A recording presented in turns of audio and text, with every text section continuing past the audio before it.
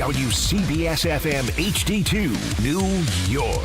A Good Karma Brands radio station. Don. You're a filth bag. You're a sex star filth bag. Hahn. The guy's going to be 41. Flicking it. And Rosenberg. Go look at Redford in that movie right now. You'll want to hook up with him. This isn't North Dakota. This is New York. This is Don, Hahn, and Rosenberg. The best threesome I've ever heard. On ESPN New York and streaming live on YouTube.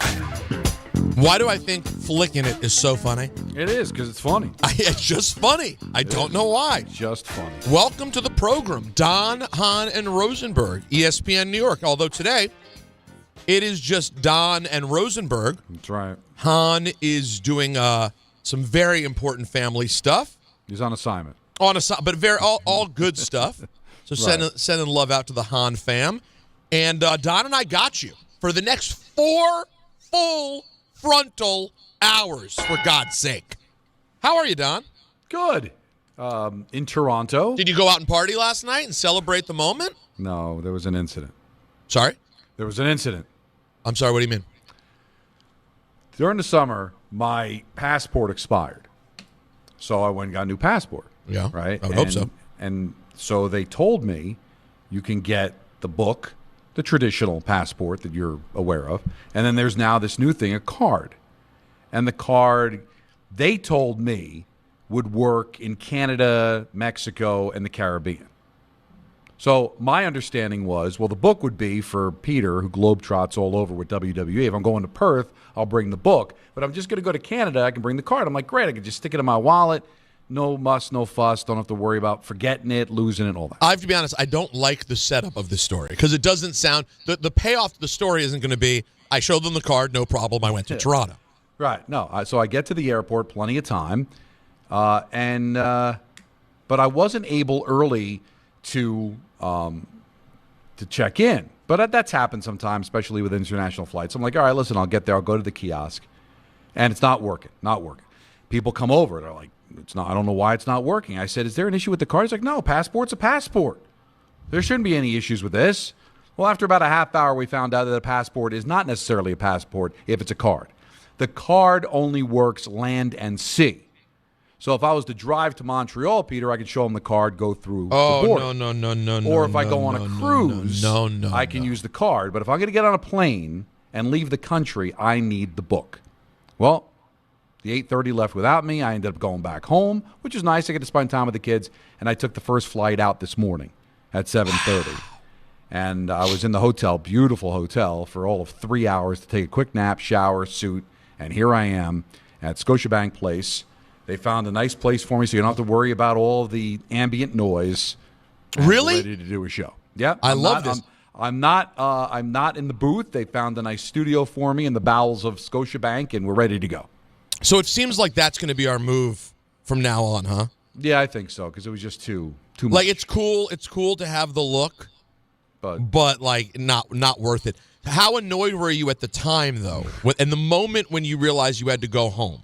I was not happy, because now you're talking about, having to take another, Uber back home. And now I hate flying day of because you have no margin for error now. And, of course, I went to bed early, but I couldn't sleep, and it was just a mess. But listen, I'm here.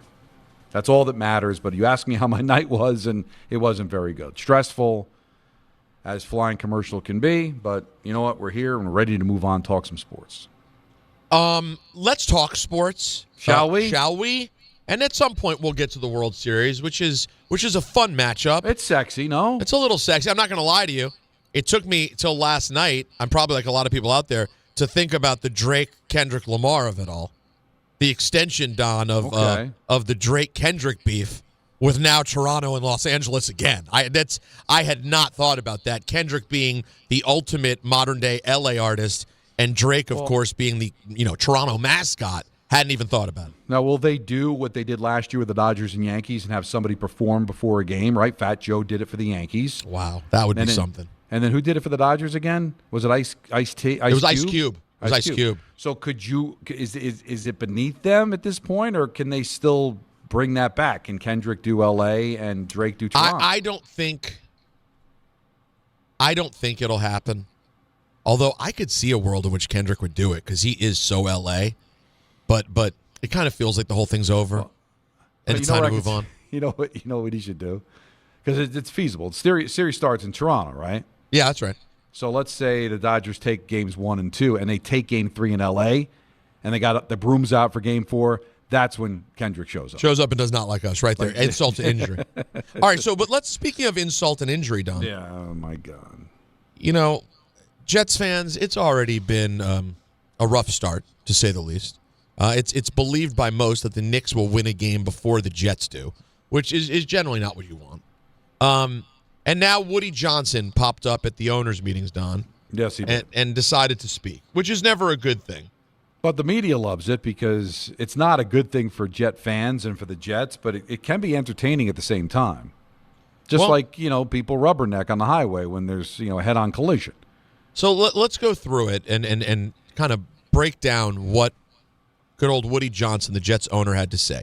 Does he believe in Aaron Glenn? I do. I do believe in Aaron. I've known Aaron since 1996. I was a fan. I've always been a fan of him. I see the way he handles the room. If I were a player, I would respond to him because he's the real deal. He's no BS. There's no second agendas. What you're hearing is the truth. And a lot of times players don't get the truth. They get a lot of gobbledygook. Okay. Well, nothing like the gobbledygook quote. That's always here we go. Do you have confidence in him turning this thing around? It looks like he's turning around parts of it. It's hard when you have a quarterback with a rating that we've got. He has the ability, but something just is not jiving. But if you look at any head coach with a quarterback like that, you're going to see similar results if you go across the league. You have to play consistently at that position, and that's what we're going to try to do. Wow. He's not wrong, but wow. Just completely throwing the quarterback under the bus, which the fans are going to love, by the way, because why would you want to support Justin Fields? But correct me if I'm wrong, Peter, the perception at least was that the quarterback was Aaron Glenn's guy. So as you're talking about you're confident in Glenn, and he's a great communicator, and all the yada, yada, yadas you say when you really don't know football, but you want to compliment somebody on football, you take one of his decisions and completely just run over it with a bus. Well, that's exactly what he's done here. He basically neutered him, too. So you just got through telling us how much you support Glenn, but you also just made the quarterback decision for him. Yes. How on earth can he now run back out Justin Fields? Now, by the way, I don't think he should run back out Justin Fields. And I don't think he was going to. And I don't think he's going to. And I think tomorrow we'll find out that it's Tyrod Taylor. But and Samiti was already reporting that's the conversation anyway. But still. But it's just, that is, as the kids say, nasty work by Woody Johnson. Is that what the kids say? That is the definition of nasty work. When you say something that's not exactly it, but it's it. I mean, this is, Jets fans, as someone who's been there, this is why you probably, and I know Don isn't a fan of this because it kind of makes having any football conversation moot.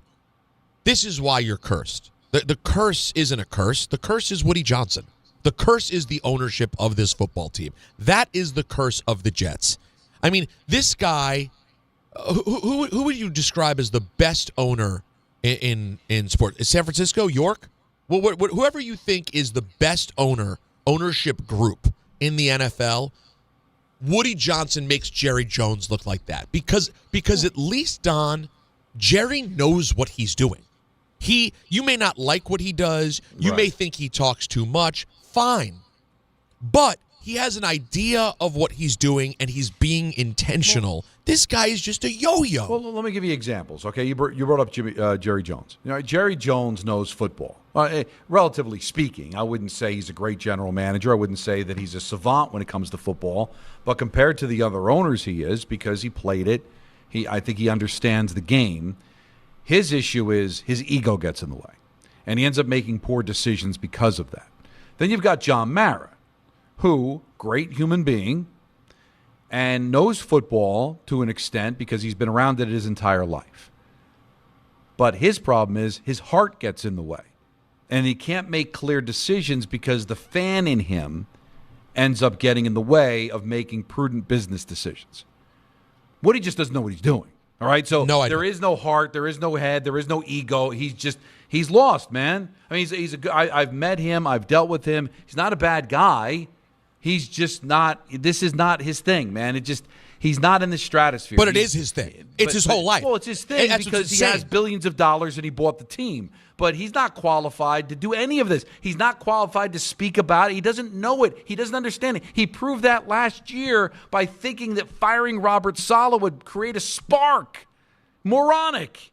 He knows nothing about football. He knows nothing about running a sports team. He just happens to be a guy that's a billionaire and he's a fan and he bought the team. But when you talk to him about football, he doesn't know anything about it. It was such a joke last year when he's like, I've been around this game long enough and I knew that I had to let Saleh go. No, you could be around the game for 1,000 years. You're never going to understand it because it's not your thing, man. It's not your thing. It'd be asking me if I just happened to be a billionaire and I bought a hospital where they operate on brains. They do brain surgery, and they do terrific work. And then they start asking me, so what do you think of these doctors? And I answered the question, I think this doctor's really good at this. I think this doctor's really good at that. It's at that level of not understanding. No, it's a really good point, It's at that Don, level. Because, Don, even if you operated the hospital for 30 years, you could have people tell you who's good. You could watch things about it on television. You still wouldn't know what made a good doctor. You wouldn't understand it. You wouldn't be basing it on facts. You'd be basing it on hunch. But everything with this team is him just going out. Now, listen, people, I know you're out there thinking, how could it be possible, though? How could you be this close to it and be that much of a moron? And by the way, 1-800-919-3776. Right. Jets fans, today's the day to let it go because I'm going to be real with you guys. Knicks season starts tomorrow. The Giants at least have something interesting going on. Who knows how much Jets time we even have here, okay? This thing is dead on arrival. So today's a great day to let your feelings be known. But, Don, you remember, without going into all the details, I had that time when I went in the owner's suite and watched a Redskins game with Snyder there. Mm-hmm. He was literally screaming out things that you would think someone who, I'm not kidding, who's never watched the game was yelling. And this is when he'd owned the team already for 20-plus years. I know. And I'm looking back going, there's no chance that's the owner. There's no chance that's the owner. It was the It happens, Don. This is real. Now the difference is I don't think Daniel Snyder was a good guy. I don't think Woody's a bad guy. I just think he's just in way over his head. And I just laugh when they ask him questions. And listen, they got to ask it. He's the owner of the team. He's at the owners' meetings. But he walks around because he's been around it for 25 years. He thinks he knows how to run a team. He doesn't. And that makes him the worst owner in New York because the only thing worse than not knowing is actually thinking you know. Like if he just laid out, like, I'm the owner, I've got football people to make those decisions. I like Aaron Glenn. I trust Aaron Glenn. But you know what? I've got a general manager, Muji, that's making the decisions, and they're going to decide what they're going to do. No, he loves to get involved. That's why he owns the team. He told Michael K. years ago, Peter. Michael told it on his show how many times about what he said that you don't make any money owning a football team. You only make it once you sell it. So it's just a toy. It's a toy to play with. You think I knew anything about fighting in a war just because I had a G.I. Joe doll? Hold on. Maybe we'll feel better about this. Diana Rossini asked Woody, how do you let Aaron Glenn know that you believe in him? Everybody knows how badly you want to win. How have you been given Aaron confidence that you still believe in him? Are you telling I hug him every day. Do you literally hug him? I do. And what do you say to him? I say, keep the faith, man. And do you really believe in it? I do. He gives him a hug. It's a joke, dude. It's a joke. No, it's really bad. It makes me sick for the fans of this team because he may be the single reason why this team is never going to win. And I understand that they've had their moments in 2009. He owned the team in 2010. You know, a blind squirrel finds a nut every once in a while. But as he's become, further involved in this team, you just realize that a fish rots from the head. How could you ever win if this is the guy that's ultimately making your decisions? How? He spoke about the Jets fans, too. My kids were all Jets fans. I say, why? We're just fans. Faith, I guess it comes down to, or something. But it's really an absolute phenomenon, and it happens in sports. And it happens in other things, but particularly happens in sports. When you get this allegiance to a team, it sticks with you. It sticks with me, but it sticks with them. And I'm thankful we have fans like this. So I think they're the most important ingredient by far. Well, good thing you're giving a big middle finger to them this year. Then lay out. And you know what you should be doing is apologizing to them. because you should be thanking your lucky stars that you have a fan base as passionate as this. And you know what? If we have any kind of pulse on it, Peter, you're beginning to lose them. You saw there was nobody in the building on Sunday. All right, there's not going to be anybody in the building next week. Fans are starting to tap out. We're not getting calls from Ira that much anymore. Allen's completely lost it on his team. I've never seen the complete disinterest in this team in all the years that I've been covering them and working in this market, watching them. I feel so bad for these fans. They deserve so much better. And he sits there and talks about their passion, and he's using their passion, making money off the backs of their passion, and giving these people nothing. And yet they continue to come back. But, Peter, I'm starting to sense that maybe they're not going to continue to come back. And if this ends up being what it looks like it's going to be, Peter, are we going to start to see the erosion of this great fan base? And that people are just going to Well, I'll tell you, at least temporarily. I'll tell you this. And honestly, Jets fans are the only ones who can tell us this. And by the way, we're live on the YouTube as well. Sure, why not? If you want to watch along on the ESPN New York YouTube channel, and I'll look in the comments here as well. I'll just say this. It seems like it'll never happen, and then it happens. And you know, I saw it, Don, firsthand. You know, you remember when they would pan out, up until 2 years ago. I mean, when they would pan out at a Commanders game, first of all, they had to remove seats. They removed like 10,000 seats from the stadium. And then they made them the colors so you could never really tell how empty it was with the seats. And then when they would really pull out, you'd go, there's no one there. You remember, Don, the Giants games, you'd only hear Giants fans. Cowboys games, so it will happen. I mean, it doesn't matter how loyal the fan base is. At some point, this level, when it goes so far beyond mediocrity, when it goes to, as a wise man, a man that we know and love, named Michael Kay, would call it professional malfeasance. At that point, it's like they're spitting in the face of their fans. Because it's one thing not to make the playoffs for an extended period of time. It happens, not to this extent, but it's going to happen. You just want to give the fans some hope, some belief. Right now, the Giants aren't very good. They're 2-5. For all we know, the Giants are going to win another game this season. But they have hope because they see a quarterback. And they see a reason to watch and maybe a reason to believe. And also, a Giant fan, I was thinking about this the other night, you know, that they eventually do figure it out, right? We've seen it. We've seen the Giants bottom out and then return in some way, shape, or form. Their last Super Bowl is on my DVR, all right? So I can't really complain that much, as bad as it's been over the last decade. But I'm seeing it in Buffalo with the Sabres in the NHL, a once proud franchise that always sold out no matter how bad the team was. 15 years missing the playoffs, now there's 10,000 people in the building. They're starting not to care anymore because they're not seeing a return on their investment. And that's what we're seeing now. Between the PSLs and the no quarterback and the coaching changes and an owner that flat out, you know, nice guy, but just doesn't know what he's doing. How much can people take? How much? 15 years of missing the playoffs. 15 years. How many wins over the last couple of years? To see what happened to Aaron Rodgers, to see what happens to every great player that ends up coming here, not being able to find a quarterback since Joe Namath, not being able to find a coach since Weeb Ewbank. I mean, come on, man. They deserve better than this. You're lucky they lasted as long as they did. Did you see some of the comments from people leaving the Carolina Panther game? I mean, they're done. And it's not performative, Peter. You know, I'm done with this team. We always got those phone calls. No. It's then the real. First win, they're on hold the very next week.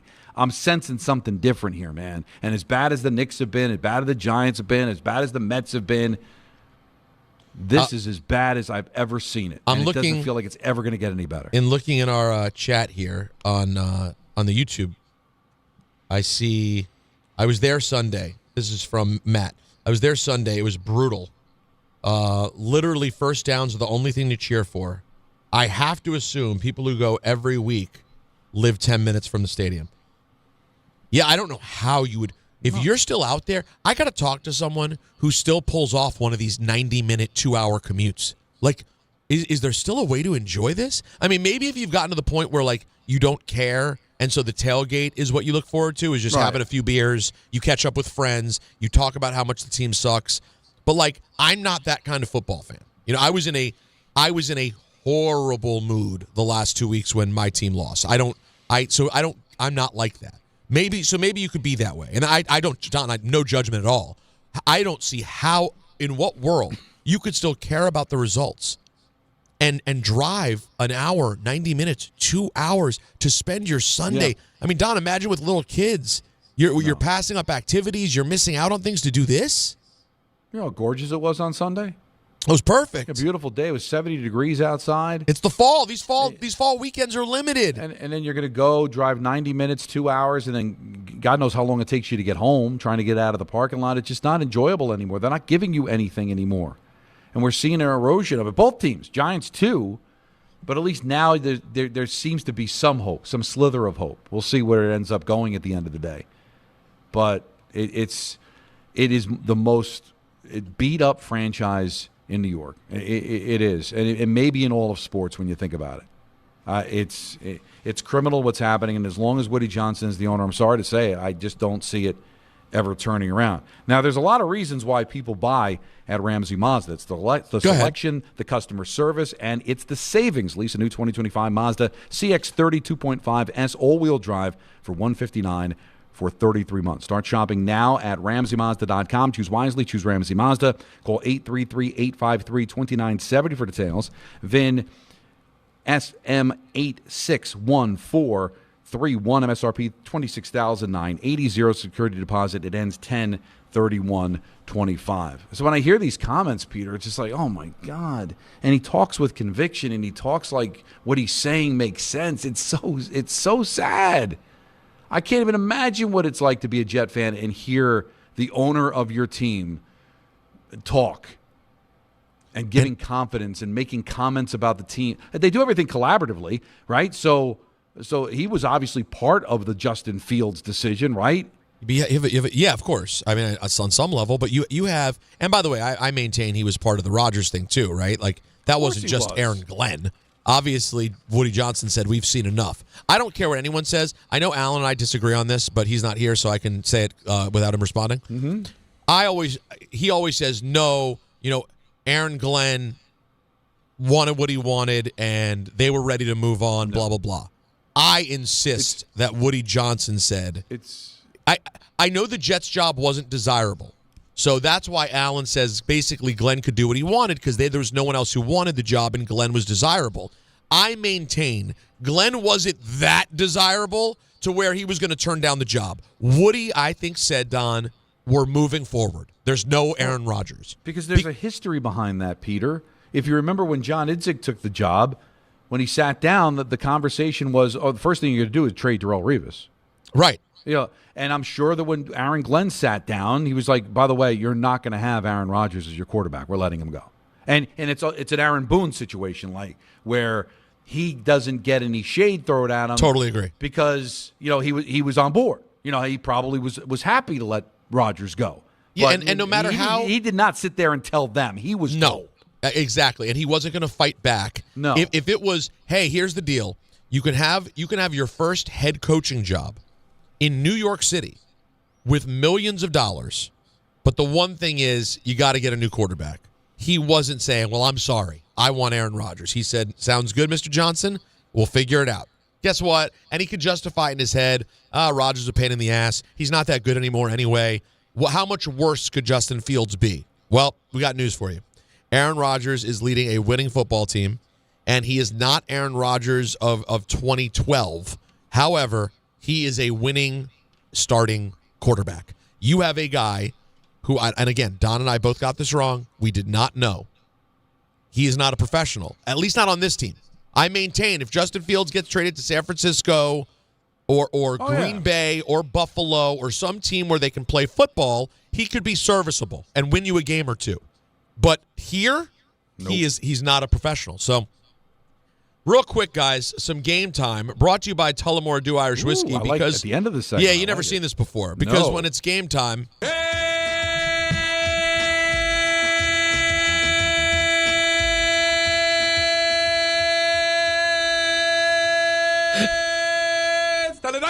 I like when he holds it. All right, Don's in Toronto with the Devils, the hot Devils, as they take on the Leafs at 7 o'clock. Islanders host the Sharks at 7. The NBA is back tonight.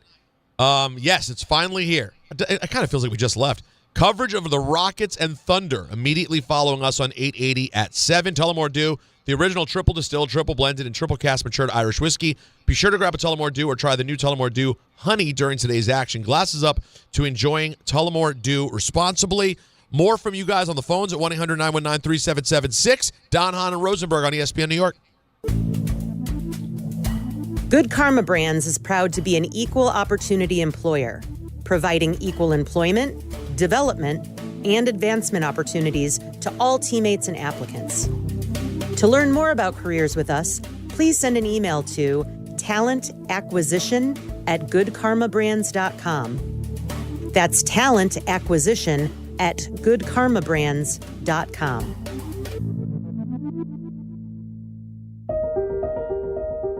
You know so much about who you are.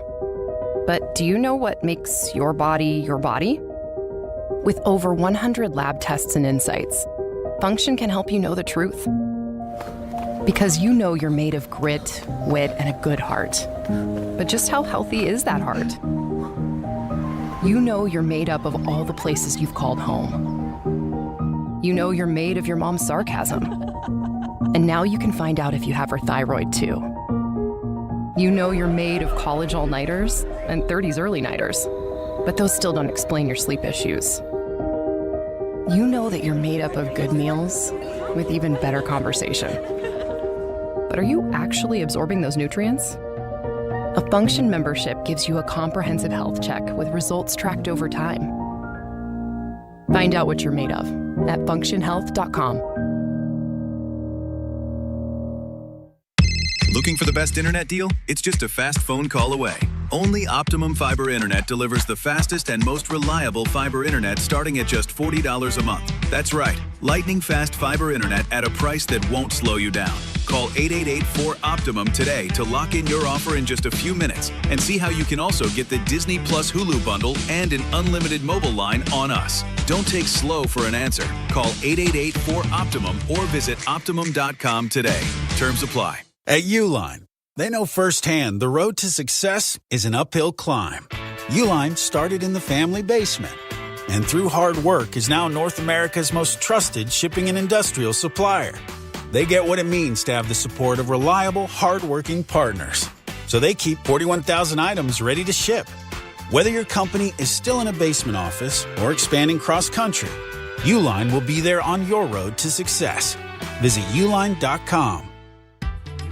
Score a win this game day with Amazon Pickup, the MVP of package pickup. Need that new football jersey for the big matchup? With Amazon Pickup, you can collect your order from secure Amazon lockers or counters near you on your schedule. Whether you're running from work or home or straight to the tailgate, Amazon Pickup makes it easy and worry-free at no extra cost. Don't miss kickoff. Grab your gear and your packages when it works for you. Find your nearest Amazon Pickup location at amazon.com/pickupmvp. That's amazon.com/pickupmvp.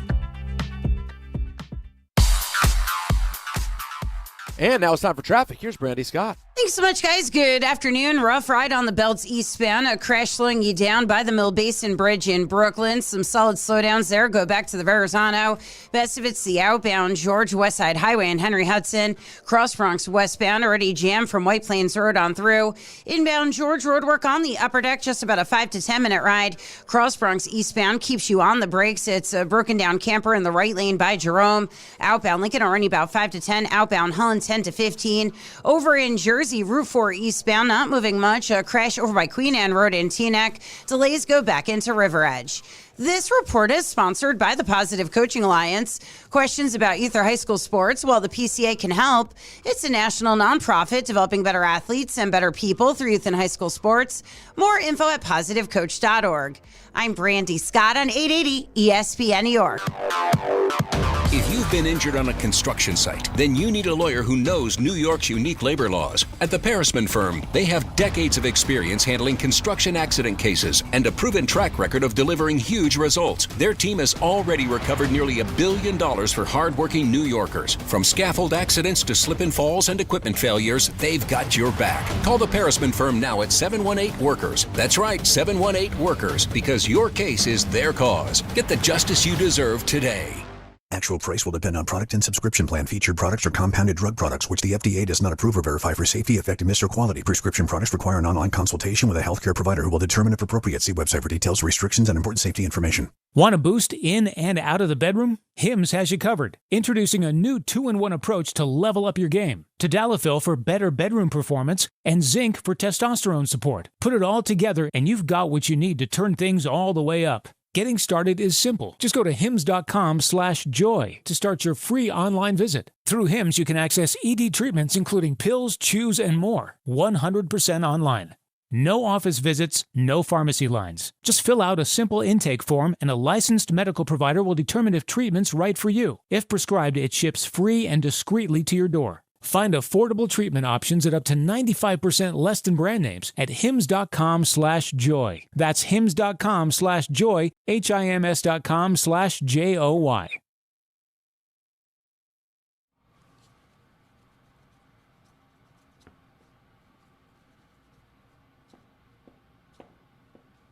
Oh, yeah, baby. We're back. Don Hahn and Rosenberg. Now, if you didn't know, we're celebrating the return of Knicks basketball, folks, and you can do it with us tomorrow. Stout NYC, right across from Madison Square Garden. We're really hoping to meet some people we've never seen before. Do something crazy. Take off early on a Wednesday and come say hello to the guys. You know what I mean? Listen, we love our regulars. We love the regulars. But, Don, I'd love to meet some new people tomorrow who have never made it by to one of our remotes and say, you know what? It's going to be a lovely fall Wednesday. We're going to be there up until 6:30, broadcasting live. We got special guests. The great Monica McNutt's going to be in the building. You know what that means. That's special.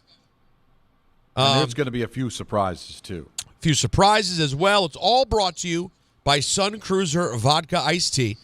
Ready to let the good times cruise? Then you need Sun Cruiser Vodka Iced Tea, made with real iced tea, real vodka, no bubbles. It's one wildly refreshing drink. So come hang out with us tomorrow, starting at 3 o'clock. It's going to be a time, Don, and we're still going to be on the TV. We're still going to be on the YouTube. Yeah. We're figuring everything out. You know, early on, Don, you remember when we started the show, every day I was getting the, well, when are we going to see you? Oh, there's no visuals. I can't find the app. Get on YouTube. We're here now, baby. We're here. Every day. And if it's on your phone, YouTube, you can take it on the go. You're not staying home to watch. It's right there for you. So come on, let's get going. And it'll all be on the tube tomorrow, but that shouldn't stop you from going to Stout. It's a great place right down the street from the Garden. So if you're going to the game or just want the vibe of being around opening night, people have been waiting for this for a long time, man. A long time. And it's the beginning of promise. And we'll get into some of the Knicks stuff. There's some weird things, some weird energy flying around. We'll get into it. Yeah, for sure. Also, real quick, how about this crazy story that I was just sent? Okay. I reached out to a friend of mine named Chris. He was kind of the guy, not kind of, he was very much the guy who got me on at WWE. Lovely man. And I reached out to him to check in. He doesn't work with us anymore, but I reached out. He's retired and playing golf. And he said, here's a story for you. 50 years ago today, I was playing soccer in Boston for high school's Eastern Massachusetts Championships. We won, got home just in time to see the end of Game 6 in the World Series when Fisk hit the home run in extra innings. Wow. Today, I'm playing golf, and guess who's riding shotgun in my golf cart? Carlton Fisk? Carlton Fisk. No way. How? Make it make sense. How, Sway? I don't get it. Pretty cool, though. That is very, very cool. Yeah, this is the thing about playing golf, Don. That's what we're missing out on, particularly you. I at least play a little bit. But you never know, Don. You could get out there, and before you know it, Chris Osgood is sitting right there in your golf cart. That would be something. and if you know the history of the show, maybe Owen Nolan will be sitting there. Oh, what if Mike Modano was sitting right there? Hey, listen, where I am right now, there's the possibility of running into a Doug Gilmour or... running into Rod Brindamore. Rod Brindamore, somebody like that. Yeah, it's all on the table. Rod's in Carolina, whatever the Carolina is, but you know what I'm saying. You get Toronto. the idea. Sure. It's all. This is where I met Gretzky. That's right. It was right down the street from the hotel. Gretzky, Mike Modano, Kelly Chase, they were all there hanging out. You hear those names it sounds like a Don LaGreca orgy when you hear those names. A bacchanal, as Michael would say. All right, go ahead. Before I forget, Please don't forget. I forgot yesterday. I've gotten word that my Ozzy's Boneyard appearance is going to be, it's going to air 3 times, but the first airing is going to be tomorrow at noon. Okay. So if you got Sirius XM, Ozzy's Boneyard, check it out, noon to 1, my hour on that metal And it's you station. just picking the tunes? I'm picking 10 songs, 10 of my favorite metal songs, and I tell some stories, and I have some fun. Oh, I love this for you. And it's also going to be on, if you have Sirius, like if you're really a big committed Sirius subscriber, and you have the app, it's on the app. There you go. I love this. All right, I'm listening. listening. I want to listen and give you my my thoughts. No, I want you to critique it because I haven't DJ'd since college. Oh, this is like college radio, Don. I felt good though. Did you I recorded it all in one take? Did you immediately start wearing Zubaz pants when you sat down? Zubaz pants, drinking Budweiser nips. Oh yeah, the good old days. Yeah, it was different then. It hit different then. All right, let's talk to the people. 1-800-919-3776. Jets fans, you hear from Woody Johnson today doing just terrible owner stuff, completely overstepping, burying your quarterback, claiming he supports the coach while cutting out his legs from under him. Let's go to Keith in Elmwood Park. What's up, Keith? Hey, guys. Thank you for taking my call. I've been since my whole life a Jet fan. I'm a season ticket holder for 38 years. In those two years, my 38 years of a season ticket holder, we've had 2 home playoff games. It's getting to the point it's frustrating. It's embarrassing, but I'm the type of fan, my family, we'll be back next year, but it's been rough for 38 years. It hasn't. Have you started to get disinterested? You haven't lost it at all? Well, no, you're right. It's just so hard. Again, you guys made a point about who.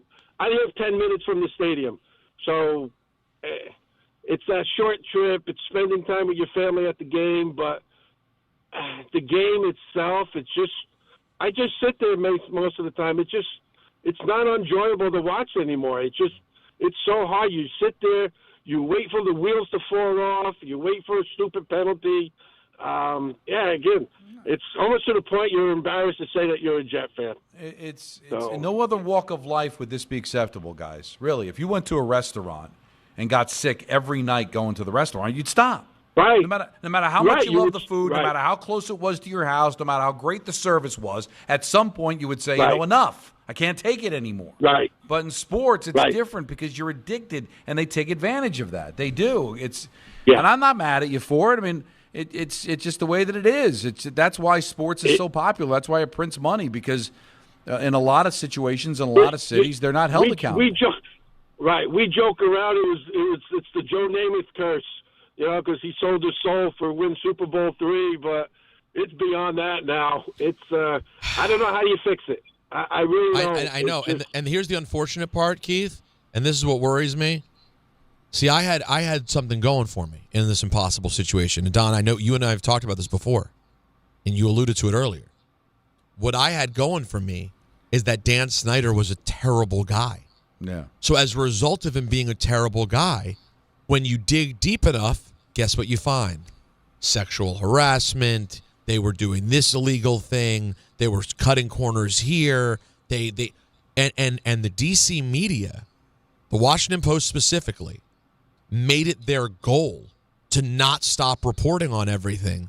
I thought they're going to keep going till they eventually get him. You know why, Don? Because there was enough smoke. And you had good journalists who were like, this guy has done a lot of dirt. Right. We're going to keep digging.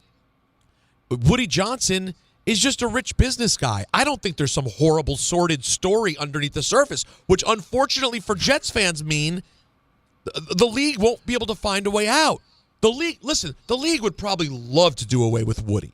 You think the Hunts and the Yorks have any interest in having this guy around who's ruining a franchise in the number one market? Hell, you think the Maras are thrilled with it? The Tishes? Nobody wants this. But, Don, I don't think he has any dirt there, so it may mean that you're just permanently stuck. And remember, when Pete Rozelle got involved with the Giants and recommended George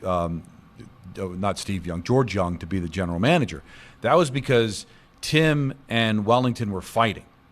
and he had to intervene in what they were going through. So the NFL is not going to intervene unless there's something untoward going on, unless there's some friction that's happening within a family. Like let's say there was a power struggle between the Johnsons. Then maybe Roger Goodell would have a reason to step in and say, all right, listen, I'm going to try to figure a way for you to get out of here. But he lets these owners, if they want to bury themselves, they bury themselves. As long as they don't embarrass themselves outside of the stadium the way that Snyder did, or something illegal is going on. Yeah, that's not enough. Let them bury themselves, and that's what Johnson's doing. No, you hate to see infighting between Johnsons. What was the way you just described it? It was special. Whatever you said was special. We'll hear it again during ENN, I guess. Yeah, it was something. Guys, real quick, maybe one thing that could help would be BetterHelp. October 10th was World Mental Health Day, and this year we're saying thank you, therapists. BetterHelp therapists work according to a strict code of conduct and are fully licensed in the U.S. BetterHelp does the initial matching work for you so you can focus on your therapy goals. A short questionnaire helps identify your needs and preferences, and then their 12-plus years of experience and industry-leading match fulfillment rate mean they usually get it right the first time. Now, if you end up unhappy with your match, you switch to a different therapist at any time. From their tailored recommendations, with over 30,000 therapists, BetterHelp is the world's largest online therapy platform. They've served over 5 million people globally. This World Mental Health Day, we're celebrating the therapists who've helped millions of people take a step forward. If you're ready to find the right therapist for you, BetterHelp can help you start the journey. Our listeners get 10% off their first month. Call pound 250 and say the keyword timeout. That's keyword timeout after calling pound 250. Let's go to Carl on Long Island. What's up, Carl? Hey, I think I need better health. Yeah, I bet. That's the first, right off the bat, I need better health because the Jets, I'm still in the fetal position from when Testaverde went down. Oh, boy. And that wasn't yesterday. That was a while ago. Yeah, well, this kid asked me the other day, how old are you? I said, I'm older than the Super Bowl. I saw Joe Namath win the Super Bowl, and I actually saw Neil Armstrong land on the moon on a black and white television.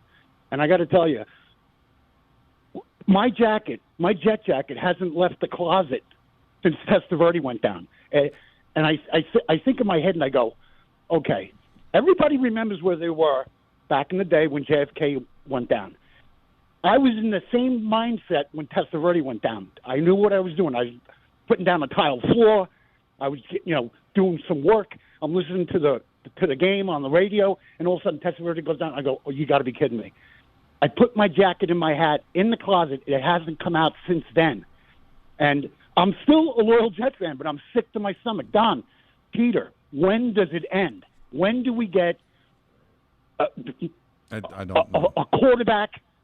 When do we get an owner who is dedicated to winning, like a Steinbrenner type of an owner? Well, when does it happen? What you got to do, it's not even Woody not being committed to winning, because I think he wants to win. He just doesn't know how to do it. So you just got to bring in the right owner, and that's usually how things turn around, right? The Mets got Cohen. Washington finally got better ownership, and things turned around. I mean, I think that's probably the easy solution, but it's also the most difficult because Woody's not going to sell the team. We just talked about it. He's not going to get himself in any trouble. He's not going to be forced to sell. So how do you do it? You can't trade. You can put up billboards if you want. We did that whole act 20 years ago. That didn't work out. That's fun, though, right? I mean, it's a waste of money. You want to fly planes over the stadium, you're wasting your money. Yeah, he's not going to change his mind. God, Vinny Testaverde got hurt, Peter, in 1999. I remember. That's 26 years ago. That guy has put and by the way, hat and his jacket in the closet. And by the way, even then, I mean, it was like, wow, we made something work with Vinny Testaverde. Like they were already, it happened to work, but they were grasping at straws then, and that's a generation of fans ago. 1-800-919-3776. Phone lines jammed. We have Booger McFarland coming up at 4 o'clock. We have that guy. No, what's today? No, today is Talk About It Tuesday. Today's Talk About It Tuesday. It's not that guy Tuesday. So we're going to talk about it at 4:30, and that maybe some of you needing to talk about things. So we'll do that as well. We'll get into some Knicks after 4:30, 5 o'clock, as well as their season kicks off tomorrow. It's Don, Hahn, and Rosenberg on ESPN New York. All your favorite NBA players are back. And DraftKings Sportsbook, an official sports betting partner of the NBA, is the place to bet on NBA stars this season. With more markets open for more of the game, DraftKings, the #1 sportsbook for live betting, is live when others aren't. New customers, bet just $5 and get 3 months of NBA League Pass. Plus, score $300 if your bet wins, paid in bonus bets. Download the DraftKings Sportsbook app and use code WHSQ.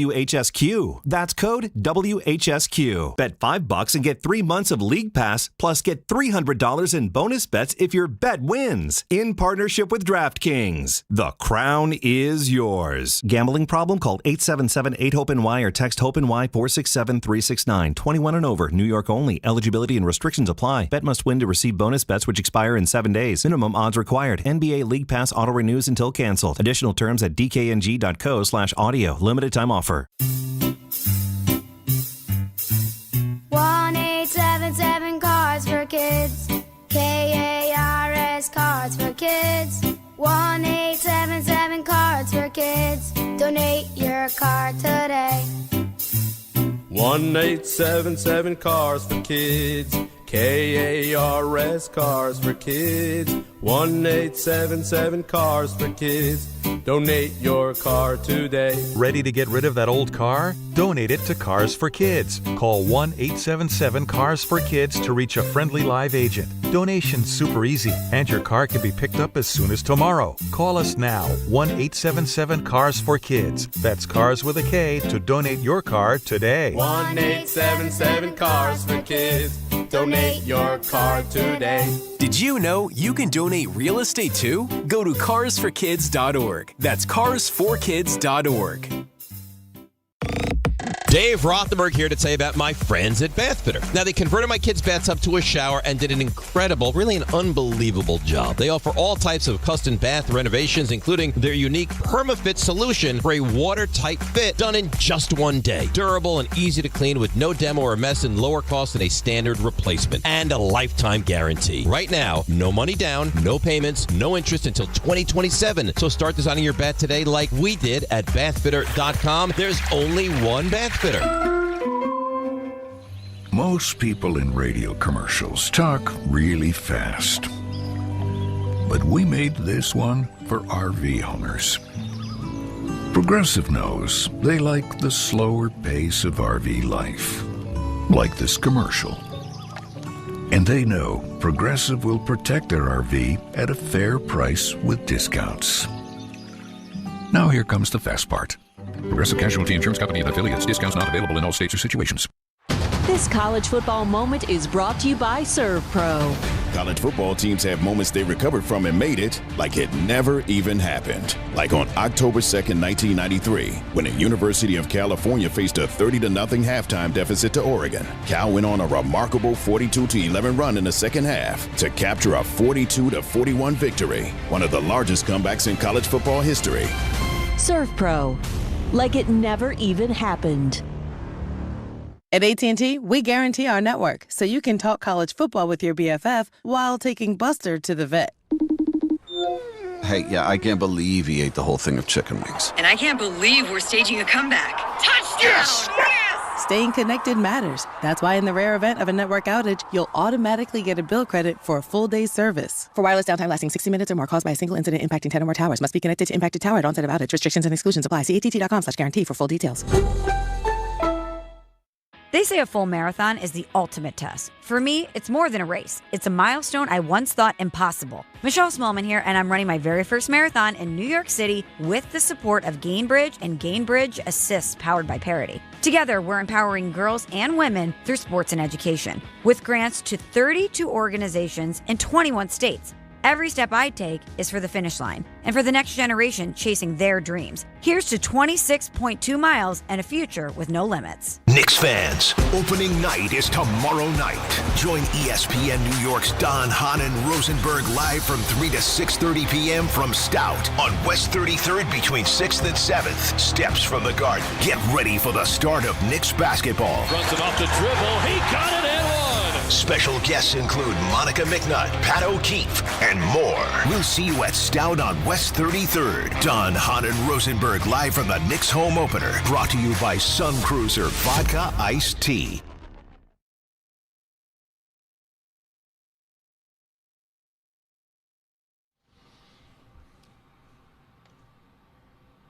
Game time brought to you by Tullamore Dew Irish Whiskey. When it's game time, it's Tully time. Tully time. It's Tully time. Don is in Toronto, a.k.a. T-Dot, a.k.a. T.O., depending on what area you're talking about. The 416, the 6, you know. YYZ. YYZ, sure. With the Devils, as they take on the Leafs at 7 o'clock. Islanders host the Sharks at 7, like you dream about. NBA's back. We have Rockets Thunder immediately following us on 880 at 7 o'clock. Tullamore Dew, the original triple distilled, triple blended, and triple cask matured Irish whiskey. Be sure to grab a Tullamore Dew or try the new Tullamore Dew Honey during tonight's action. Glasses up to enjoying Tullamore Dew responsibly. Any reason, Jacob, for the DMX, or just cause? You know, I'm a fellow Jets fan, so I'm feeling the pain. You know, I'm hearing these all the So it's callers. going down? You're saying how it's going down? Oh yeah, that's So since the song's called How It's Going Down and we're learning how it's going down? No. No. What were you thinking? I mean, I was just, it was just the feel of it. The feel. Not so much the word. No, if you wanted to go the direction of going down, I would say I would say When the Ship Goes Down by Cypress Hill.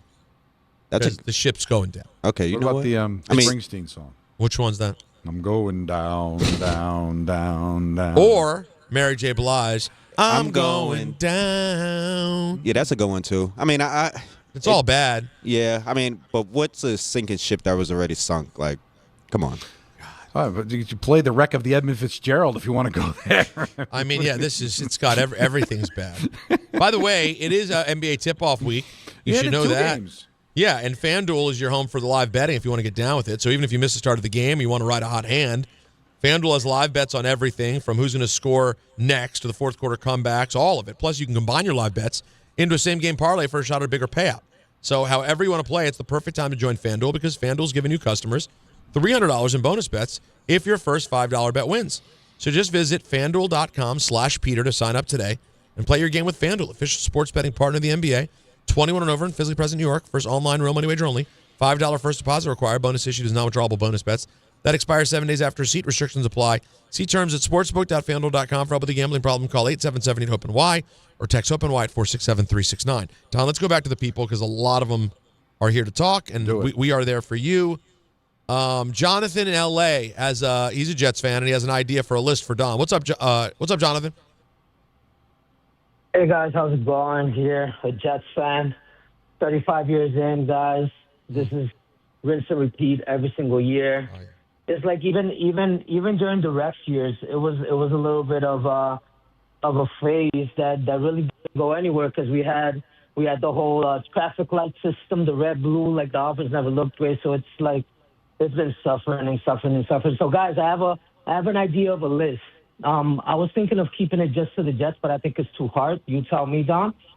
But what top 5 players that came to New York or the Jets, specifically the Jets, that overperformed?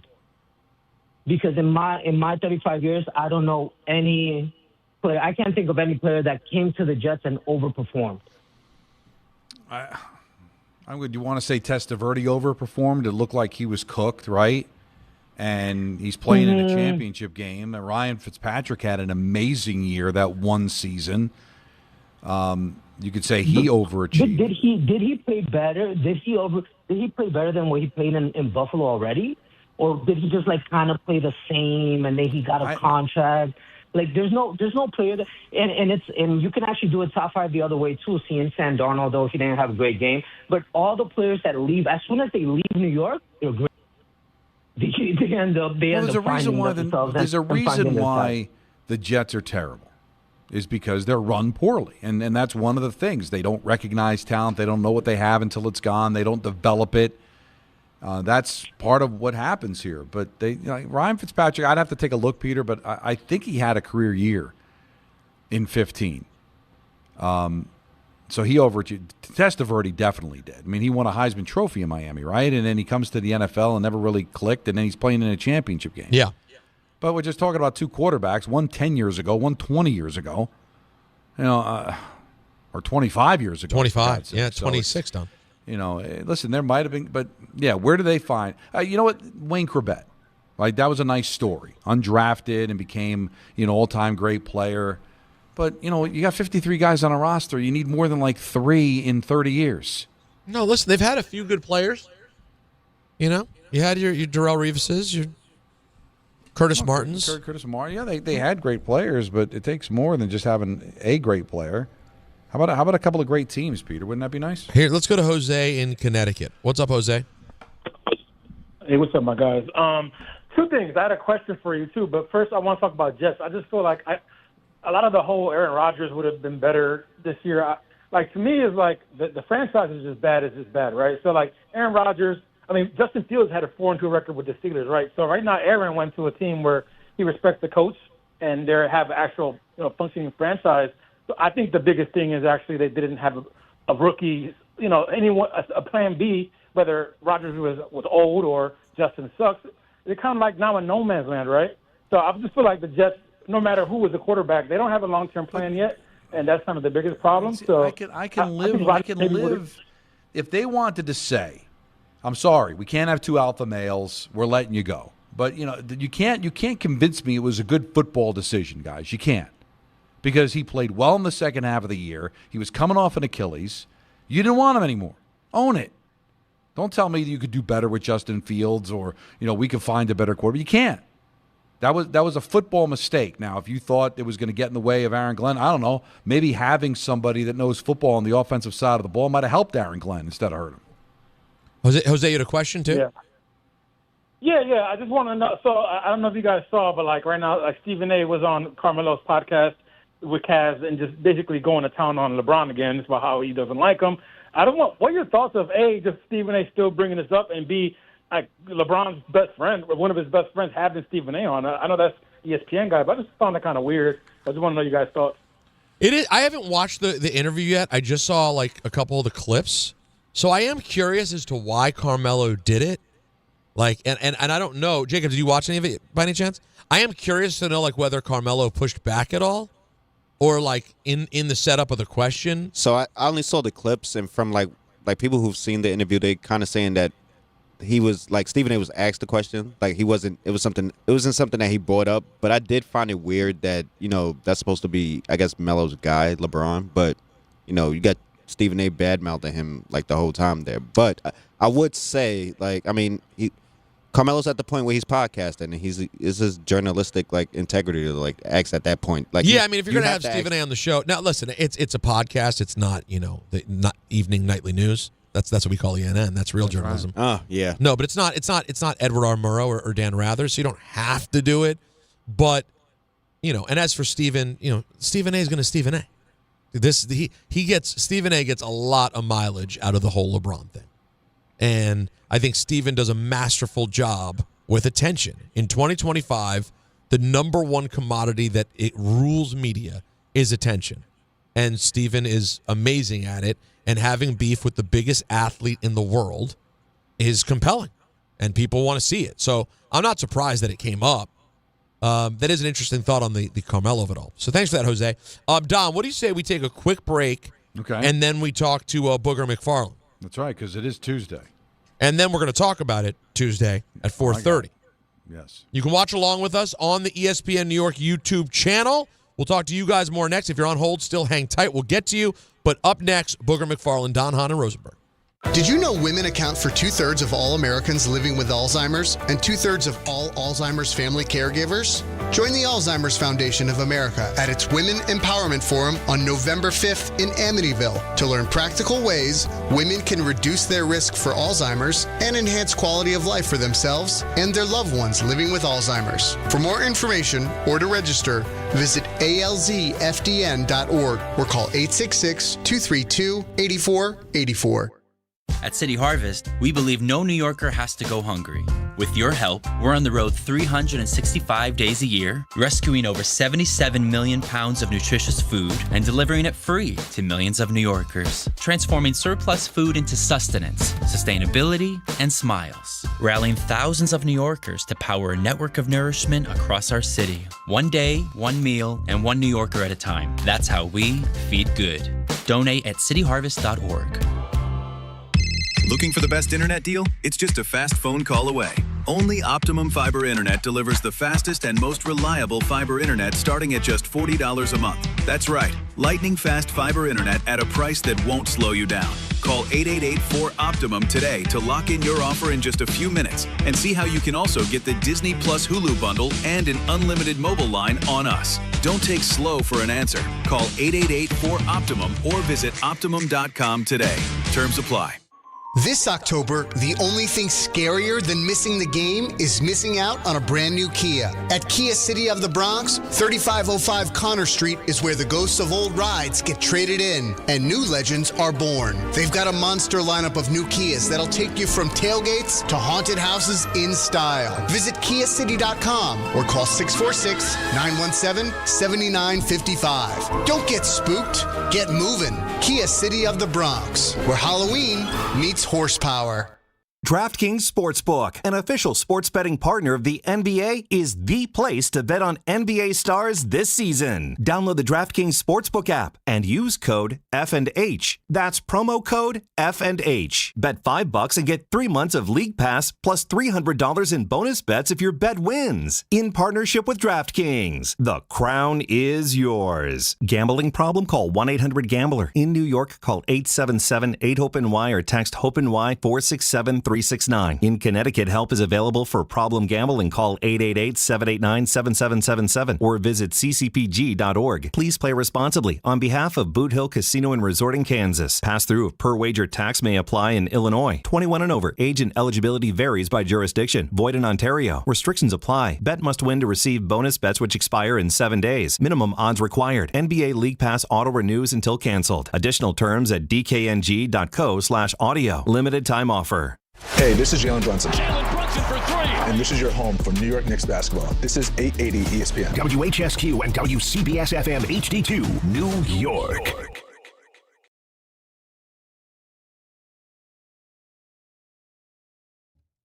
Yeah, see, the ship is going down.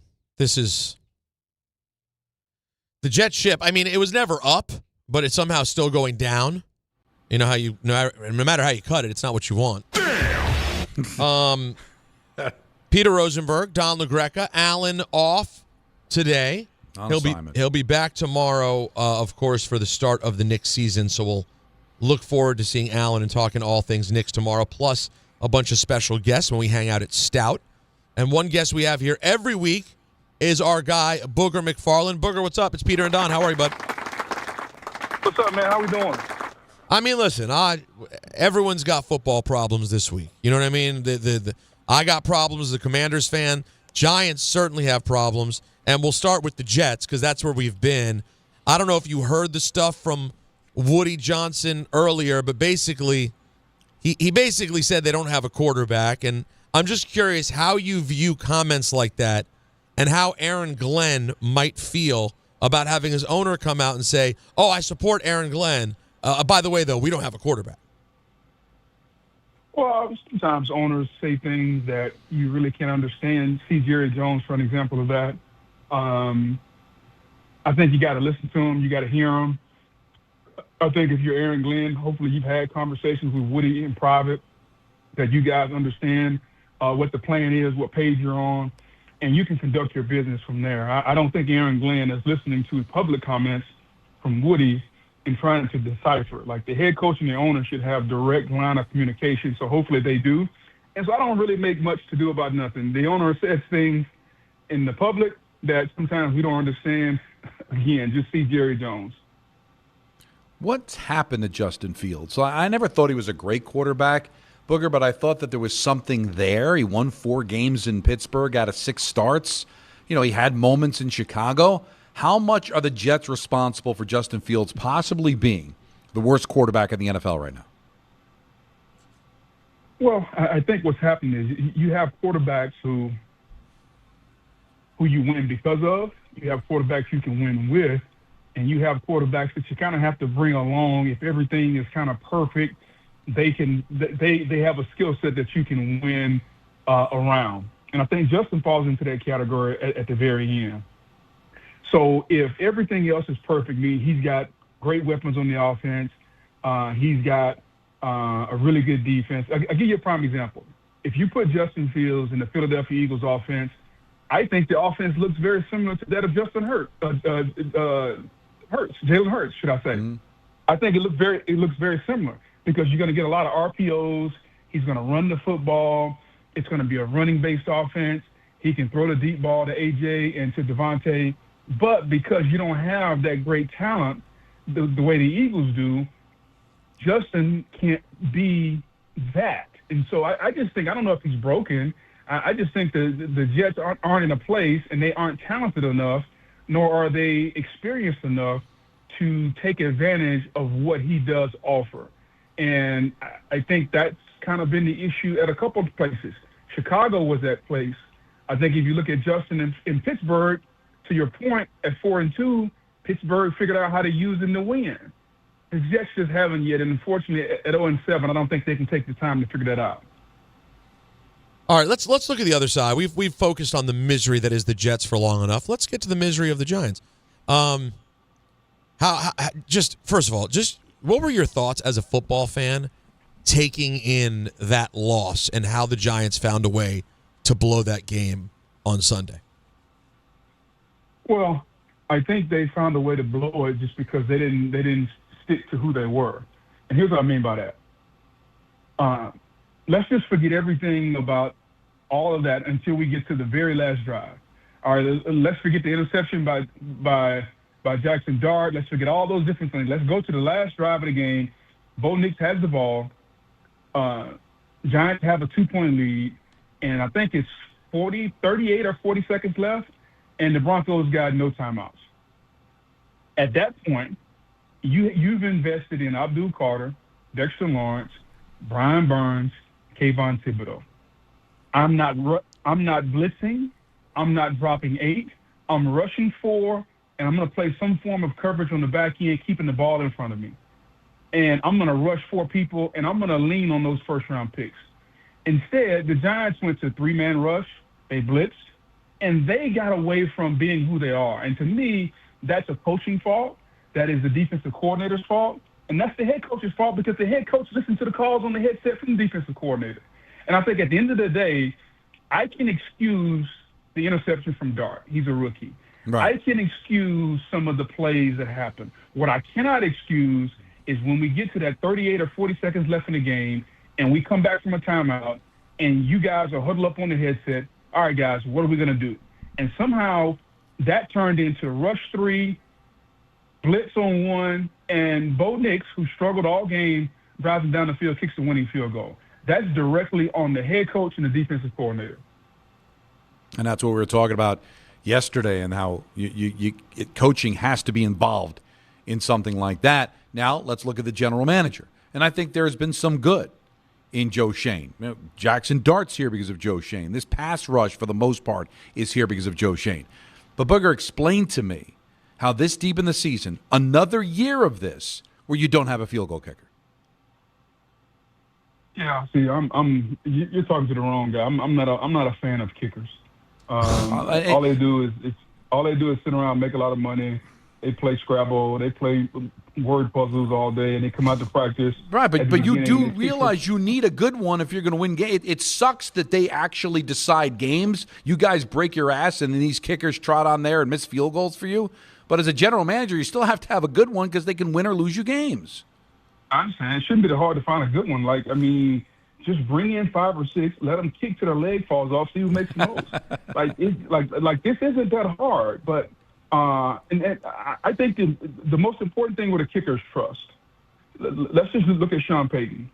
I think Will Lutz is the kicker for the Broncos. Sean Payton had Will Lutz down in New Orleans. He brought him over. He trusts him. They're familiar with each other. There's a comfort level. Sean knows that he can count on Will 9 times out of 10. Doesn't mean he's going to be perfect, but Sean realizes he can count on Will. That relationship matters. I think you got to find a kicker like that. Harbaugh had that relationship with Justin Tucker for years until he just decided he needed to get massages. But other than that, like, you got to find a kicker that you trust and you have a great relationship with. So to your point, yeah, you got to have one. But, man, you got one job. Put the ball through the yellow pipes. Like, it shouldn't be that hard. I would love to be the kicker on a Booger McFarland team. Seems like a ball. There's a lot of players that Greg Buttle felt that way too. Would you be good with? I know it's football, but if we did away with extra points, everybody goes for 2, and just get rid of this whole idea of kicking field goals. I'm seeing now we're changing the game, and we've already changed the game enough with the dynamic kickoff. We moved extra points back to 33 yards. Like, I get it. Let's stop changing the game so much. So, no, I do not want to get away from kickers. Kickers are still a part of the game. I just don't like them. Like, most of them don't even look like football players. Like, some of them have no swag whatsoever. I play a game on Saturdays because I cover college football for ESPN. So I play a game on Saturdays. As I'm watching these games and there's a kick of any consequence, I play a game. Look at the kicker's eyes and see if you think he's going to make it or not. And it's usually about 85% whether or not you can look, because they're always going to show the kicker. They're always going to show the kicker warming up, and then you get that one obligatory shot of his face. And I can tell you make or miss based on his face. Wow. Now, you guys didn't feel the same way about punters, right? Or punters are different than kickers? They're kind of the same. Similar. All right. So, similar disdain. Similar, because here's the thing about punters. Punters can affect the scoreboard, so, like, they're really useless.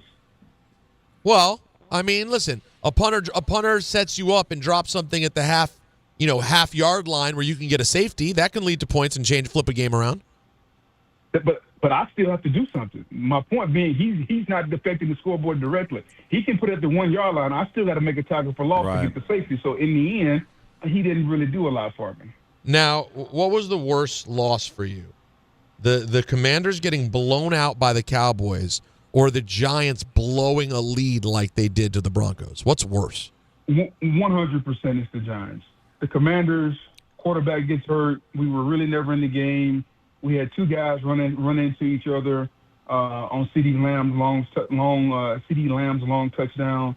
Like, it's just not our day. Like, you can chalk that up, and you can go back to the facility, and all is well when we just keep it moving.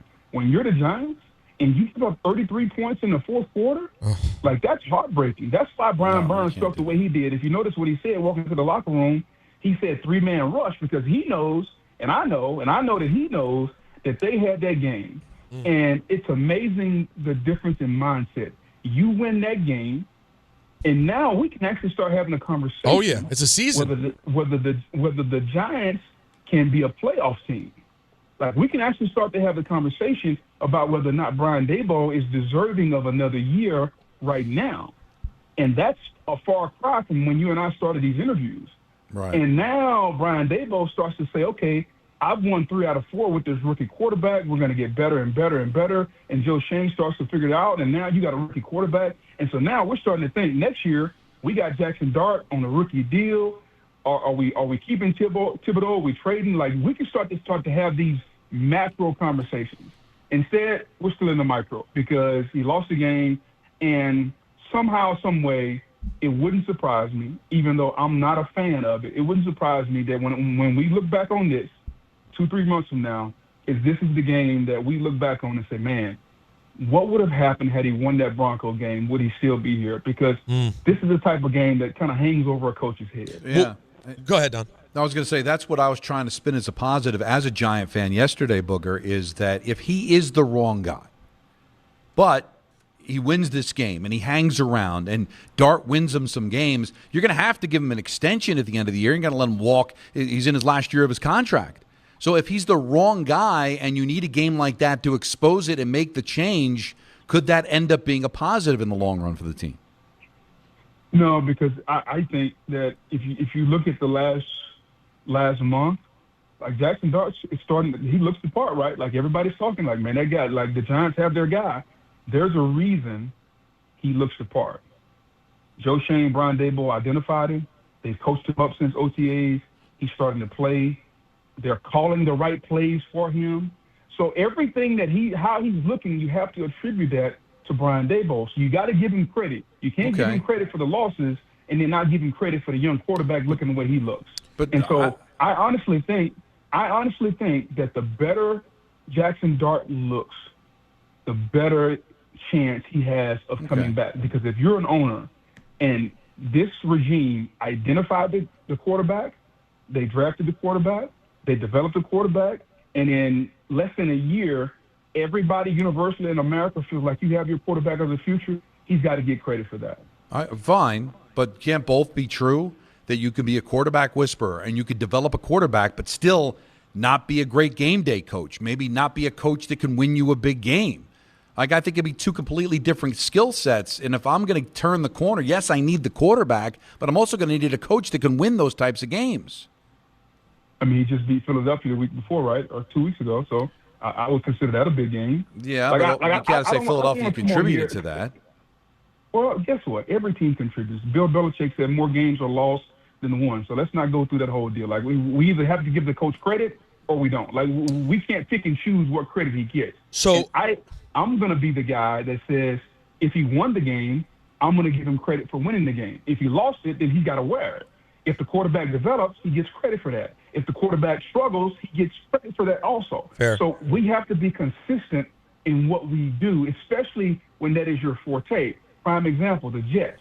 There's no reason for the Jets playing for a defensive head coach not to be able to play defense. That's on Aaron Glenn. That's why 0-7 looks bad, because the defense with Quentin Williams and Sauce Gardner and those guys aren't playing up to the level with the defensive head coach.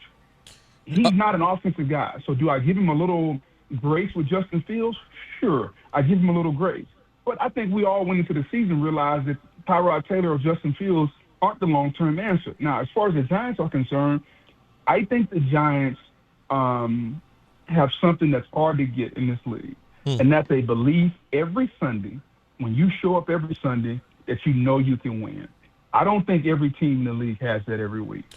There's probably 12 to 15 teams that have that every Sunday.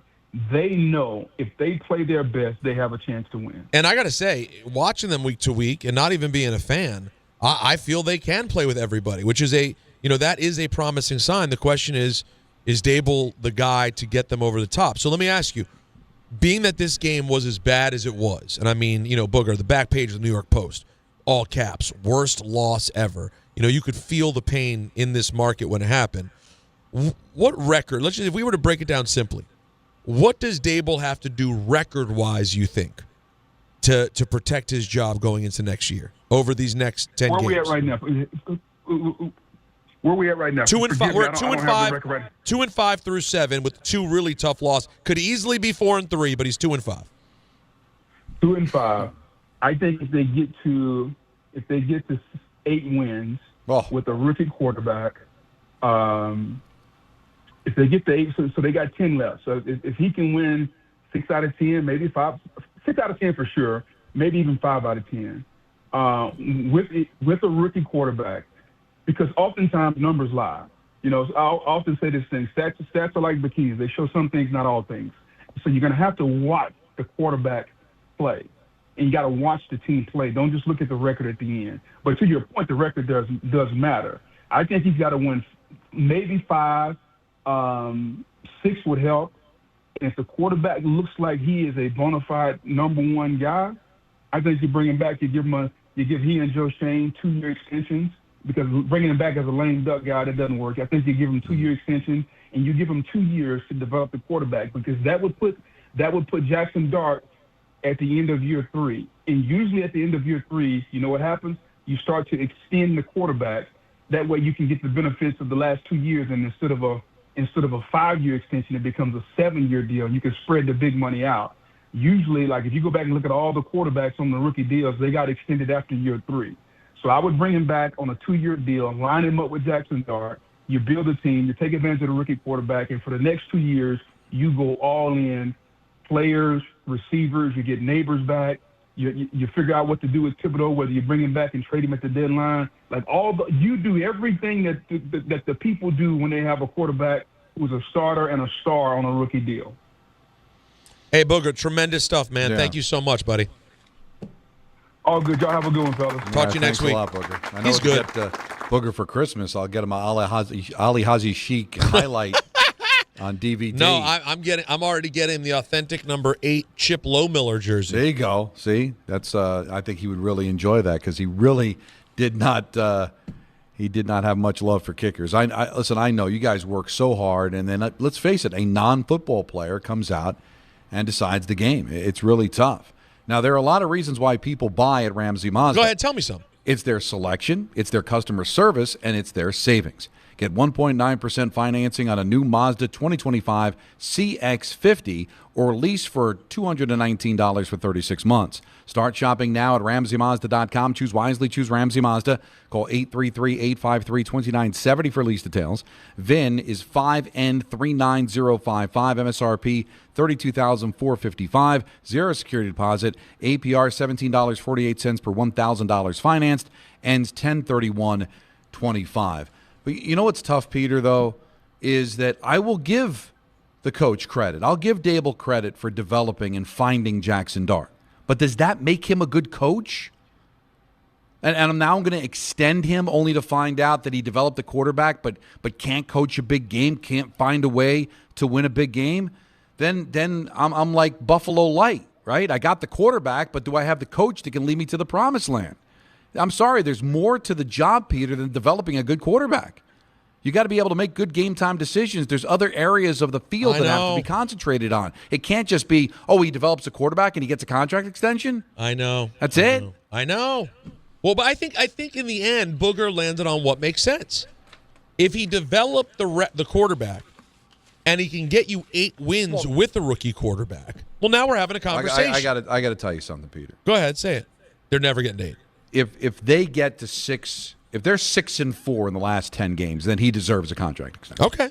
Because then you're going to be beating some good teams, right? There's no Sweet Sisters of the Poor left on their schedule. They got the Raiders. That's it.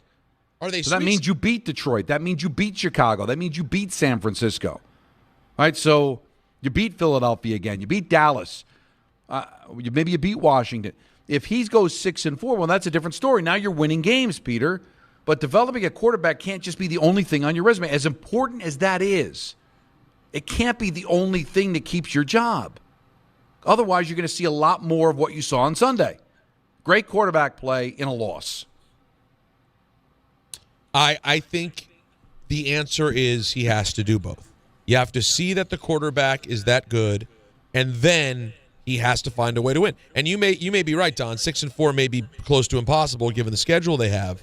But he's going to have to get there. And I think he would understand that. I mean, you know what? As a wise man once said, how many chances you get? So even 5. Go 7-10, 4 more wins than you had last year. Develop the quarterback, then we can have a conversation. But if they end up losing out, but the quarterback balls, but they keep making mistakes and wasting timeouts and blowing leads in the second half, then – listen, do I think they can lose every game and the quarterback play well? No. I think they're going to win some games if the quarterback plays well. The first 3 quarters of that game still happened. But coaching is just as important as good quarterback play is, and I don't know if they got the coach. I was desperately looking for the right drop for this situation, but I didn't know where it is. What happened? I don't know how it's listed. It's the Don 6-1 drop. That's whenever we're starting to add up games, losses and wins, I always want to play. And then add 10. 60. Then divide it by 4. 12. No. 20. No. The Yankees have played 7 doubleheaders this year, Don and Peter. That's 14 games. What do you think their record is? 6-1. It's the conviction. But you understood where my logic was. Well, no, you're right. You're still saying what could be the right thing. You're just answering the wrong question. The problem is it's not bad math. It's bad listening. It's exactly. That just wasn't. He said what was the record over 14 games. Right. You gave the record in 7 series. But it's the conviction of 6-1, which does not add up to 14 no matter how you cut it. That's amazing. No. All right, let's take a quick break, and let's come back and talk about it Tuesday. I may have to include in this something we heard from Brian Windhorst today on ESPN that is very troubling potentially if you're a Knicks fan headed into this season, because we do want to do some Knicks coming up after 4:30 as well. Plus, we have plenty of phone calls. It is Don, Hahn, and Rosenberg on ESPN New York. When you're hiring, have you ever felt like you're missing out on meeting truly great candidates for your roles? It seems impossible to find them, but they have to be out there somewhere, right? Well, they're not hard to find when you know where to go, and that place is ZipRecruiter.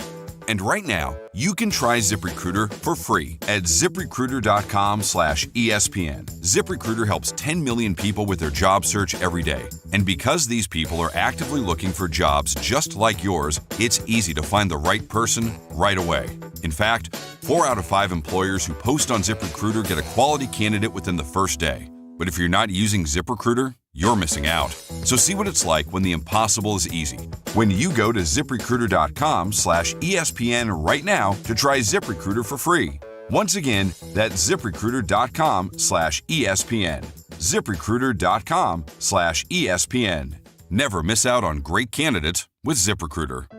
Health surprises can change your life in an instant. You've seen it happen to others, but it doesn't have to be your story. At Princeton Longevity Center, we customize actionable and proactive health plans to maximize your lifespan and take control of your health. Our Cancer Check program combines cutting-edge technology with top medical expertise to keep you ahead of potential risks. With advanced full-body imaging, genetic testing, and multi-cancer detection blood tests, we look for even the earliest signs of problems. Results are analyzed by expert physicians who craft a personalized plan to safeguard your future. You're not just a patient, you're a partner in your health journey, backed by a team committed to helping you live longer, healthier, and more vibrantly. Our programs have saved hundreds of lives and empowered countless others to take control of their health. Be proactive with your health for the ultimate peace of mind. Call 888-8000-PLC or visit PrincetonLongevityCenter.com.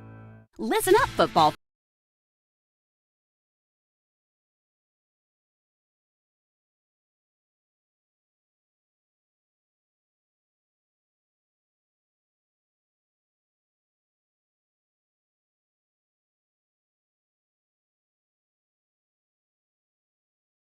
Ordinary at Bet365. Gambling problem? Call 1-800-GAMBLER. 21 plus only. Must be physically located in New Jersey. T&Cs apply. In-app only. Actual price will depend on product and subscription plan. Featured products are compounded drug products, which the FDA does not approve or verify for safety, effectiveness, or quality. Prescription products require an online consultation with a healthcare provider who will determine if appropriate. See website for details, restrictions, and important safety information. Want a boost in and out of the bedroom? Hims has you covered. Introducing a new 2-in-1 approach to level up your game. Tadalafil for better bedroom performance and zinc for testosterone support. Put it all together and you've got what you need to turn things all the way up. Getting started is simple. Just go to hims.com/joy to start your free online visit. Through Hims, you can access ED treatments including pills, chews, and more. 100% online. No office visits, no pharmacy lines. Just fill out a simple intake form and a licensed medical provider will determine if treatment's right for you. If prescribed, it ships free and discreetly to your door. Find affordable treatment options at up to 95% less than brand names at hims.com/joy. That's hims.com/joy, HIMS.com/JOY. And now let's take a look at the traffic with Brandy Scott. Thanks so much, guys. Can't catch a break today on the belts in Brooklyn. A new crash westbound, left lane out by Pennsylvania Avenue. You're pretty much at a standstill from JFK and Queens. Packed ride on the Staten Island Expressway westbound, heading over to the West Shore. Long line of brake lights there from the Verrazano on through.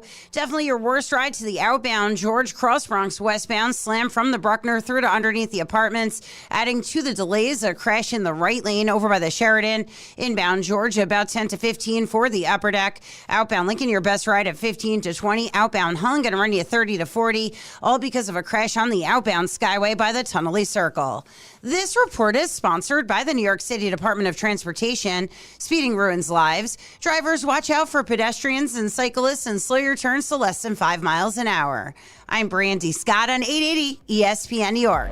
Caffeine doesn't have to be bitter or boring anymore. 5-Hour Energy shots are bringing the flavor and the energy. One of my personal favorites, Strawberry Banana, is giving smoothie vibes in a compact caffeinated shot. Whether you like your energy sour, fruity, or tropical, with 17 flavors, there's something for you. And yeah, it's got as much caffeine as a 12-ounce coffee, but zero sugar and no crash. Big flavor, tiny bottle, tasty caffeine done right. You can grab yours in store or hit up 5hourenergy.com or order on Amazon today. Your ambition just met its match with Robinhood. Trade stocks and ETFs, options, futures, and crypto all on one platform. Get started today at Robinhood.com/yourmoney. Your money, your move. All investments involve risk, including loss of principal. Options, futures, and crypto trading carry significant risk and may not suit all investors. Securities offered through Robinhood Financial LLC, member SIPC. Futures trading is offered by Robinhood Derivatives LLC, not FDIC or SIPC protected. Crypto offered through Robinhood Crypto LLC, NMLS ID 1702840, not FDIC or SIPC protected. Portfolio management offered by Robinhood Strategies, an SEC registered advisor. Sometimes you just can't take it anymore. You're done. I'm done. This is Let's Talk About It Tuesday. And it's a really this idiot with Don, Hahn, and Rosenberg. Sponsored by BetterHelp. I mean, I truly am a lunatic. The hang up on this idiot is really as aggressive as can be. In that moment, it made sense. So yeah, if you heard the call, you'd understand where I was coming from. Yeah. Welcome to Talk About It Tuesday. Don, Hahn, and Rosenberg, ESPN New York. Either listening to us on the ESPN New York app, perhaps it's 880, or you're watching us on YouTube, on the ESPN New York YouTube channel. Don in Toronto. I'm here in the studio.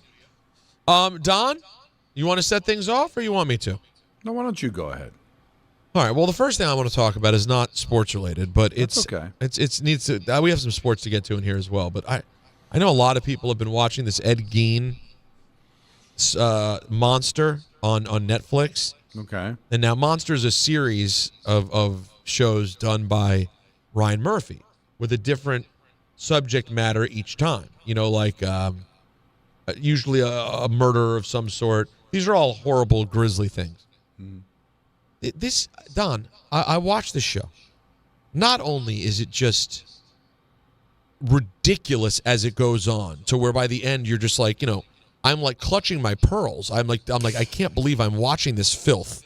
It's just like truly gross and horrible. Not only that, you then find out it's like completely made up. I mean, there's so little resembling the facts of this guy's story. Like one of the main subjects that they get into on this, that Ed Gein, this murderer, was also sort of obsessed with dressing up in women's clothing and all this sort of sexual stuff attached to it. When you then dig into it and hear from experts, if you feel like doing this because you're curious, none of this is known about him. It's all just freaky-ass Ryan Murphy making it up. Like, it's really, really weird and not accurate at all. And he has a history of doing this. He did this with the Dahmer one, too. Just completely add stuff to the story. And, Don, it's almost like shocking that it's legal, that you can say something is based on a real person and give their name. And granted, right. I'm not sitting here worried about the reputation of a known murderer, okay? I understand. But for some historical accuracy, it doesn't matter at all.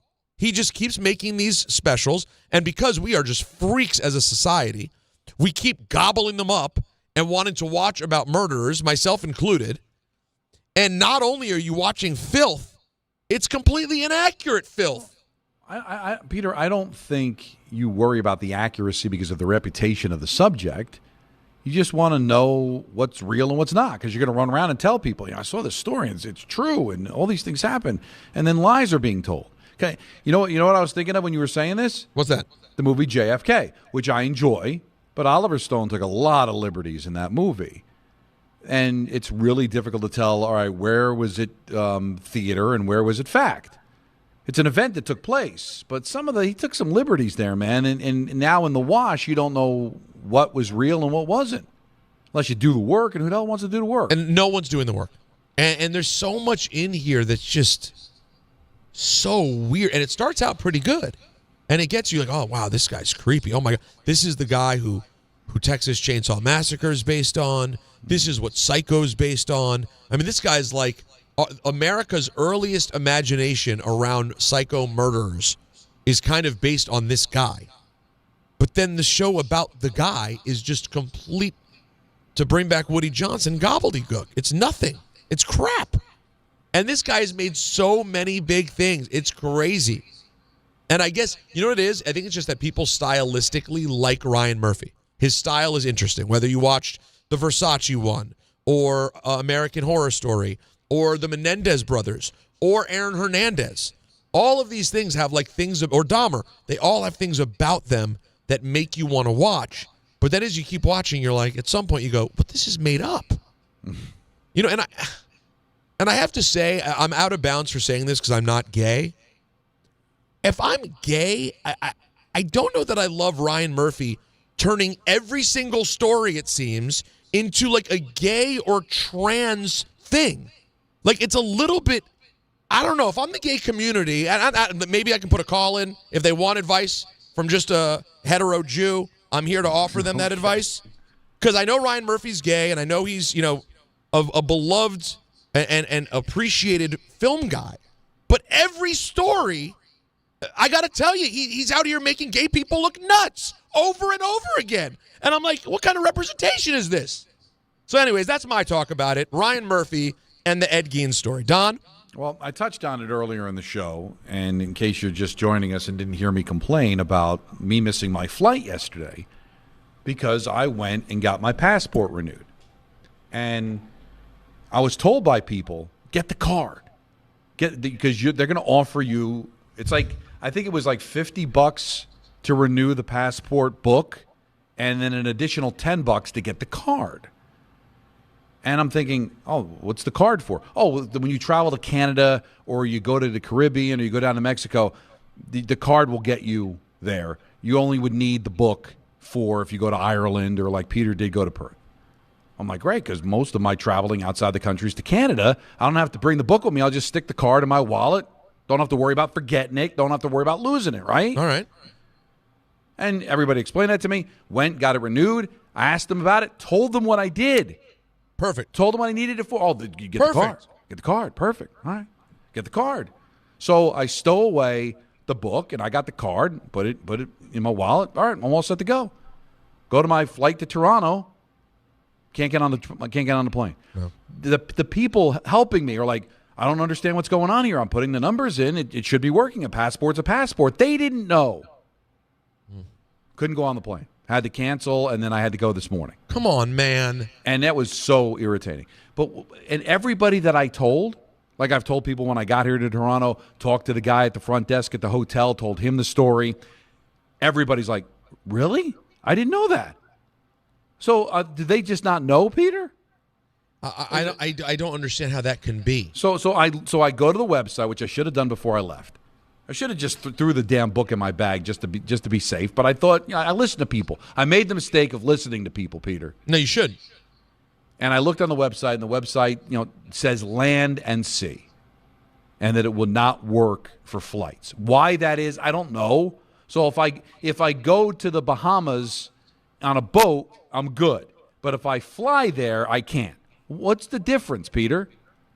Listen, Don, for me, flying, I just bring the passport. Yeah, you're right. I haven't even gotten the real ID. And I probably should at some point. I guess we'll all have the real ID at some point. It won't matter. But until then, when we were like 6 months out and they were saying, hey, starting in 6 months, you'll need a passport or real ID. From that moment, I just went, when I travel, whether it's to Baltimore, I put my passport in my backpack. And that's a good idea. But I always get so afraid because it was in this city, Peter, in Toronto. This very city. Where I Uber from the hotel to the arena, and I take out my phone to pay the Uber driver to go do the Ranger game. I go into the media room, getting ready, and whenever I'm in Canada, every 10 seconds, I'm opening the bag, making sure the passport's there. Like I'm anal about it. It's ridiculous. That's what I want. That's what I want. You got to let go of that part. Like no one's stealing your passport. I'm so afraid. You're fine. I go. It's not there.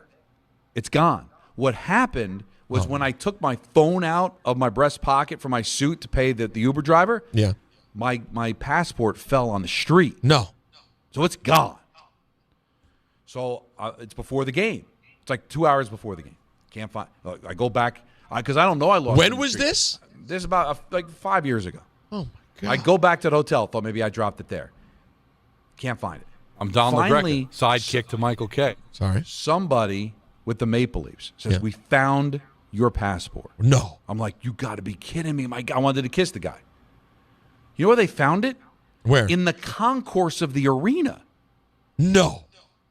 Somebody found it in the concourse. How did it end up in the concourse? The only thing I can think of is that somebody must have found it on the street that was going to the game, went into the arena, couldn't find anybody of importance to give it to, and just threw it back on the ground.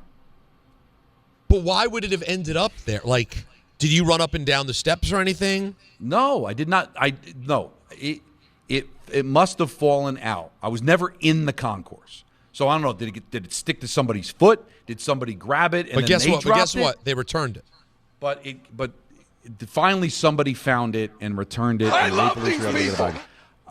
So that now, forget it, Peter. I'm checking every 2 seconds. So that's why I wanted to use the card, because I wanted to get that out of my life. Just have it in my wallet. So the passport card thing would be if you're driving to Toronto. Right. And see, that's what I got. I don't want to throw anybody under the bus. If I got my passport renewed in Detroit, then maybe you don't have to explain it to me, because Windsor's right across the river. Right. And that people might be driving to Canada. But when I get it in central Jersey, am I going to be commuting constantly by car into Canada? When I'm explaining, I'm going to be doing Devil games this year. I'm going to be traveling to Canada. Do they think I'm getting on a bus to go to Calgary? It's a bad job by someone. But again, I don't want to throw these people under the bus, but so many people did not know this. There must have been some kind of breakdown in communication, that the person that told me this must have truly believed that I can get on a plane with this card. And I was just, Peter, it's so stressful to travel to begin with. No, when you remember, I told you my story of when I wanted to come home that time when Natalie was pregnant and I couldn't make it back. I booked a flight on the wrong day. Yes. They had told me, they sent me new flights, and it didn't say in bold print, like, hey, by the way, this is for tomorrow. Yeah. So I just that time's only an hour different. I'll take it. And I get there and they go, sorry, you're not on the flight today. It's a feeling when you're at the airport and you're told you simply cannot go where you need to go. You want to cry. You feel completely powerless. It's a brutal feeling. And it's not like I can just go to the parking lot, get back into my car, and drive home. Now it's, $100 cab ride. Remember the days where I remember being in the city and seeing on the side of a cab in Manhattan. Yeah, how much? Like $50 to JFK. That's over now. Oh my God, 50? It's like now it's like 100. Oh no, Don, let me tell you right. I'm going to look right now just for fun. I'm going on Uber. If I were my prediction is 160. If you got a cab outside of the building you're in right now, I'm looking to go to JFK, it's going to cost you $100. If I take an Uber X, that's the cheapest one possible, 117 at this moment. Oh my God. You want an Uber Black, 156. Forget it. That's crazy time. Now, listen, you want to get upset, guys? Talk about it Tuesday? Yes. I wonder how Knicks fans feel about hearing this from Brian Windhorst. Let me point out the bombshell report that our Shams Charania put out there a few weeks ago. You know that Giannis basically said he wanted to be a Knick. The Knicks have been waiting for 15 years to get somebody to say they want to be a Knick. Nobody denied that report. Those talks happened. The Knicks were in position to get Giannis, and they didn't get him, either because they didn't offer enough, because they believe in this team, which is a totally acceptable answer. They may have the best team. If the Knicks could have had Giannis under a certain set of circumstances, but because of what they invested in this team and their belief in this team, right, and not necessarily in that order, it could be the belief first. If they don't have him. How does that make you feel, Don? Well, I got a lot to say about this and a lot to say about the Knicks. And I know we got the big show coming up tomorrow from Stout, but I've got a lot to say coming up. All right, so we should talk about it further then is what you're saying. That's what I'm saying. All right, that's Talk About It Tuesday, sponsored by BetterHelp. Visit BetterHelp.com/timeout today for 10% off your first month of therapy. Your calls, 1-800-919-3776. Could be the Jets. Could be your expectations or lack thereof for the Knicks. It could be your thoughts on Ryan Murphy's monster. It's all there for you. More with you next right here on Don, Hahn, and Rosenberg. Looking for the best internet deal? It's just a fast phone call away. Only Optimum Fiber Internet delivers the fastest and most reliable fiber internet starting at just $40 a month. That's right, lightning fast fiber internet at a price that won't slow you down.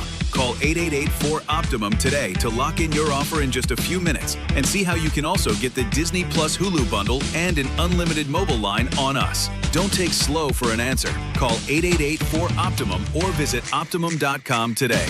Terms apply. The fall is here and Halloween's right around the corner, which means the cold weather is coming, and that's why now's the time to fill up with Romeo's Fuel. Fill up before it gets too cold. Now is the best time because prices are still so low.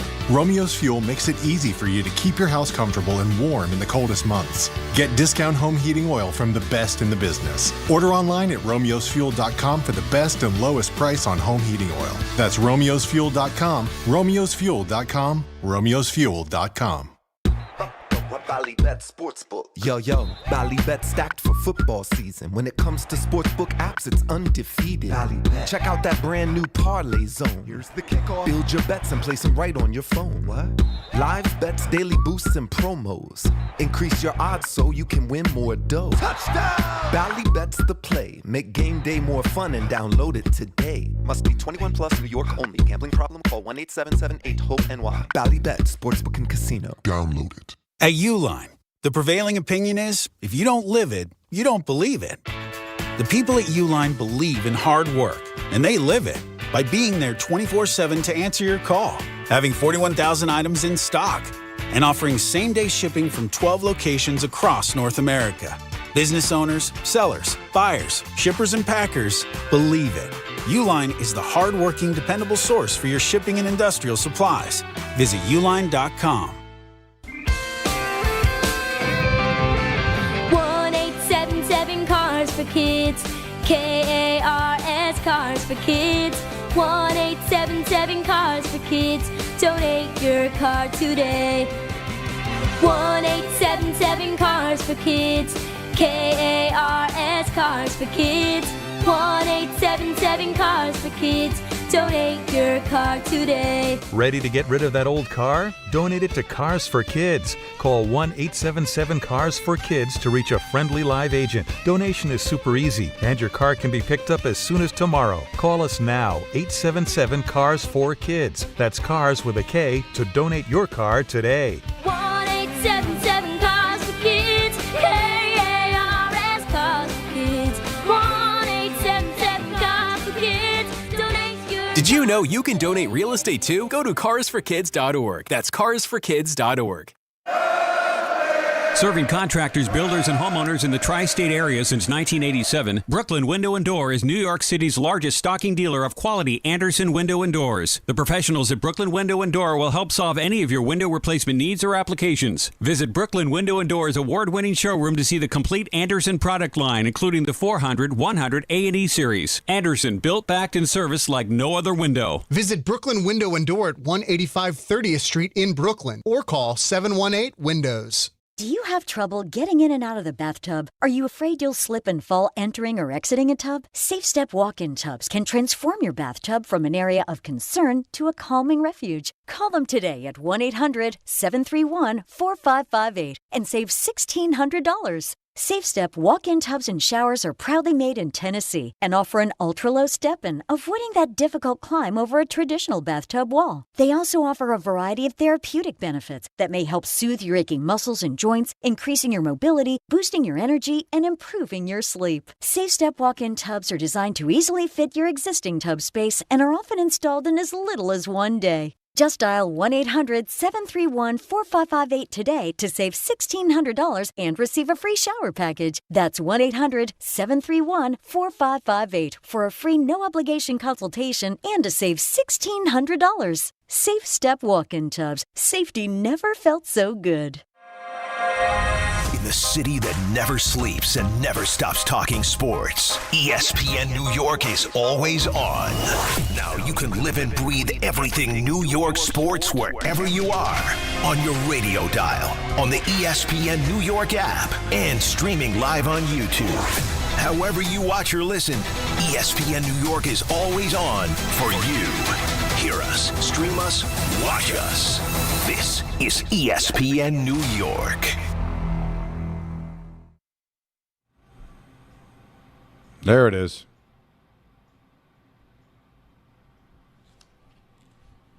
I do like this song. You know the song? Is this the Springsteen one? Yeah. I think it's on, what was the album in 84? The one before, Born in the USA. Oh, the Born in the USA. Yeah, I believe it's on that album. Don't hold me to that. I'm not the biggest Springsteen guy. I mean, I appreciate him being a guy from Jersey, but that's one of the songs that I like. I understand, Don, because I like I like Springsteen the man, and I enjoy some of his songs, but I'm not like a Springsteen guy. I'm more of a Billy Joel guy. That is surprising. I think personality-wise, people would think you'd be more Springsteen. I don't know why you say that. Because I'm from Jersey? No, because working class guy. Yeah, working class guy. You know, Billy Joel. God bless him. I'm much more of a Billy Joel guy. I celebrate his whole catalog. Right. But it is more like Long Island Girl, drunk sing-along dumb than Springsteen. And I say that as someone who loves Billy Joel. Springsteen has a little bit more like grit, if you will. It's not even about just the songs. I know. Listen, you don't have to tell me I love. It's not a fan of the vibe or whatever. It's just that I've just listened to the song. I like the songs. I like more Billy Joel songs than Bruce Springsteen. Me too. Now listen, like I've said many times, Billy Joel's biggest hits often irritate me. Like he is maybe the all-time best example of why you hate an artist's biggest singles. I have almost no use for all of his biggest songs, except for, She's Always a Woman to me. Right. She's Always a Woman, fantastic. But like Piano Man, fine, whatever. I don't really feel like hearing it very often. Uptown Girl, forget about it. No. I'll go to the bathroom. Most of the 80s, Billy, I can do without. That's why it was so funny to me in Step Brothers. When they say only 80s Joel. Yeah, because I'm not a big fan of the 80s Joel. See, I have my moments that I enjoy from 80s Joel, but it would surprise you. It's like and listen, I get it's technically it's the 80s, but like Glass House is like 1980. That I love. But if you start getting into the mid 80s, Billy Joel, you've got no use. See, even Uptown Girl. No, that's just tough. So hold on, let me real quick because it's the end of the hour. For God's sake, you don't know that. So to me, 52nd Street's his best album probably, and that's 78, and I love it. I would concur. It's fantastic. 80s Glass Houses, and no Glass Houses. He's still completely in the bag. You can't even count it. He's got You May Be Right is on here. Don't Ask Me Why. Still Rock and Roll. Terrific. Sleeping with the Television On. He's rolling. Then Songs in the Attic is a live album in 81. Nylon Curtain 82. See, this still has 80s Joel that I enjoy. Yes. It's got Allentown. It's got Pressure, which is stupid, but I like it. Yeah. It's got Goodnight Saigon. She's Right on Time. Yes. It's not a great album, but it's got a couple. So now, early 80s is the exception. Then you start getting into the middle of the decade. And by the way, you can look at the cover of An Innocent Man and say, I'm worried about where we're going here. Like, you can see the font, the look, and that's got The Longest Time, which is pretty cheesy. Tell Her About It, rough. Uptown Girl, okay, forget about it. And I will say, though, surprisingly, I like Keeping the Faith, which is silly also, Not but bad. I enjoy it. And then 86 is The Bridge, and The Bridge is you get to that real mid-80s, and he finds me again because I love Matter of Trust and Modern Woman. Don't ask me why. No pun intended. And then by Stormfront in 89, it feels like you're in a different era again already. But although we didn't start the fires, one of the great pieces of Drek ever recorded. I heard someone do a cover of it recently with like the stories of today. Yes. And it actually was sort of fun to hear someone do a modern version of it because it is a creative concept, but just as a song, who wants to listen to it? It's just... And in retro, like the Tell Her About It and Uptown, no, I can't get on board with those songs. But you going through it, I kind of take back. There's some stuff. It's all relative, right? Like you said, 52nd Street, The Stranger. Those are just absolute amazing albums. And so there was a bit of a drop off, but still, comparatively speaking, to other music, it's still very good. There's still stuff there. Let's talk to the people. You talk about Billy Joel. You talk about Long Island. How do you not talk to Danny? Hey, Danny. Big Billy Joel, man. I think I see him in concert about 3 times in the 70s. I tell you, my favorite songs, though, I'm a history buff, is that, between Down East or Alexa, Allentown, Goodnight Saigon, Yeah. And even that history lesson. So, I mean, can anybody he made a song about the Vietnam War, which will just drive you to tears. Down East or Alexa about the Long Island fishing industry. It's just a tremendous song about it. No, he knows how to tap in. Like you're in a boat casting off a line, for God's sake.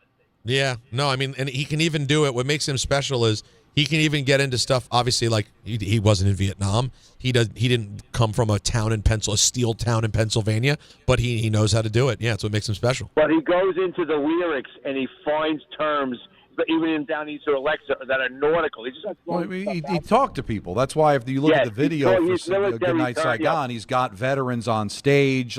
He did the work, which you appreciate.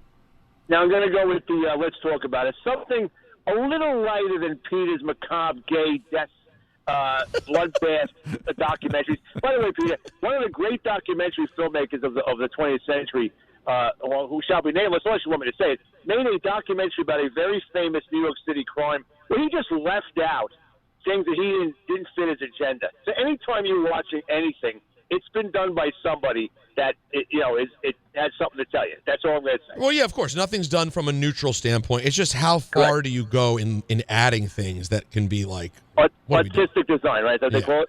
That's right. Now listen, let's talk about something much lighter. We're 8 weeks in. I think it's time to reshuffle the tables.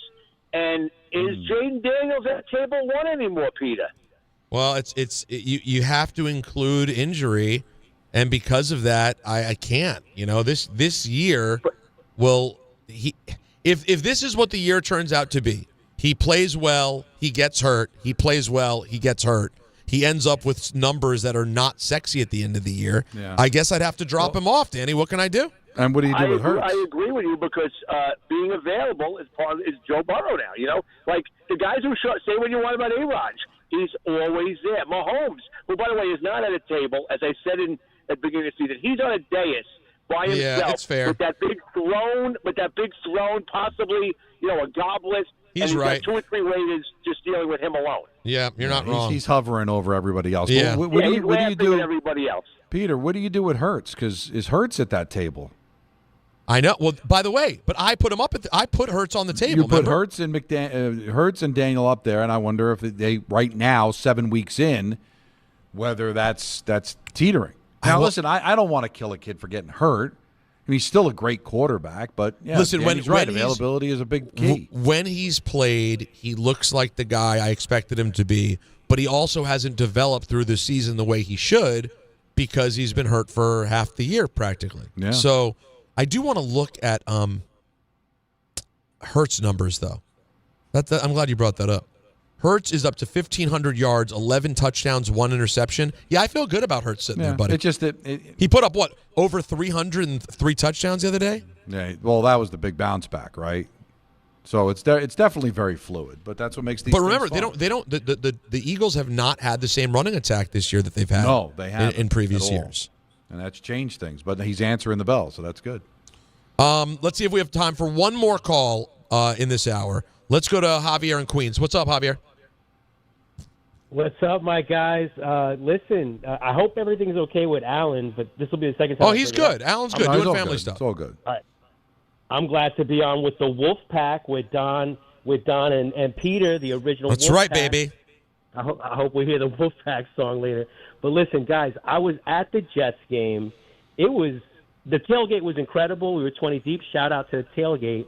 The fans are great. We had one guy who didn't even want to go into the stadium. And he was a Jets fan. He refused to go in. The rest of us did. We had a great time, but a lot of empty seats. Very, very, very disappointing. And I was thinking of this, right? I'm a Yankees fan and I'm a Jets fan. I'm 44 years old. From a Yankees perspective, Bob Shepard and John Sterling were like the voice in my head, right? These are the voices I always heard. Say what you want about Sterling, but Bob Shepard was amazing, right? Like, I loved hearing his voice. The voice that I've heard my whole life for the Jets has been Rich Cimini, and he sounds like the downtrodden guy from The Simpsons, Gil, who's always down on his luck. No, yeah. That's what the Jets have done to Rich Cimini. Like, I'm speechless at the 0-7. Like, it was off. It was such a terrible game to watch, and I have no answers. And I've been doing a tailgate for 8 years. This was the worst game that we've been it was terrible. in 8 years that they haven't made the playoffs. I want to extend a little bit more of that conversation that we just had when we come back, Peter, because there's something else. I wanted to get to it earlier in the show and yesterday, and I didn't get to do it. And we got to get into the Knicks stuff, too, because it's not what you want. I know. We teased it a bit. We'll get into it more because the feelings around the Knicks right now, with a season starting tomorrow that we all thought was going to be the beginning of something special, not off to a great start. So we'll do that next. Plus, the phone line's been jammed all day. We'll keep talking to you about the Woody Johnson of it all. It's all happening. It's Don, Hahn, and Rosenberg on ESPN New York. There are a lot of reasons why people buy at Ramsey Mazda. It's their selection, it's their customer service, and it's their savings. Lease a new 2025 Mazda CX-30 2.5S all-wheel drive for $159 for 33 months. Start shopping now at RamseyMazda.com. Choose wisely. Choose Ramsey Mazda. Call 833-853-2970 for details. VIN SM841631, MSRP $26,980, 0 security deposit, and 1031.25.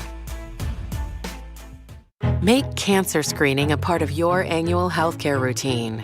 New York Presbyterian offers a full range of cancer screenings, including lung, cervical, prostate, colorectal, breast, and more.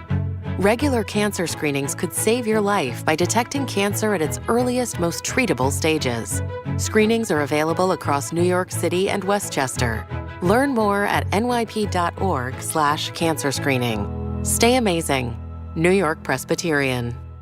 All the way over Barzell, score! New York Islanders hockey is back at UBS Arena, and it's time to bring the family and make some noise. With more afternoon games this season, the Islanders have special kids-themed games and activities for young fans. Play games pregame at the park and head inside for fun on the concourse and on the ice. Tickets for the 2025-26 season are on sale now. Get your tickets at NewYorkIslanders.com. And now it's time for traffic. Here's Brandy Scott. Thanks so much, guys. Heading outbound across the Hudson River, might want to stay away from the Holland Tunnel. Canal approach completely shut down with police department activity. Everything blocked over by Center and Lafayette. Using the Varick approach, going to run you at least an hour getting over to the Jersey side. Outbound Lincoln will treat you better, about 20 to 30 minutes. All of your approaches to the outbound Georgia are packed. Not even the Henry Hudson going to help you out. Still the worst of it, Cross Bronx westbound. A crash by the Sheridan. Now only the left lane is squeezing by. You're crawling there from the Bruckner through to underneath the apartments. Inbound Georgia, about 5 to 10 for the upper deck, lower level in pretty good shape. This report is sponsored by Mothers Against Drunk Driving. For victims of drunk and drug driving, your grief is unique, but you're not alone. You always have a place at MAD. Visit MAD.org. I'm Brandy Scott on 880 ESPN New York. Dave Rothenberg here to tell you about my friends at Bath Fitter. Now, they converted my kids' bathtub to a shower and did an incredible, really an unbelievable job. They offer all types of custom bath renovations, including their unique PermaFit solution for a watertight fit done in just one day. Durable and easy to clean with no demo or mess and lower cost than a standard replacement. And a lifetime guarantee. Right now, no money down, no payments, no interest until 2027. So start designing your bath today like we did at bathfitter.com. There's only one bath fitter. This college football season, show your school spirit every time you pay. Introducing college-branded Venmo debit cards. Rep your team on and off the field with custom school designs that let everyone know who you root for. Whether you're tailgating, grabbing snacks for the watch party, or celebrating a win, you can unlock 15% cash back at ESPN, 1 free year of Perplexity Pro, and more. This college football season, score more with the Venmo debit card. Get yours now in the Venmo app. Learn more at venmo.com/collegecard. Max cashback varies. Terms apply. The Venmo MasterCard is issued by the Bancorp Bank, N.A. Okay, all signed up. Easy. Now let's run payroll. What the? Hey girl, I'm you with more gusto. Nice. Who's that? New social media manager, hired and onboarded with gusto. And spoiler, we're kind of famous now. Wait, we're famous? Oh, well, I'm famous. Payroll, benefits, and HR. Designed and built for small businesses. Choose a future with gusto. 880 ESPN, WHSQ, and WCBS-FM HD2, New York. A Good Karma Brands radio station.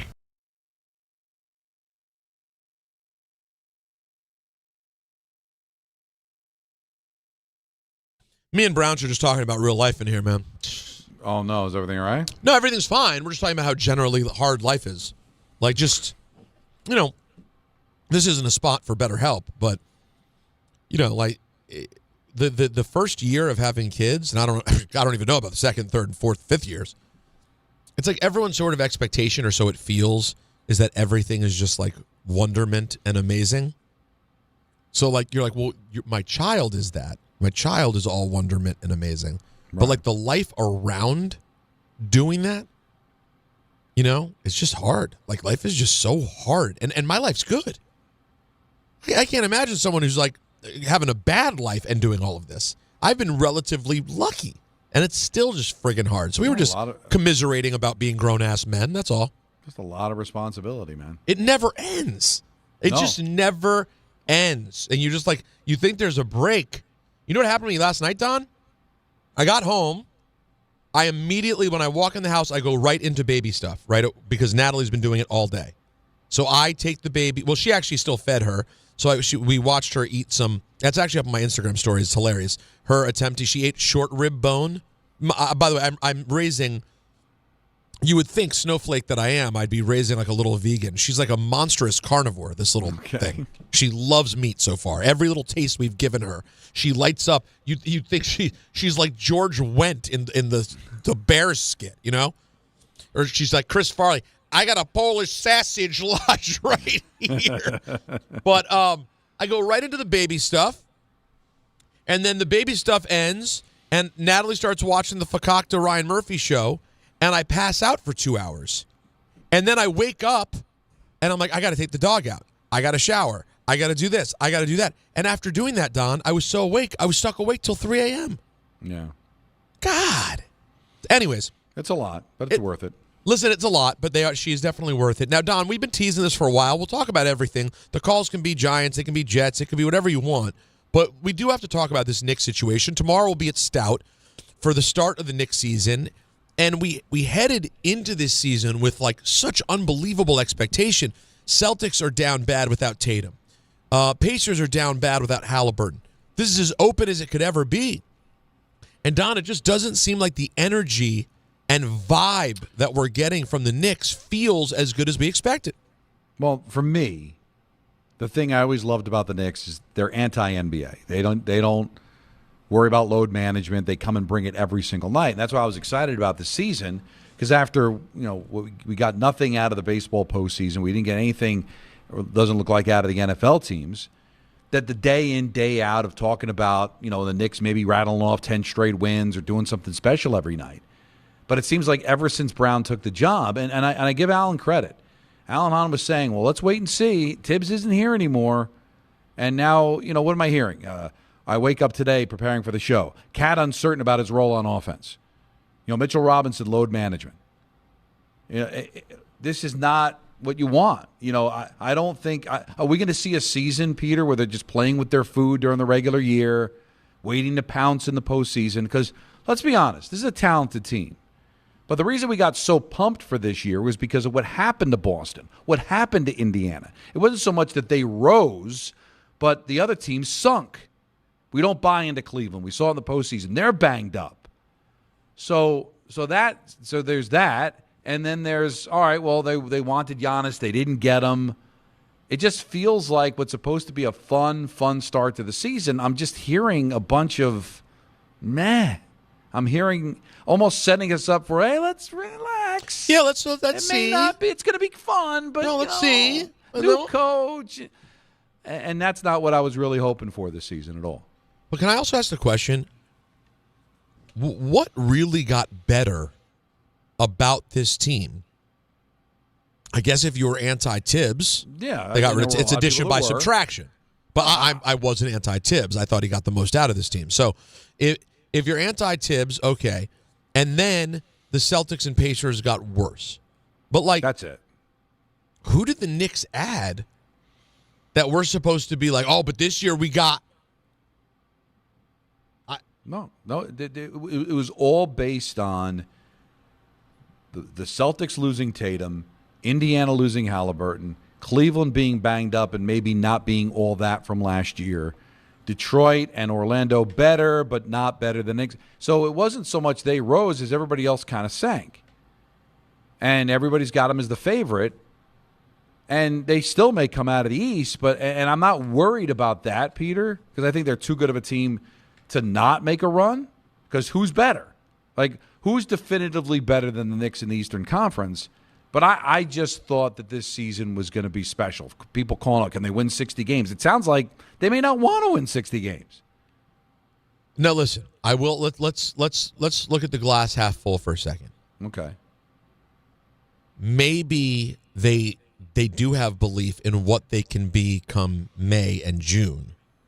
They just really know it's going to be a process, and that's how they plan on getting there, is sort of a slow build. And they feel that they're afforded that luxury because of the lack of strength at the top of the conference. Right. So they think, hey, Cat's day-to-day. Of course, Robinson seems like he's always day-to-day. Josh Hart not feeling great. OG's not feeling great. Now, Hart and Robinson are officially out tomorrow. Yeah, Ian Begley's reporting Mitchell Robinson with the left ankle and Josh Hart with the lumbar spasms. I hate when what the F? Yeah, all of those things. And going up against a good Cleveland team, I'm not saying a loss is the end of the world, but that's not what I want to talk about on Thursday. Is the Knicks losing their first game of this great season at home? And by the way, it's very on the table. Well, why not? I mean, Cleveland's a very good basketball team. So, listen. Oh God, I was about to give a take, but my take about you never know what the Celtics might do, because the Celtics are coached by a head coach who just cares deeply about winning and is going to find a way. But when you look at the Celtics depth chart, it doesn't look dead sexy. I'm sorry. Respectfully to Sam Hauser, I'm not blown away by what I see from the Celtics. But they will play hard, and they will still have Jaylen Brown. Now, the Pacers are obviously going to be a completely different team minus Halliburton, but I could also see them not being terrible. And then, of course, we saw what Detroit was becoming, right? Like, you never know when Atlanta has their bounce-back year, or when Miami all of a sudden becomes Miami, or Toronto. Some people think Philadelphia is going to finally. This is the same way that they're licking their chops in New York, or were. A lot of people are licking their chops at having a healthy Joel Embiid and Tyrese Maxey to start the year in Philadelphia, and are thinking, Don, the Knicks, this is the year that Sixers are supposed to win the East. Well, before we all start to think we got it figured out, let's remember a year ago when we were talking about the beginning of the NBA season. It was the Knicks and the Celtics. Conference final or bust. Knicks and Celtics. Next thing you know, Cleveland's the best team. And the team that ousted you is Indiana. Nobody had that on their bingo card at all. So what's going to be the story this year? Is it going to be Detroit with the surprise season? Is it going to be all of a sudden having to find a way to get through Orlando? Is this the year Miami finally puts it together? Again, did you have Cleveland and Indiana? Cleveland the 1 seed in the regular season, and Indiana the team that stopped you from going to the NBA Finals? No. So what's the surprise up our sleeve? The one thing that you're hearing, though, Peter, and this is all fun, and it should be great in the Eastern Conference, it doesn't feel like anybody's going to beat the Thunder. They seem like they're better than they were last year, and last year they were a 60-win team. I know. And boy, by the way, would that not be sexy. Well, when does it become sexy, though? Because they're not. I know that because of the proximity to San Antonio, it feels like the Spurs. But could they be more? If they became a dynasty, aren't there enough personalities there with an electric building that could be at least a little bit more fun than San Antonio? Yeah. I'm not willing to say that, and I will say, San Antonio could get spicy this year too. Oh, well, I'm just talking about the San Antonio. No, I know, but I'm saying separately from that. I think also there's a chance San Antonio gets pretty fun as well. Well, that's the thing, is that the feeling seems to be, and you correct me if I'm wrong, that if the Thunder are beaten, it'll probably be by somebody else in the West, not somebody in the East. And whether it's Denver, whether it's Houston. I think San Antonio, who's reportedly in on the Giannis sweepstakes as well, and Wembayama, who this year I think everyone seems to think will take the step to MVP potentially. Well, it's year 3, right? That's right. And now he has De'Aaron Fox for a whole season whenever De'Aaron Fox comes back. That's interesting. Will Dallas now take a step forward? God, there's so many loaded teams in the West, right? Houston, Dallas. Oh, where's Minnesota now? They went to the conference final last year. Exactly. San Antonio's on the like. There's so many good teams in the East. It doesn't feel like it's that's the point. It's the Knicks are good, but it wasn't like a major transaction. It's just that they are in the right conference. But there's always somebody we're not talking about that's going to end up being way better than we thought. And that's the history of the Knicks, right? Is that there always ends up being somebody else. You focus on the Bulls, and then here comes Indiana. You focus on this team, Boston, and it's Indiana again. Who's going to be the team that's going to stand in the way this time? By the way, interesting post here from Howie Rose.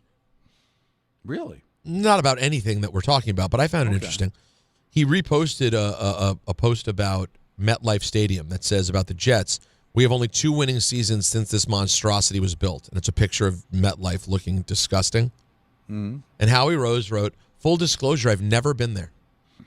Never heard one good thing about that place from a Giant Jet fan or anyone who's been there for any reason. Seriously, no one. I've known Howie for a long time. I wouldn't say that we're close, but we've worked together, and I know him, and I worked with him for years. I think I heard him once say he was a Giant fan, but I don't think he's a football guy. And he's a Long Island guy that's living in Florida during the offseason. I would be shocked if he ever was in MetLife Stadium. And by the way, I'm here to reaffirm, he's correct. It's horrible. I don't understand how 2 NFL teams can pay for a stadium and get it that wrong. And the whole reason for it is because they just could never come up with something, man. Like, I understand if it's Giant Stadium, it would look one way. If it's a Jet Stadium, it would look like another. Like, but you look at what's in Minnesota and Atlanta and Dallas. Like, it's fantastic how great their buildings are, and this one is just nothing special. It's not aesthetically pleasing. No. I mean, the concourses are bigger than the old place, and there's some amenities, things that most people can't get, like the green room where Adam Sandler hangs out when he goes to a Jet game. Not exactly something that the common folk get a chance to appreciate. It takes just as long to get out of there. It's a nightmare. There's nothing ridiculous. It's not that you can't there's nothing that makes it specifically horrible. There's just nothing that makes it specifically good. That's how I would describe it. It's for the amount of money that they put into it, that they did not get what they were looking for. But listen, it's not baseball or hockey or basketball where you want to try to make it entertaining for the fans because there's so many games. I mean, you would think if the product's entertaining, you could play on Mars. What does it matter? It's football, right? But still, when you see this is New York. And that you see what these other cities have been able to produce, it's ridiculous. Howie followed up. Wow, reading the comments, I knew it was unpopular, but apparently it's downright reviled. Yeah. Yeah, I would say it's right there. Especially, there's never been anybody. I mean, I have never met one person that likes the place. And then, of course, no good memories to go with it for the team. Either team involved. By the way, the Giants did win a Super Bowl there, not physically there, but in 2011 when they won a Super Bowl, that was their home building. Yeah, you can't be mad at that. They didn't win any big games there, but they won the Atlanta game. They won a playoff game there. One playoff game, yeah. Wait, 07 they weren't there? No, the MetLife opened in 09, I think it was, or 2010. No, I think Citi Field and Yankee Stadium opened in 09. It was right around. Right, I believe it was I think it was 2010. I could be wrong. Yeah, 2010. So the Jets' first championship game season was at Giant Stadium, and then the next year they were at MetLife. But that's not why. And the Jets and Giants could have played each other in the Super Bowl 7 straight times there, and the building still sucks.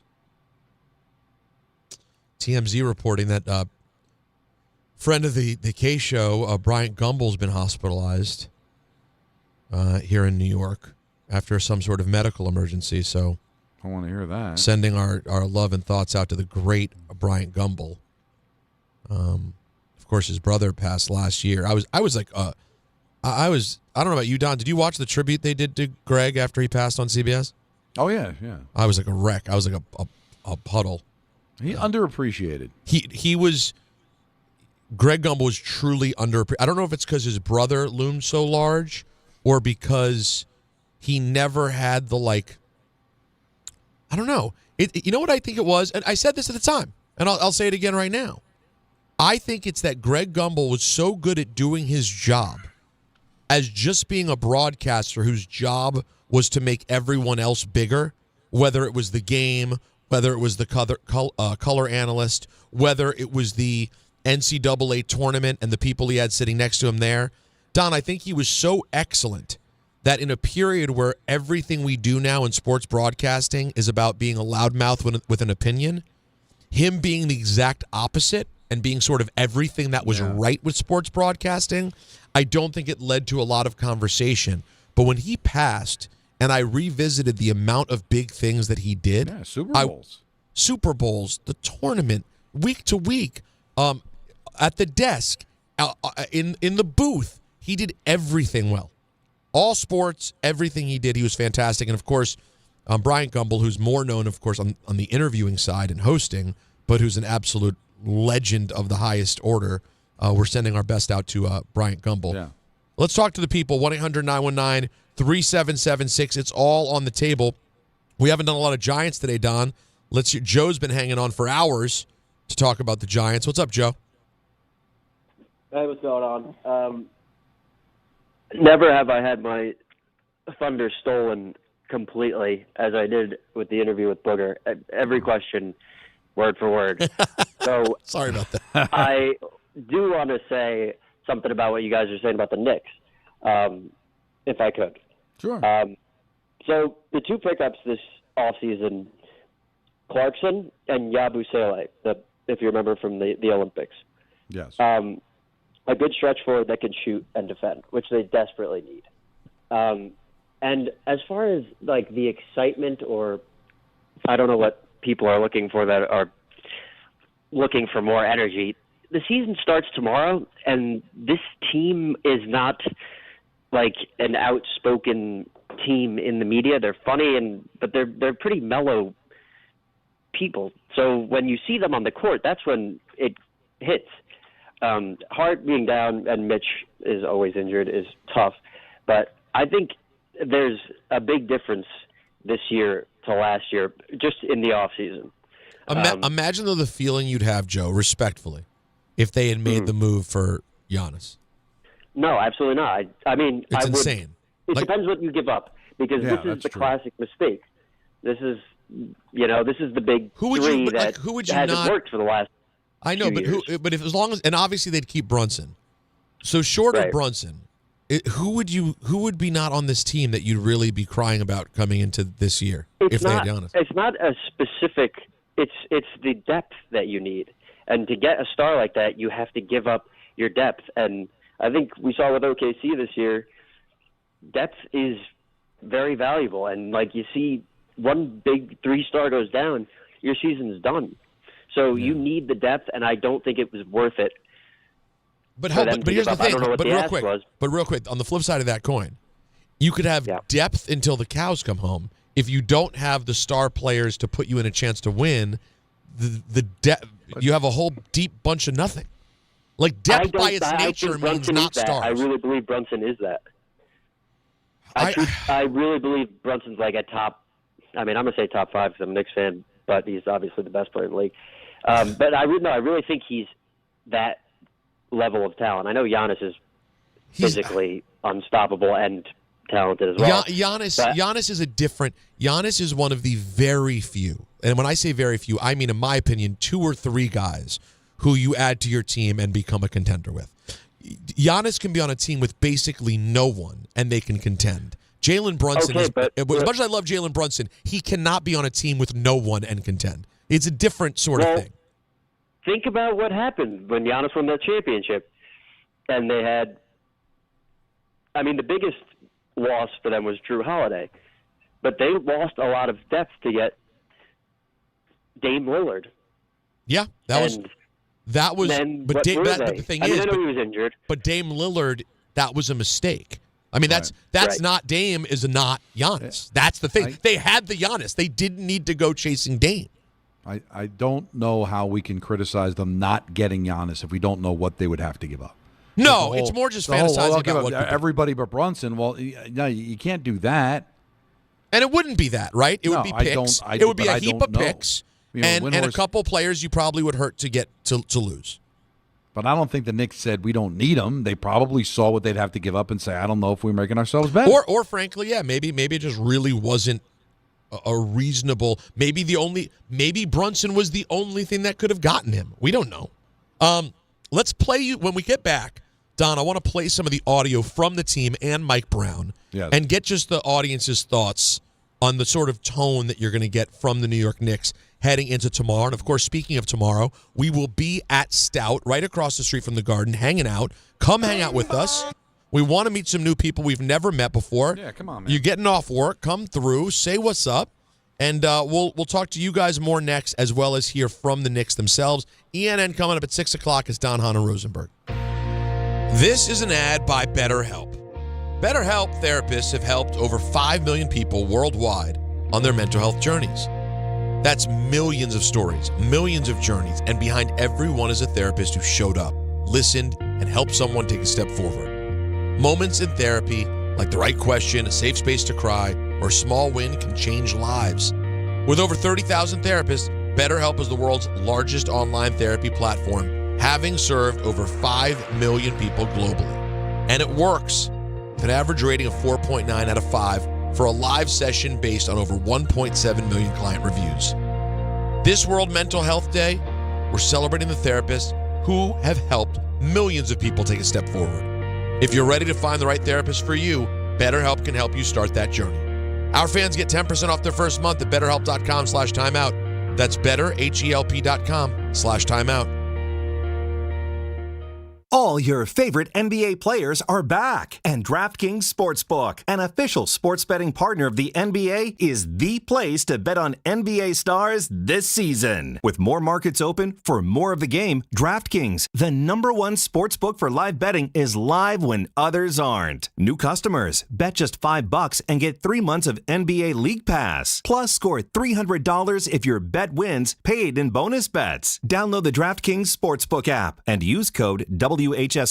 That's code WHSQ. Bet $5 and get 3 months of League Pass, plus get $300 in bonus bets if your bet wins. In partnership with DraftKings. The crown is yours. Gambling problem? Call 877-8-HOPE-NY or text HOPE-NY 467-369. 21 and over. New York only. Eligibility and restrictions apply. Bet must win to receive bonus bets which expire in 7 days. Minimum odds required. NBA League Pass auto renews until canceled. Additional terms at dkng.co/audio. Limited time offer. Join Optimum and Lifetime for a star-powered event October 25th from noon to 2 at the Riverdale Crossing Optimum store in the Bronx. Meet Taye Diggs, actor, executive producer, and star of Lifetime's Terry McMillan presents His, Hers, and Ours. At Uline, they know going the extra mile takes hard work. For companies pushing to go further, Uline will go the distance with you. 24/7, they answer the phone to get you the shipping and industrial supplies you need. Business can move fast. Unexpected large orders, adverse weather, new safety guidelines, and changing economic trends. Uline works hard keeping 41,000 items ready to ship, minimizing detours on your way to the extra mile. Visit uline.com. Finding great candidates to hire can be like, well, trying to find a needle in a haystack. Sure, you can post your job to some job board, but then all you can do is hope the right person comes along, which is why you should try ZipRecruiter for free at ZipRecruiter.com/ESPN. ZipRecruiter doesn't depend on candidates finding you. It finds them for you. Its powerful technology identifies people with the right experience and actively invites them to apply to your job. You get qualified candidates fast. So while other companies might deliver a lot of hay, ZipRecruiter finds you what you're looking for. The needle in the haystack. See why 4 out of 5 employers who post a job on ZipRecruiter get a quality candidate within the first day. ZipRecruiter, the smartest way to hire. And right now, you can try ZipRecruiter for free. That's right, free. At ZipRecruiter.com/ESPN. That's ZipRecruiter.com/ESPN. ZipRecruiter.com/ESPN. And now it's time for traffic. Here's Brandy Scott. Thanks, guys. Really no easy way to get around right now. LIE eastbound at a standstill in Queens. Right after the Van Wyck, a big crash. Only one lane is squeezing by. Traffic is jammed there from right into the Midtown Tunnel. Outbound Holland Canal Street back open. Police department activity picked up by Center and Lafayette. Damage is done. Going to run you over an hour getting onto the Jersey side. Outbound Lincoln picked up the slack. That's about a 20 to 30 minute wait. Best of it's the outbound George, Henry Hudson, and West Side Highway. Pockets of slowdowns there from the 50s on up. Inbound Georgia about 10 to 15 for the upper deck. Cross Bronx eastbound keeps you on the brakes. It's a crash by 3rd Avenue involving a box truck. This report is sponsored by the New York City Department of Transportation. Speeding ruins lives. Drivers, watch out for pedestrians and cyclists and slow your turns to less than 5 miles an hour. I'm Brandy Scott on 880 ESPN New York. Actual price will depend on product and subscription plan. Featured products are compounded drug products, which the FDA does not approve or verify for safety, effectiveness, or quality. Prescription products require an online consultation with a healthcare provider who will determine if appropriate. See website for details, restrictions, and important safety information. Want a boost in and out of the bedroom? Hims has you covered. Introducing a new 2-in-1 approach to level up your game. Tadalafil for better bedroom performance and zinc for testosterone support. Put it all together and you've got what you need to turn things all the way up. Getting started is simple. Just go to hims.com/joy to start your free online visit. Through Hims, you can access ED treatments including pills, chews, and more. 100% online. No office visits, no pharmacy lines. Just fill out a simple intake form and a licensed medical provider will determine if treatment's right for you. If prescribed, it ships free and discreetly to your door. Find affordable treatment options at up to 95% less than brand names at hims.com/joy. That's hims.com/joy, HIMS.com/JOY.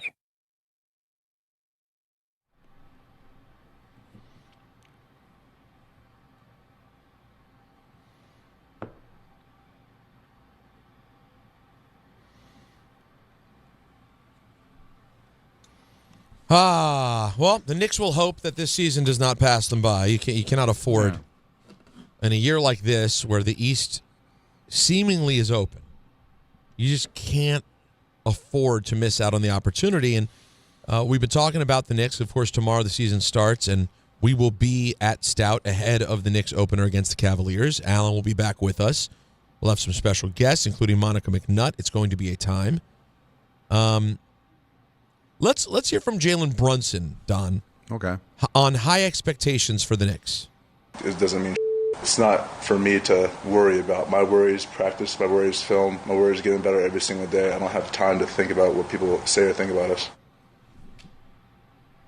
Karl Anthony Towns on the Knicks being one of the teams likely to be in the finals. I'm not thinking about that. All that is looking at a crystal ball, hoping that things work out the way the crystal ball says. We got to get there. We got to take care of our job to even think about that. So stay in the present. Don't worry about all the chatter, all the noise outside. Just worry about what's in the locker room, what we know we got to accomplish, what we got to do, get better every day, and put ourselves in the best spot every single day to win and hopefully make those odds right. All right. A little bit of something there. There's nothing wrong with that. And the last caller we had was talking about their personality. I'm not. It has nothing to do with their personality.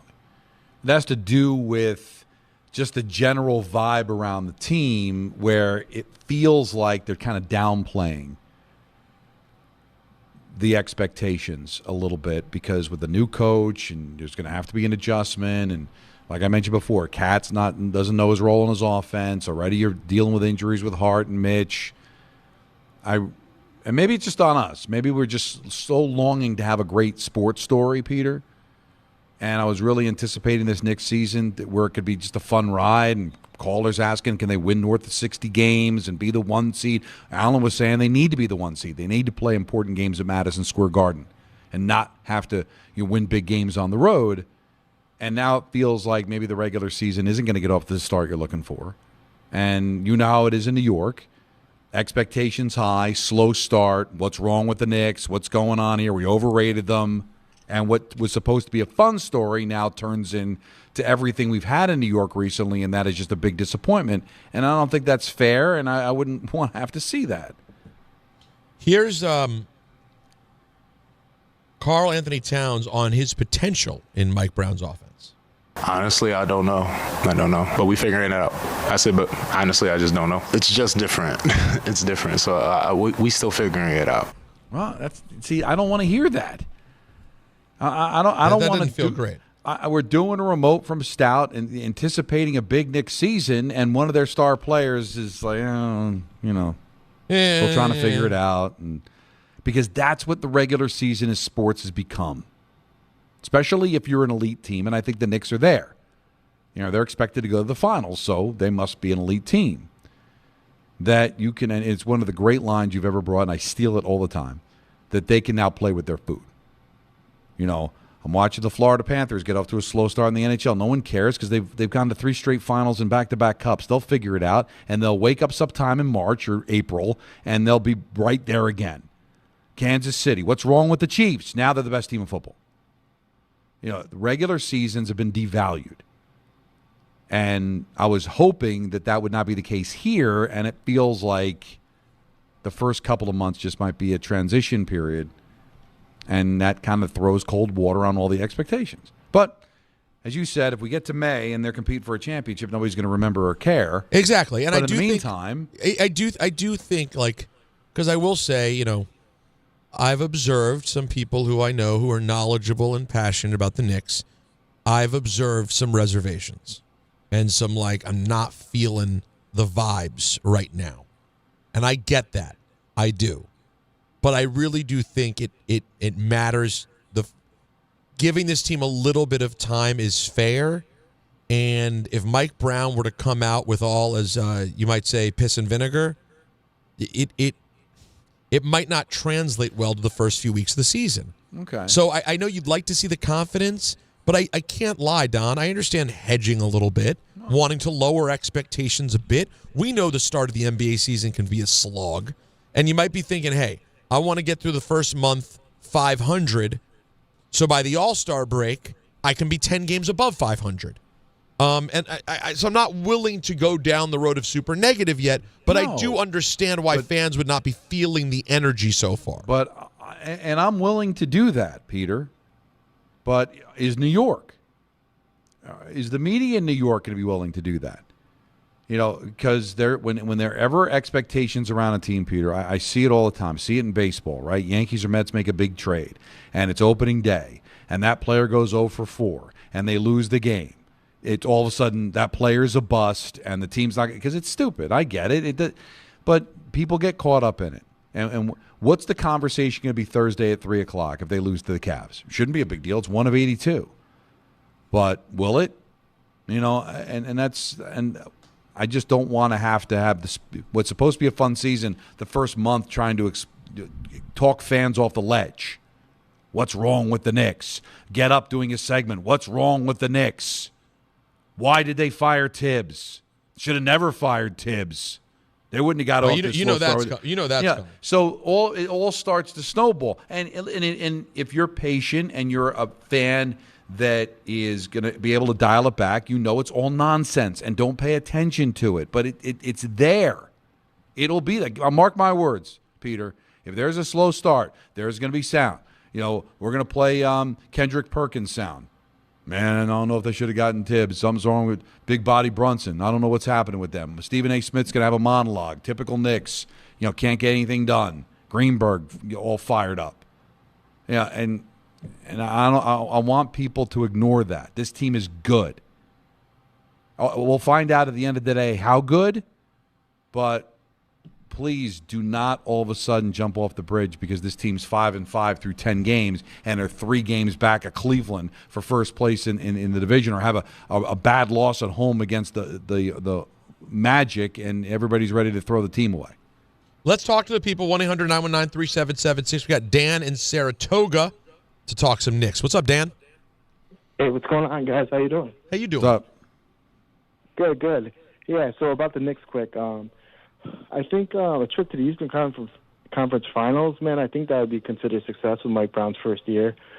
I don't expect a finals appearance. I mean, I'll take it.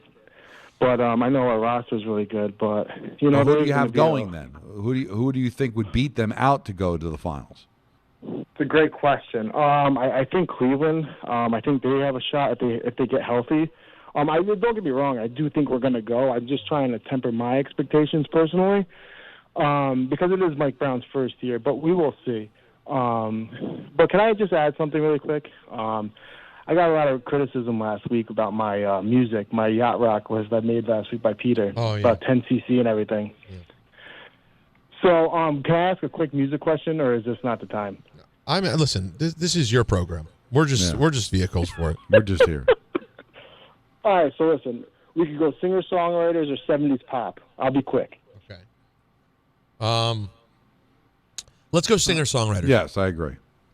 All right, let's do it. I'm going to give you 3. What do you think is most your favorites or influential, however you want to do it? I'm going to give you Bob Dylan, John Lennon, and Neil Young. And I'll hang up and listen. Thanks, guys. So this is like the same game. Thanks, Dan. This is what we played last time, where he throws out 3 things for you to rank, which I don't hate. He threw out Bob Dylan, John Lennon, yes, and Neil Young. I'm not a big Neil. I'm not a big Dylan or Neil Young guy. But or John Lennon solo, honestly. Yeah, I mean, of course. Dylan's got some songs that have lived forever. I would say covered so. 1,000,000 times. So he's done all right with himself. Dylan's got to be number 1. I think Dylan won. The thing with Lennon is it's like Lennon McCartney. Like Lennon's got a lot of great songs that are just his, but McCartney was involved. So is that cheat it a little bit? But I probably still have him 2 and Neil Young 3. Although I'm a Neil Young fan. He's got some incredible stuff. Not the great. It's very similar to Dylan, like not overly impressive voice. But I read the Graham Nash book from Crosby, Stills, Nash and Young, and boy was Neil Young a pain in the butt. I believe it. Well, Neil was one of those guys where they'd be at a party, and where did Neil go? He was done, and he just left without saying goodbye. And then they wouldn't see him for like a month. Then he'd be back with like 10 songs he wanted to record. But I think we land on the same spot. I'm with Don on that. I'll put Dylan 1. I mean, it's Bob Dylan, for God's sake. I got to see the movie. I haven't seen the movie. Now, maybe I'll order it on Amazon. Oh, there you go. If I were to do so, here's the amazing convenience I'll have, because Amazon, of course, is already a part of my life, but Amazon Pickup takes it to the next level. All right? If your time is limited, like me, what you can do is choose to send orders straight to a secure pickup location that works for you. Amazon lockers and counters, they're located in many places. Wherever you are, somewhere near you, there's an Amazon locker or counter, okay? So no matter where your day is taking you, no matter how busy your schedule is, if you're like me, baby at home, multiple jobs, a lot going on, wife needs you to go do stuff, you can stop in and grab your stuff right there. It's simple. You order online at checkout. You choose the pickup location that's most convenient. You'll get an email confirmation when it's ready with instructions to pick it up. It's that easy. It's quick, secure, no extra cost. Check it out for yourself. Go to Amazon.com/pickupMVP to learn more. That's Amazon.com/pickupMVP to learn more. Now let's go to Nick in Woodbridge, Don, who's on the optimistic side of the New York Knicks conversation. We love that. Nick. Hey, guys. Thanks for taking the call. I really appreciate it. Yeah, I mean, listen, Don, I think you hit the nail on the head, man. People are already, they're hampering their expectations because they're afraid of being hurt. And listen, real Knicks fans know, like, okay, this team has disappointed you over the years. But as a fan, how do you go into this year with anything but optimism?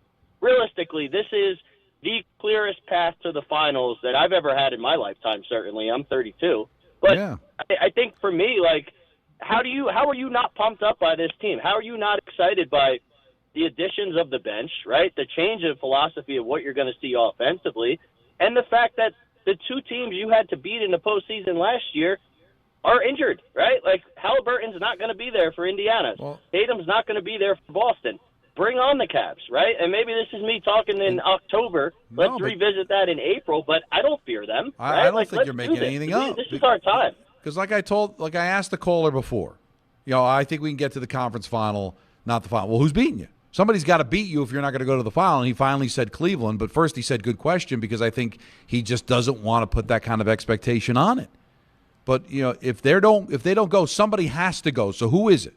Who right now is clearly better? If you want to say Cleveland, I can accept that because they didn't beat Cleveland all of last year. But Cleveland's banged up, and I think the Knicks are better. But outside of that, are the Pistons ready? Are the Magic ready?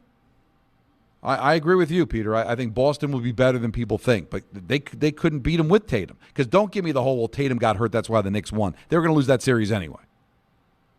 Oh yeah. No, that would be revisionist history. It was already over. I had already reconciled. It was over.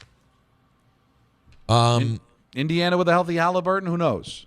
But that's not the case. Yeah, that's a more legitimate one because it's one game and Halliburton's lost early. So, but the Celtics were finished. We're going to do another segment of your calls, chat with you. Then we have ENN at 6 o'clock, Don. And Anthony Pusick ENN like you dream about. Love it. All of it. It's all happening right here on DHR. Ballybet Sportsbook. Yo, Ballybet stacked for football season. When it comes to sportsbook apps, it's undefeated. Ballybet. Check out that brand new parlay zone. Here's the kickoff. Build your bets and place them right on your phone. What? Live bets, daily boosts, and promos. Increase your odds so you can win more dough. Touchdown! Ballybet's the play. Make game day more fun and download it today. Must be 21 plus, New York only. Gambling problem? Call 1-877-8-HOPE-NY. Ballybet Sportsbook and Casino. Download it. Hey, it's Alan Hahn. Let me tell you about my friends at Bath Fitter. They remodeled the bath by my pool. They converted a tub into a shower. The result is amazing. Bath Fitter offers all types of custom bath renovations, including their unique PermaFit solution for a watertight fit. It's done in one day, easy to clean, and durable with no demo or mess, and it costs less than a standard replacement. Plus, a lifetime guarantee. Right now, you get no money down, no payments or interest until 2027. So start designing your bath today at bathfitter.com. There's only one Bath Fitter. Is college even worth it these days? At Empire State University, it actually is. They are SUNY's leading online university. Flexible, affordable, and built for real life. With more than 120 degree programs, you can study what matters most to you. And students agree, they're ranked #1 in student satisfaction among SUNY schools. Whether you are finishing what you started or starting fresh, your goals are within reach. See for yourself. Visit sunyempire.edu before the next term begins. Health surprises can change your life in an instant. You've seen it happen to others, but it doesn't have to be your story. At Princeton Longevity Center, we customize actionable and proactive health plans to maximize your lifespan and take control of your health. Our Cancer Check program combines cutting-edge technology with top medical expertise to keep you ahead of potential risks. With advanced full-body imaging, genetic testing, and multi-cancer detection blood tests, we look for even the earliest signs of problems. Results are analyzed by expert physicians who craft a personalized plan to safeguard your future. You're not just a patient, you're a partner in your health journey, backed by a team committed to helping you live longer, healthier, and more vibrantly. Our programs have saved hundreds of lives and empowered countless others to take control of their health. Be proactive with your health for the ultimate peace of mind. Call 888-8000-PLC or visit PrincetonLongevityCenter.com. Just printed from the Erie Canal Press, the most coveted ticket, New York Lottery's $1 million raffle, hath arrived. 15 fortunate souls shall come into the fortune of a millionaire. Translation, the $1 million raffle is here, and 15 winners are going to become millionaires. The New York Lottery commemorates 200 years of the Erie Canal with your best odds of winning $1 million. Limited tickets available. Ask your local retailer today. Please play responsibly. Must be 18 plus. Gambling problem? Call 1-877-8-HOPE-NY or text HOPE-NY. Hey, fans! Welcome back to Fansville's Cheers and Tears. Oh. Okay, so everybody deals with losing, right? To a rival on a last-second field goal. Whatever, it's fine. I'm totally fine. But I cope with losing with an ice-cold Dr. Pepper. Those 23 flavors are so delicious. They totally wash away the pain of your college football team taking a big fat L. College football, it's a pepper thing. Tire care shouldn't come with extra costs or surprise fees. It should be simple, straightforward, and stress-free. So at Midas, they're rolling out the limited lifetime tire guarantee, included with every tire purchase with paid installation. You'll pay nothing for flat repairs, nada for flat replacements, zilch for tire rotations every 5,000 miles, and zero for other preventative maintenance. So with this limited lifetime tire guarantee, you'll pay a whole lot of nothing compared to what the other guys charge for tire care. That's the limited lifetime tire guarantee, only at Midas. From the regular season to the Super Bowl, ESPN New York is your destination for football. We've got crazy fans. If the Giants somehow beat the Cowboys, I'm going to take a dump on your head. You can feel good because you're a damn football team. Expert analysis. Marcus Spears joins us now. ESPN NFL analyst Damian Woody. Mel Kiper Jr. The Hall of Famer Steve Young. He's kind of our resident general manager, Louis Riddick. We got Mike Tannenbaum right now. And all your fantasy and wagering needs. This is ESPN New York. We are football.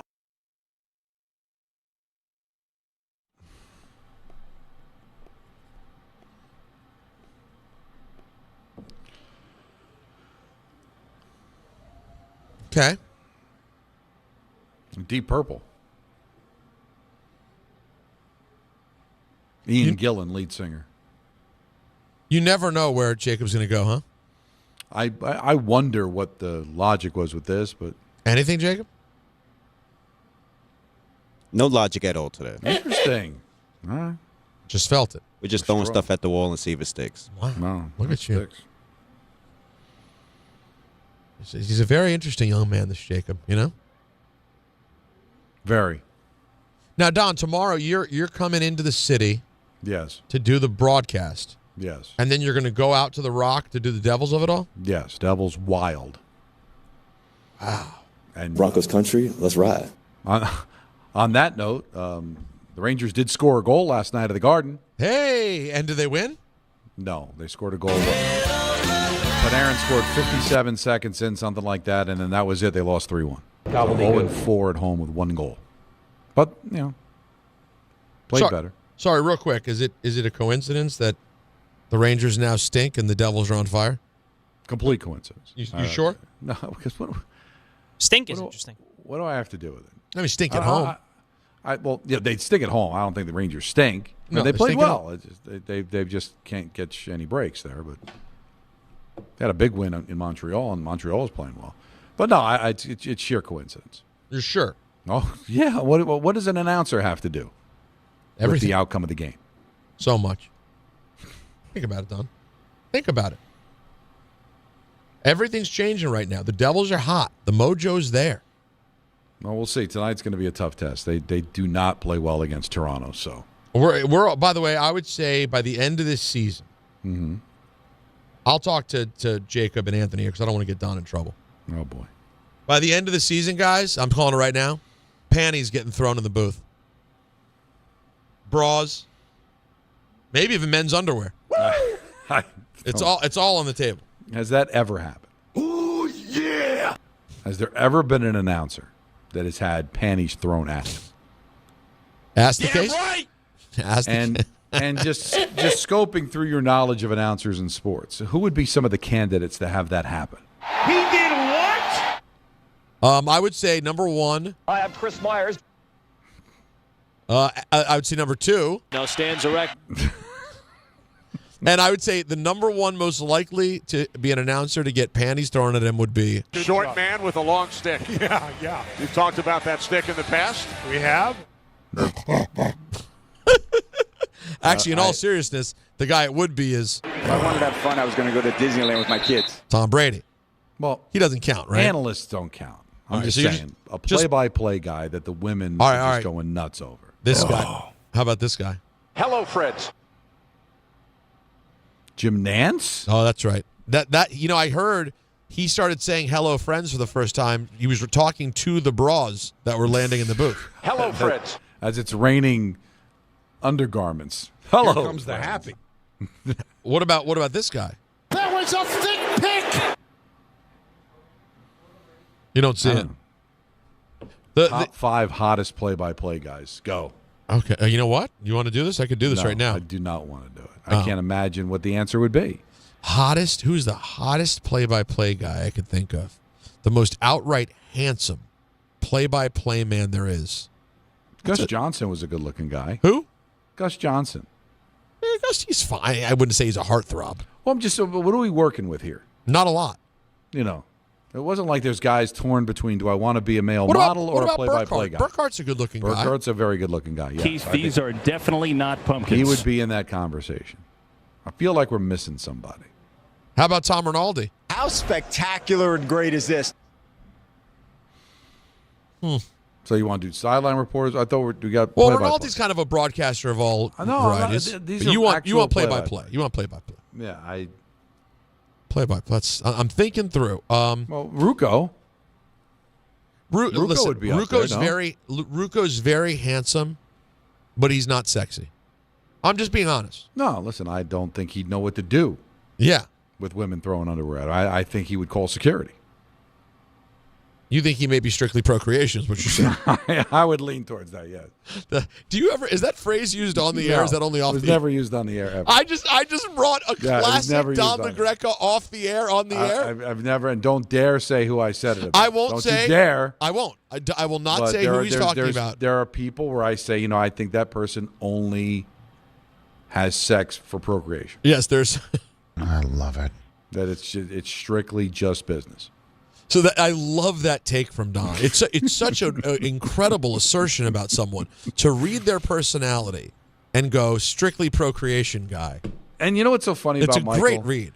The thing with Michael is that whenever I do that, he's always got to swing the eyes. Like, oh no way, man, not him. Like, come on, really? You don't even see where I'm saying where I'm coming from.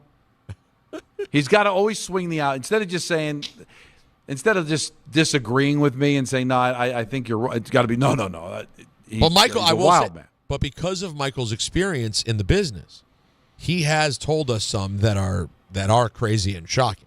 Yeah, he's given us some interesting ones. He is so hot inside. You know what I mean? Joe Buck's a good-looking guy. See ya. Michael's good. Look, Michael's good looking. Now, come on. Michael's not a heartthrob. Listen, if I put Michael in a room with Burkhart and Buck, well, just because he's last. And Jacob, I just saw Jacob go wow across the glass. That's not. If you put me in the room with Burkhart and Buck, I'm last. There's nothing to shake. What are you going to do? But a lot of Michael finishing in last is because he's much older than those guys. No. I think even in their prime, Buck and Burkhart are better looking than Kay. Interesting. Come on, listen, Michael's he's exceptionally talented. I'm not saying he has, by the way, from what the stories I've heard of single Michael, I think there's a chance his game exceeds both of those guys. But I'm not talking about game. I'm not talking about results. I'm talking about potential. Okay, I'm talking about what you walk in the booth with, not what you are capable of doing. Because sometimes, I could show you two players who are both very talented, but there's one whose work ethic takes him to the next level. Now, I do think that single Michael might have been in at least a position to get undergarments thrown at him. That's a great point. So, because when you think about it, when in like the heyday of the Yankees, when things were like out of control and it was nothing but winning, and he's the face of that. Yeah. Think about the sex appeal. I've been a Yankees fan since 1963. You're talking like, 96 through 03. Michael's in his late 30s, early 40s, single. Oh, God. Calling big game after big game. Come on, every night. Then eventually parlays it into the TV gig in 01. So That's right in the middle of it, he's on television. Boom, now he's a TV guy. Single as can be. Free as a bird. I've been a Yankee fan since 1938. Isn't it funny? Because I will tell you this right now. I was watching the playoffs. They will go around Yankee Stadium, and I kid you not, you could go ballpark to ballpark. I don't know if there's a ballpark with hotter women in it than Yankee Stadium. Yet the Yankees have hot fans. They do. It's the Yankees, so it's just the nature of the beast. But it's so funny because they also have this 75% of the stadium. I've been a Yankees fan since 1944. It's such an incredible combo. Been a Yankees fan since 1983. He'd be more likely to have male underwear thrown at him, but there's a chance a brassiere would show up. Yes. There is a chance. I don't think it's during that Yankee run. I wonder what the craziest story he could never tell us, of course, on the air, but I wonder what the craziest story from the era is. Him and Sterling on the road together? You kidding me? Imagine what was happening out there. Oh, my God. No. But this all started, though, because I believe by the end of this Devils season, Don LaGreca. You're going to be getting phone calls from Nancy. She's going to go, I'm seeing what's happened on TV. Actually, speaking of Nancy, on a serious note, is she watching every game? Yeah, with the kids and everything, yeah. So it's you're realistically, you're on in the house while things are happening. I can't imagine everyone's gathering around to watch every minute of hockey. It's just the TV's on and it's loud and it's playing in the house. Daddy's on the TV. They're 7-year-olds. I mean, even their favorite movie, they'll get distracted into something else midway through. Right. Gotta watch it. Well, what are you doing? Why are you picking up the iPad? We're 15 minutes into the movie. Isn't it that has to be so aggravating? That you finally locked in and you said, well, you know what, we can watch the Bluey now. Bro, this Bluey episode content is gripping. And now all of a sudden 5 minutes in, they're off of Bluey. They're on to something else. All right, we're going to take a quick break. Anthony, you ready for ENN? Are you? Oh, yeah. All right, Anthony's getting ready for ENN. We'll do that. Then we'll talk to the people more. If you're on hold, hang tight. If you have the patience, we'll get to you after ENN. And it's Don, Hahn, and Rosenberg on ESPN New York. Hey, this is Mika Zibanejad. Hey, this is Adam Fox. Catch every Rangers game right here on 880 ESPN. WHSQ and WCBS-FM HD2, New York. And now it's time for traffic. Here's Brandy Scott. Thanks a million, guys. I hope you have a great rest of the night. Police department activity slowing you down at the Verrazano, a lane out on the upper deck in both directions. Especially tough making your way onto the Staten Island side. You're backed up onto the outbound Gowanus and westbound belt in Brooklyn. They just picked up that crash on the LIE eastbound right after the Van Wyck in Queens. Now it looks like we've got a new issue over by Queens Boulevard. Still slammed there from right out of the Midtown Tunnel. Just no easy way to the outbound, George. Not even the Henry Hudson going to help you out. West Side Highway northbound, some pockets of delays there from the 50s. Inbound Georgia, about 15 to 20 for the upper deck. Cross Bronx eastbound keeps you on the brakes. Still have a crash involving a box truck over by 3rd Avenue. Outbound Lincoln, your best ride at 30 to 40 minutes. Outbound Holland going to run you well over an hour. I'm Brandy Scott on 880 ESPN New York. Listen up, New York. It's football season, and you should be out there enjoying every play, every tailgate, every moment. But if you're dealing with neck pain, back pain, joint pain, or sciatica, even getting off the couch can feel like a challenge.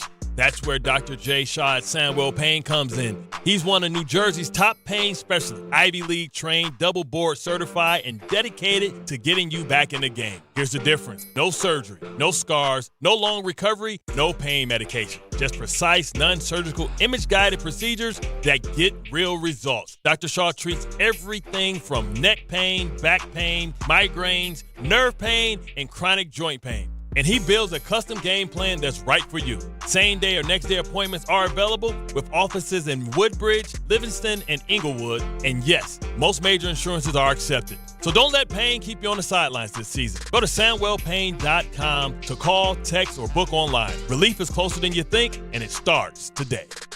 There are a lot of reasons why people buy at Ramsey Mazda. It's their selection, it's their customer service, and it's their savings. Get 1.9% financing on a new Mazda 2025 CX-50 or lease for $219 for 36 months. Start shopping now at RamseyMazda.com. Choose wisely. Choose Ramsey Mazda. Call 833-853-2970 for lease details. VIN SN 390557. MSRP $32,455. Zero security deposit. APR $17.48 per $1,000 financed. Ends 10/31/25.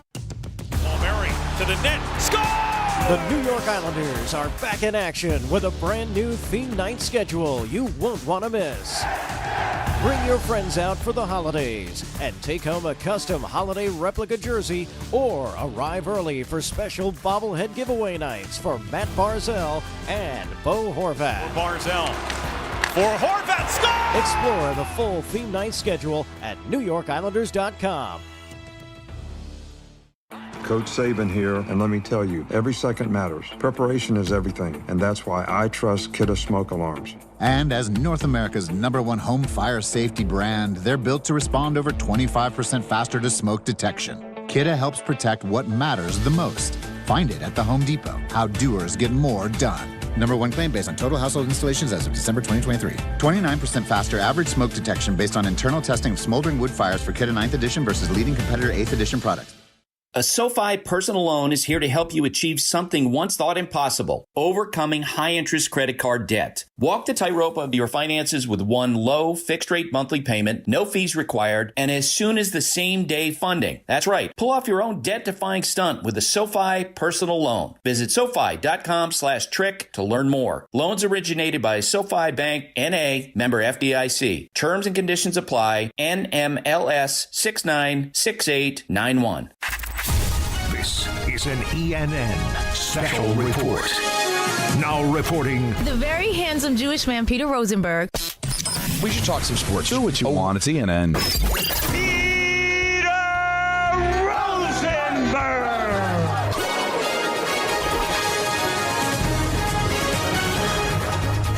Oh, ladies and gentlemen, welcome to ENN. It's driven by Ramsey Mazda. All right? It's the experience of driving a new Mazda and buying a new Mazda from Ramsey Mazda. Choose wisely. Choose Ramsey Mazda. Anthony, how are you? Well, we're going to try this 3-shot for the first time today. Uh-oh. How's that going to look? It looks good. Not bad. So you're cutting the video while you're also doing the ENN? We got a lot of and you're doing it on an HP laptop? That could break down at any time. Hey, that's a Disney laptop. That's a very good laptop. Probably better than the laptop I have at home, to be honest. Really? Anyway. Okay. Good evening, everybody. How we doing? Hi. How are you? Good. We have a lot of good evenings to get to. Let's start Hey guys, how are you? Oh, hi, Griff. Nice to hear from you. Let's say good evening to Don. Let's say there was a power struggle between the Johnsons. That's what it was. You never want to see a power struggle between the Johnsons. Typically not. Would. Well, it depends if you're into that kind of thing. But I meant Chris and Woody. Gobbledygook. That doesn't help. He did a gobble. Him and Iron Eagles gobbledygook is probably very, very good. Yeah, the best. Back to back. Let's see, Don again. I'm going down, down, down. And Peter. I'm going down. Beautiful. So I don't know if you guys saw this on social media. Russell Wilson and Sean Payton. Oh, this isn't good. Don't very much like each other. I'm hearing that. And it all started because there was so much to get to after the game on Sunday that this quote by Sean Payton kind of went by the wayside. I have a ton of respect for that organization. I spent 4 of my early years there coordinating Super Bowl, first game in this stadium before 9/11, close with the Mayor Tisch family. And, they found a little spark with that quarterback. I was talking to John Mayer not too long ago, and I said we were hoping that change would have happened long after our game. Doesn't seem like anything. No, because it's not anything. It's nothing. Stop it. Well, no. He's saying he wanted Russell Wilson. I also interpreted it. I also interpreted it as nothing. Yeah, it's but nothing. Other people didn't. One of those people was Russell Wilson because at 4:39 this afternoon he tweeted, "Classless, but not surprised. Didn't realize you're still bounty hunting 15 plus years later through the media. Oh boy. #Let's ride." Dude. What happened in Denver? Oh my goodness. This isn't like a Mike McCarthy, Aaron Rodgers. They didn't agree. They moved on, and then years later they're going to get together and be like, we have a mutual respect for each other because we won a Super Bowl together. Now they didn't win a Super Bowl. They don't like each other at all. I like Russell Wilson. I wanted the Giants to get him before he went to Denver. And that would have been a mistake because it was a mistake in Denver. And he acted like a clown there. He wanted Mr. Unlimited. And he acted like a toolbox, okay? Fine. Now, maybe did Sean Payton mean a little something?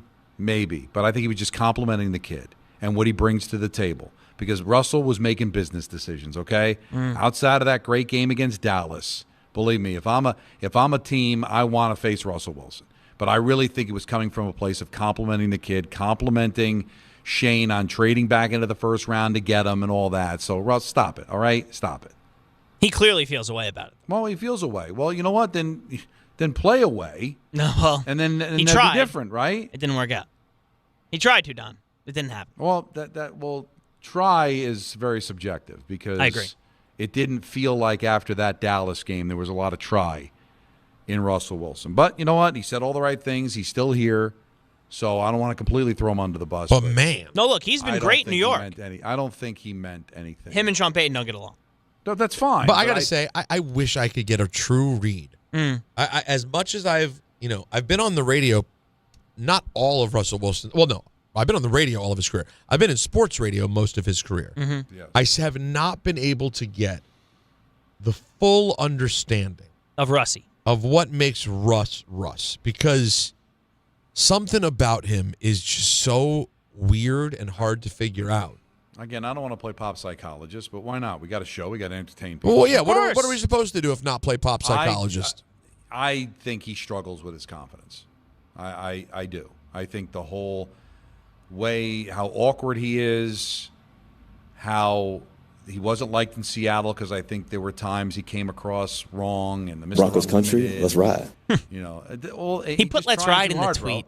Dude, you were an elite quarterback. You did some special things in your career, and I don't think he was ever really 100% comfortable with how good he was. And now he's struggling because if you didn't believe in yourself when you were good, then you're really going to struggle to believe in yourself now that you're at the tail end and you're on.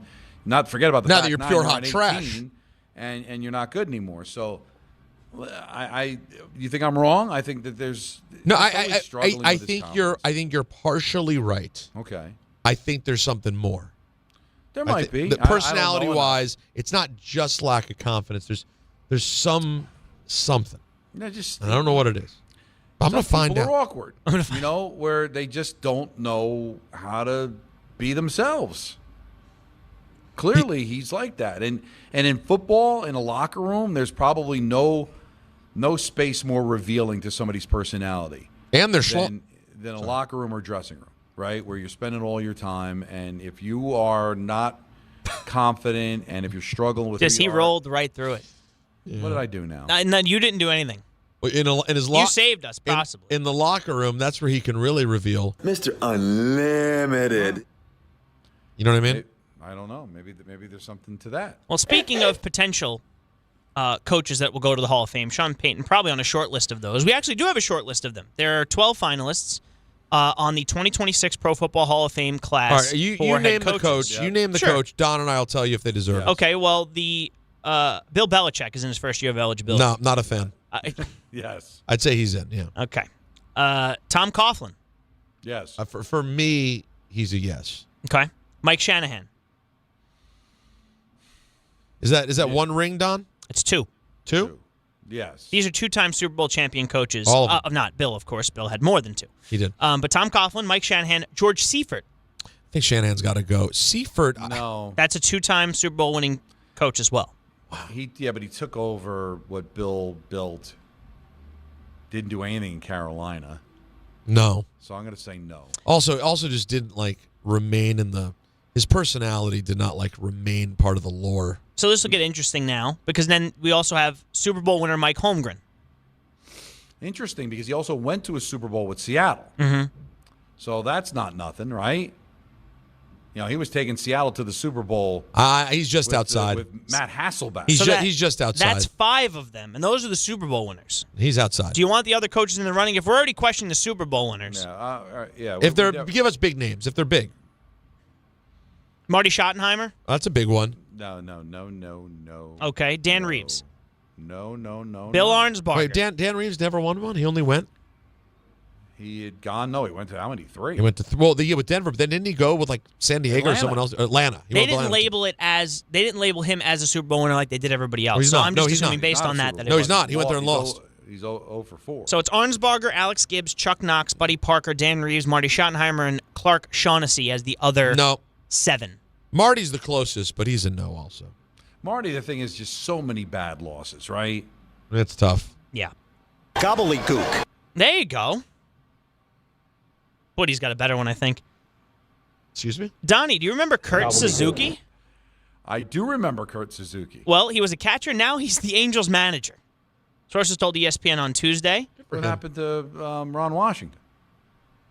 I believe they let him go. I did not catch that. I believe that they let him go.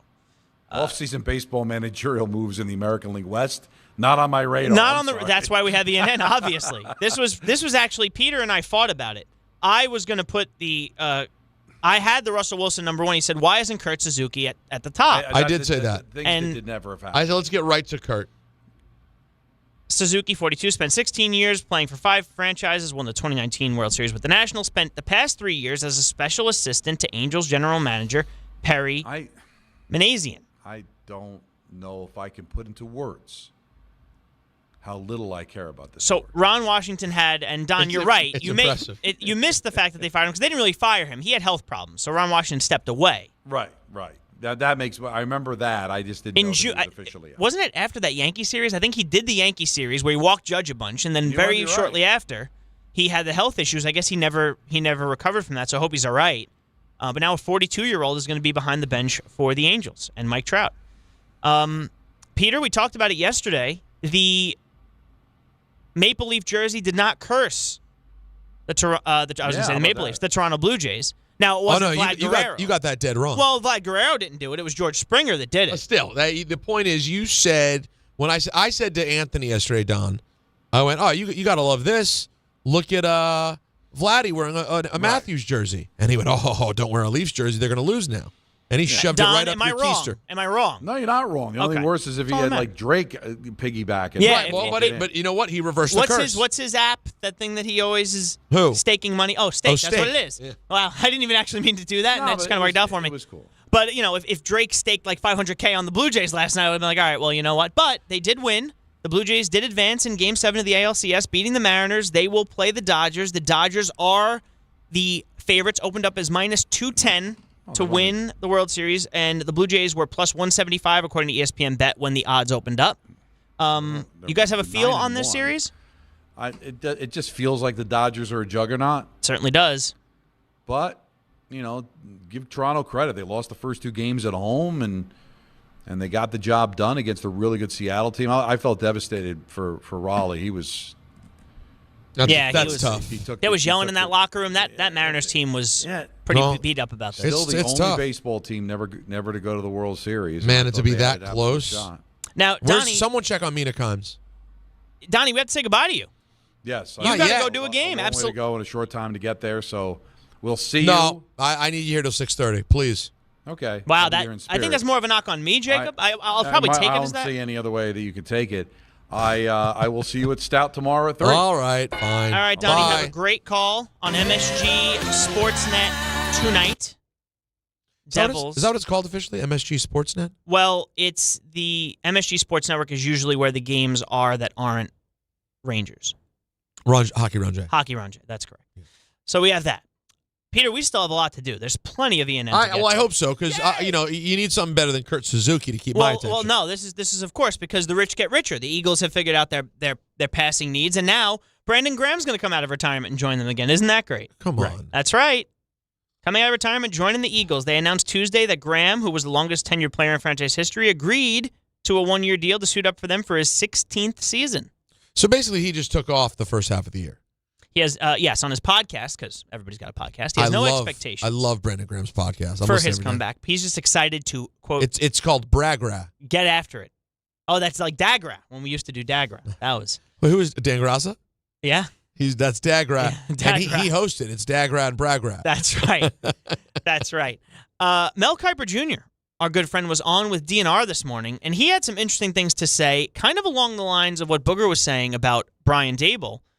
Is Jackson Dart saving Brian Dable's job? If you didn't have Jackson, then you go a different direction. If this team continues to have trouble winning games, but with Jackson and the development he's showing, if he continues to progress, then Daboll, like I say, is aligned with him, and you give it in next year to see what happens. You have to wait till quarterbacks are 5-6 years into this league. I mean, these quarterbacks, like I said before, that's why you got to be careful with these starts coming out. These quarterbacks are expected to be great pretty quick, and once they show they can be really good, as I said, Bill Walsh said it. Once they show it, it's up to the coaching staff and the organization to maintain it.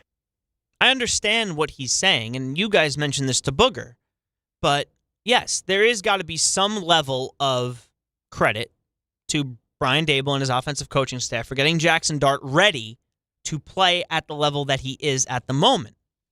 But do you risk the possibility of having a game like against the Broncos? Games where you don't have a kicker, who they cut, by the way. So it's either going to be Graham Gano or Younghoe Koo this weekend for the Giants. I believe Gano can come off the IR, and if not him, I believe Koo was on the practice squad, or at least he was one of the guys that were up for that job when Gano was hurt. which, of course, they didn't have him for, I believe, was the Cowboy game again.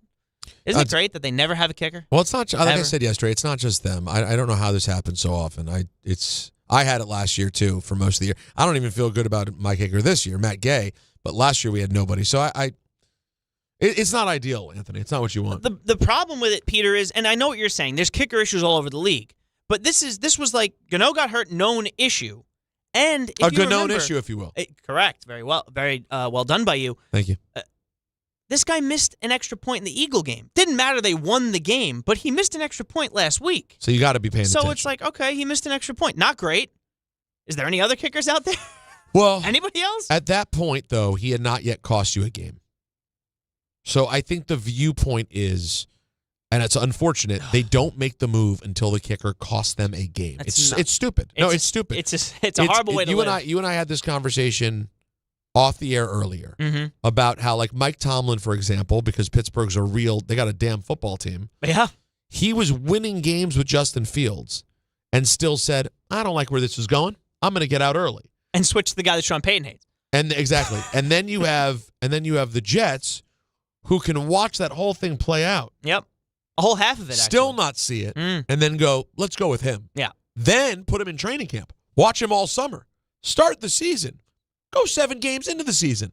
Still need that much to see it. So it's different ways of operating. And bad teams do bad, dumb stuff. Now, this is interesting already. It's week, and you mentioned it, Peter, week 7 going into week 8. And DNR, rightfully so, by the way, are already asking Mel to rank the top quarterbacks for the Jets. That's sad. It's going to be Mendoza. We know he's going to be in this draft. We don't know if Dante Moore will be. We don't know if Ty Simpson will be. His father's a coach at UT Martin. I think his father's going to say, is this enough one full year when you have another year of eligibility left? If you ask me right now who's been the most impressive college quarterback, it's not Mendoza or Moore. It's Ty Simpson right now. I'll give you 3 guys, Simpson, Moore, and Mendoza. One of those 3 is going to be a Jet. Now, he mentioned Ty Simpson. He's the quarterback for Alabama. Moore is the quarterback for Oregon, and Mendoza is the quarterback for Indiana. And he likes Simpson, who may not even come out over all those guys. But there's a more likely chance that it's Mendoza or Moore coming out. So, Mel, between the two, who do you like more? Luckily, there is a quarterback, not Dante Moore. Dante Moore had 5 starts, and now he's starting for Oregon. He's going to end his career with 18, 19 starts. That's a low number. Mendoza had 19 going into the year. He's going to be over 30 when his career ends at the end of this year at Indiana. He'll have the perfect number of starts, over 30. Mendoza would be the guy you could bring in with confidence, and at least he has the experience. If he has the talent, and he looks like he does have that, he's showing that, then he could be the Jets pick, maybe over Moore. We don't know if Moore will even go back to Oregon or not. Maybe he will. This is something that Mel talked about last week, Peter, and I listened to his interview with them last week, that experience is going to matter for a quarterback in this Jets system. Because I have a question for you. How much confidence right now do you have in the offensive brain trust of this Jets team to take a quarterback, a young kid, who's going to have played less than 20 starts if it's somebody like Moore or Ty Simpson, to turn them into Jaden Daniels? I think, let me put it this way. I think that this group, this brain trust, if you will, if they put their mind to it, can absolutely build another Justin Fields. See, that's not what you want to hear. Fine. Even Zach Wilson, I could see them doing that. No, they can't. And unfortunately, I've seen it happen with it seems like whoever is here isn't able to do it. This is the worst organization in the league to build a quarterback. There's no place worse. It's true, though. Where's true? Like, look around. So, like, let's look at places that are kind of perennially bad also in different ways. You just don't even walk into a quarterback in this organization. They don't even accidentally find one. When they do, and when they walk into one or, spend, or fly a private jet and court one, then they show up and their leg falls apart. Not great. So, but Arizona, bad team. When was the last time the Jets had someone even at Kyler Murray's level?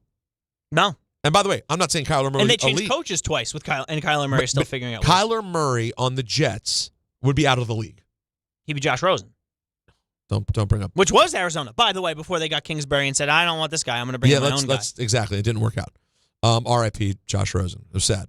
I'm trying to think of other places. Still alive. Just his career is right. Career's dead as a doornail, though. Carolina, not great. However, Darnold was better there. Bryce Young's kind of putting something together there. Isn't that pretty amazing? It's again, that's a couple coaches. That's Carolina. Yeah. I'm just trying to think of where, like everywhere. You can find dumpster fire teams, but they managed to get a quarterback on the field. Tennessee. It's interesting. Levis is hurt. Now they have Cam Ward. They just changed the coach. Yeah, They're not liking we'll what they've seen through we'll 6 weeks. But in general, going all the way back to Mariota, it hasn't been Tannehill great. was a serviceable guy with Vrabel as a defensive guy. It wasn't like he was the one that was running the offense. And the sad thing is, all of these names, Tannehill, Mariota, all better than Jets quarterbacks. Yeah. All better. At any point. You take any of them. And you know what's so interesting, Peter, and you brought it up, and sometimes I roll my eyes at you for it, but you always end up proving to be right. Thank you. We talked about the article that came out before the college football season started. And Mel's big board, and Mel's projected here's all the quarterbacks you got to look at. Nussmeier from LSU, Arch Manning. I don't even think Texas is ranked right now. None of the guys that I just mentioned in those three were any of the guys that were in that list in August. I know. And it was, this is going to be a great quarterback class. Drew Aller, out for the year. James Franklin just got fired. This is a year you don't want the pick for quarterback because I don't think anybody knows if any of these guys are any good. And by the way, invariably, one will turn out to be good. There will be one, but we don't know who it is. And it might be at 15. And you know when taken by the Dolphins. Exactly. Or it might be one that you're watching some random bowl game over the holidays and you see some random close shootout of a game. You're like, who's that guy? And then that guy turns out to be the guy. No one was paying attention to the guy from whoever it is. I don't want to say a school because then they could have a famous quarterback and I look like a fool. Correct. But you don't know because Nussmeier's the LSU guy. Our pinhead Suchon Winthrop loves Nussmeier. But everybody's kind of soured on him now. Nuss? Mm-hmm. Listen, he's coached by Brian Kelly. He's got to be good, right? I'm here with my family. Something that Peter and I also enjoy, and this will be our last thing for ENN, a 1986 Fleer Michael Jordan rookie card was on sale. That card's the dream. Via Golden Auctions. What do you think that one ran you, Peter? And I have to tell you. It sold already? It sold, and it was an aftermarket signature card. Which that means, of course, for anybody that doesn't know the trading is, the card itself wasn't autographed. Somebody got Michael to autograph. Yeah, they didn't come with autographs back then. That wasn't a thing. Right. So it's an aftermarket signature card, 1986 Fleer Michael Jordan rookie. What do you think that sold for? $750,000. Oh, higher, Bob. What do you got, Jacob? I'm going to double it, 1.4. No, $2.7 million. For the 1986 Fleer Michael Jordan rookie card that he ended up signing aftermarket. That Jordan rookie card is a crazy. There are like 4 or 5 Jordan rookies. That Fleer one is just crazy. And I mean, imagine that. Imagine you pulled that from a pack one day. It's crazy. Have you seen, and this is, of course, completely unrelated, that these like Topps did a SpongeBob thing? These cards are going for like thousands of dollars. Currently? Yeah. I don't know how anyone trusts, respectfully, how does anyone trust the current card market? One of one SpongeBob cards. I'm like, this By is the way, anyone out there want to buy my 1985 Topps WWF sealed mint condition set? I bought it during COVID because I'm out of my mind. It's on Peter's eBay. It is. It's in perfect shape. You could pull the Hulk Hogan rookie from it. It's a cool box. It is the coolest box of wrestling cards there is. I just was out of my mind when I bought it. It's insane. It's a hobby that you can't do if you don't have money. Well, yeah. But the problem is you also need to have interest that maintains. Yeah. I had like a period there where I was pretty into it. Like, this is fun, and it's like now. And then I got to tell you, I tried.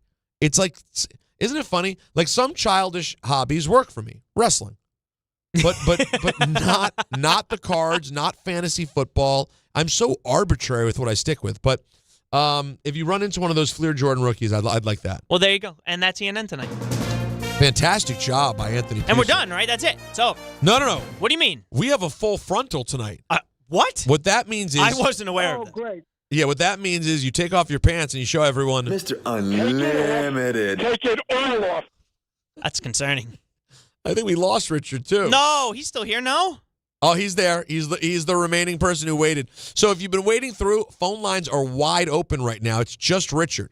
So whatever the subject is that you want to get in on, no matter what the topic is, it's all on the table. Last call crew, the next half hour, I will take you till 7 o'clock, get you home through that New York City traffic, wherever you may be. Give us a call, 1-800-919-3776. Of course, don't forget, we're at Stout tomorrow, right across from MSG for the Knicks home opener, and opener overall, in fact. Broadcasting live starting at 3, special guests. It's going to be a time. It's all brought to you by Sun Cruiser Vodka Iced Tea. Ready to let the good times cruise? Then you need Sun Cruiser Vodka Iced Tea made with real iced tea, real vodka, and no bubbles. A wildly refreshing drink. We will talk to all of you next, right here on Don, Hahn, and Rosenberg. 1-877 Cars for Kids. KARS Cars for Kids. 1-877 Cars for Kids. Donate your car today.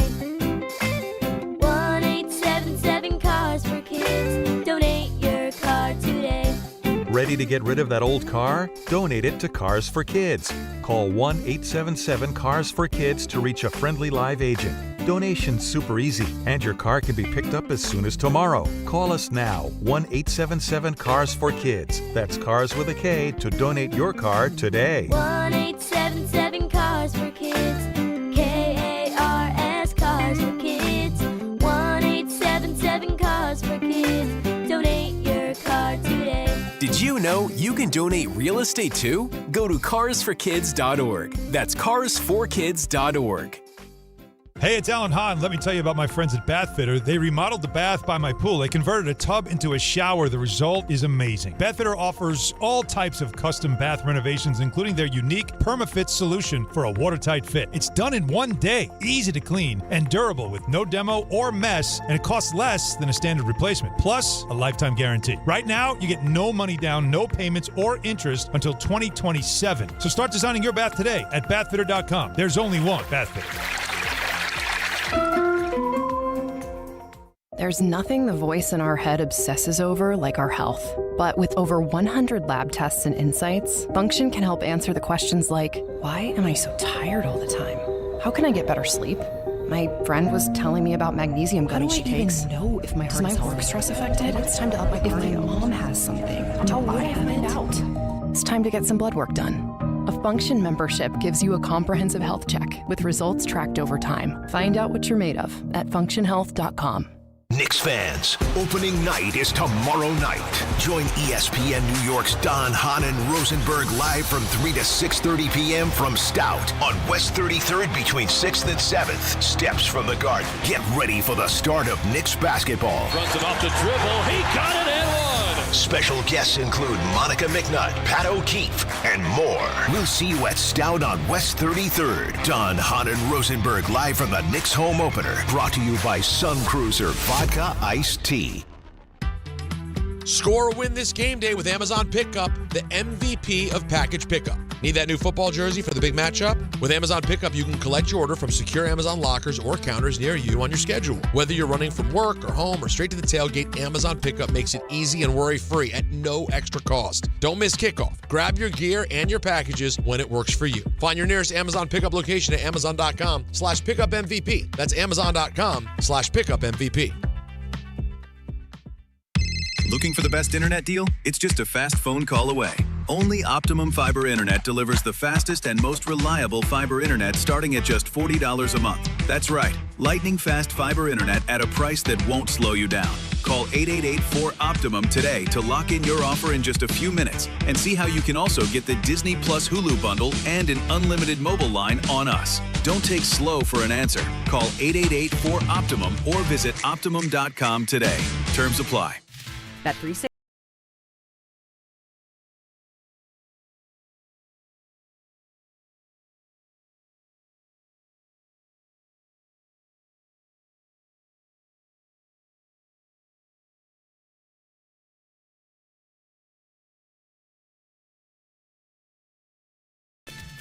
Gambling problem? Call 1-800-GAMBLER. 21 plus only. Must be physically located in New Jersey. T&Cs apply. This college football moment is brought to you by Serve Pro. College football teams have moments they recovered from and made it like it never even happened. Like on September 24, 2016, when Tulsa found themselves down 31-0 to Fresno State. With 10 minutes left in the second quarter, Tulsa fought back to tie the game at 41. And then won 48-41 in double overtime. Serve Pro. Like it never even happened.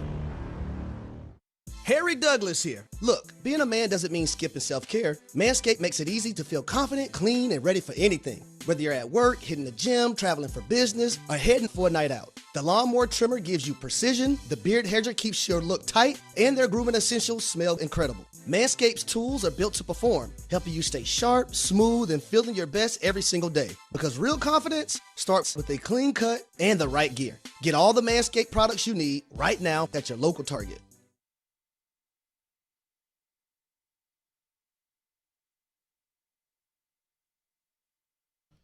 All right, lots of people to talk to right now. I'm excited to talk to all of you. 1-800-919-3776, or maybe you're in the chat room. I'll try to get some chat conversation here as well from the people left in the old YouTube channel. Go subscribe, by the way, if you haven't subscribed yet. Tomorrow you'll be able to watch along with us as we're live at Stout.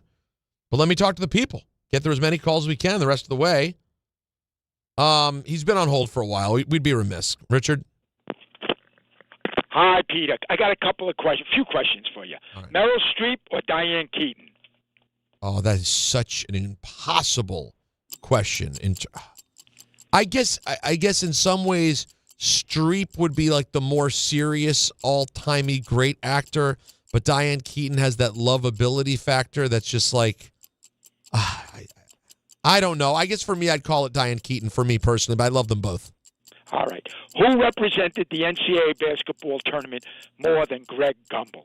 He was fantastic. Thursday night, he'd be doing the rundowns, the highlights, going in and out of games. Was there anyone better than Greg Gumbel? Oh, he was.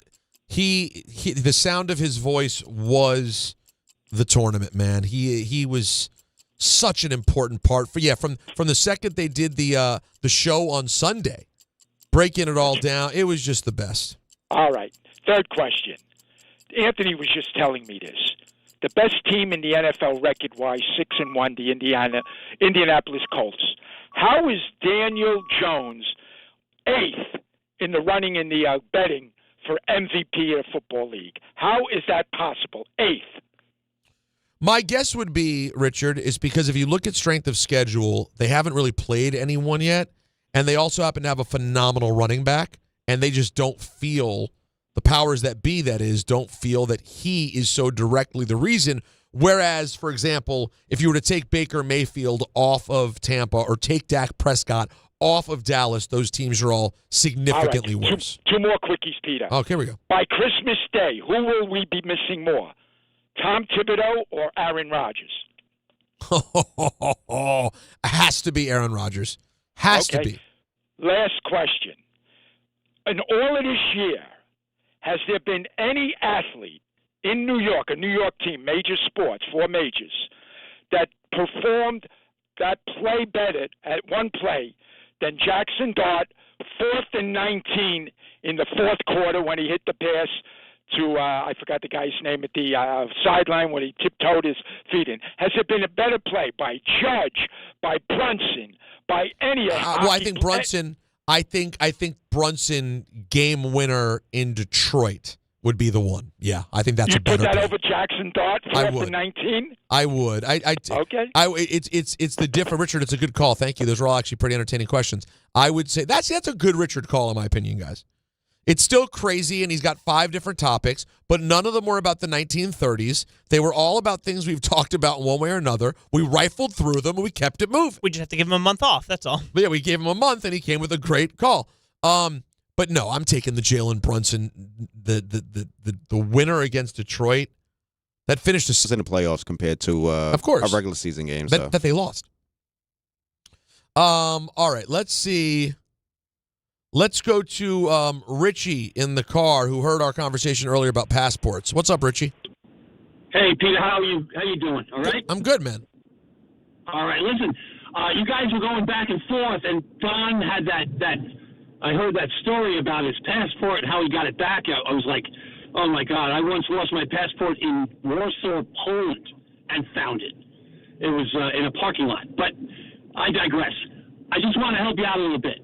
Just get the enhanced driver license. It's a little bit more than the real ID. I triple-checked. You can get on an airplane and go to Canada with a New York State DMV enhanced driver's license. Enhanced is better than real. Just think of boots. Wait, enhanced? genius. Hold on. Enhanced is, well, first of all, and that's an argument. It depends. Now, enhanced is the best ID you can get? It's actually better than a passport card for taking an airplane to Canada or Mexico. So enhanced ID will get you everywhere, including flying to Canada and Mexico, or no? Yes, including the air. That's right. But it will not get me flying to Europe. Still need a passport. No. By the way, Richie, you want to know a big ripoff? You want to know a huge ripoff with regard to passports? Go ahead. I don't know what's going on. I got no stamp in Australia. Nothing. Yeah, they stopped doing that a while What the ago. hell is that? The whole thing of the passport, Australia's a rare stamp. I got no stamp. Yeah, no, you really gotta go to a country that is not so computerized to get the stamp. That's so sad, so man. maybe, That's like maybe, a classic maybe thing. take a trip. I'm sorry? It's a classic thing. The end of the end of the stamp is kind of like it's kind of a tragic ending. Like Natalie has a passport full of stamps still. Does that mean Maya's not going to see stamps? She has this. I think she got a stamp from France. But yeah, I was very disappointed. I wanted the Australia stamp. Let's go to Casey, who wants to weigh in on the MetLife Stadium. I love what we're doing. We're hitting every single topic from the day today. Casey, what do you got? We were talking about MetLife Stadium being a dump earlier. Yeah, I just wanted to say MetLife Stadium is hands down the worst stadium I've ever been to. I'm doing this thing where I try to see like all the baseball stadiums and everything. I've also been to a handful of football, but I'm a diehard Yankees fan. But I gotta say, Yankee Stadium is, out of all of them I've been to so far, probably the worst one. And where have you been? Which baseball stadiums have you been to? Washington, Atlanta, Baltimore, St. Louis, Wrigley, just to name a few. Yeah, I got to tell you, Casey, in my opinion, Michael and I used to argue about this some. I like City much more than Yankee Stadium. I don't love Citi Field, but I like it a lot. I don't know. Anthony, do you have are you biased or are you unbiased but actually just like Yankee Stadium more? I think City is the better of the two. I've only been to City like once. It was nice, but I'm biased because I just go to Yankee Stadium because I'm a Yankee fan. Right. But I also don't hold. But you go to Baltimore too. You don't think Yankee Stadium is better than Baltimore, do you?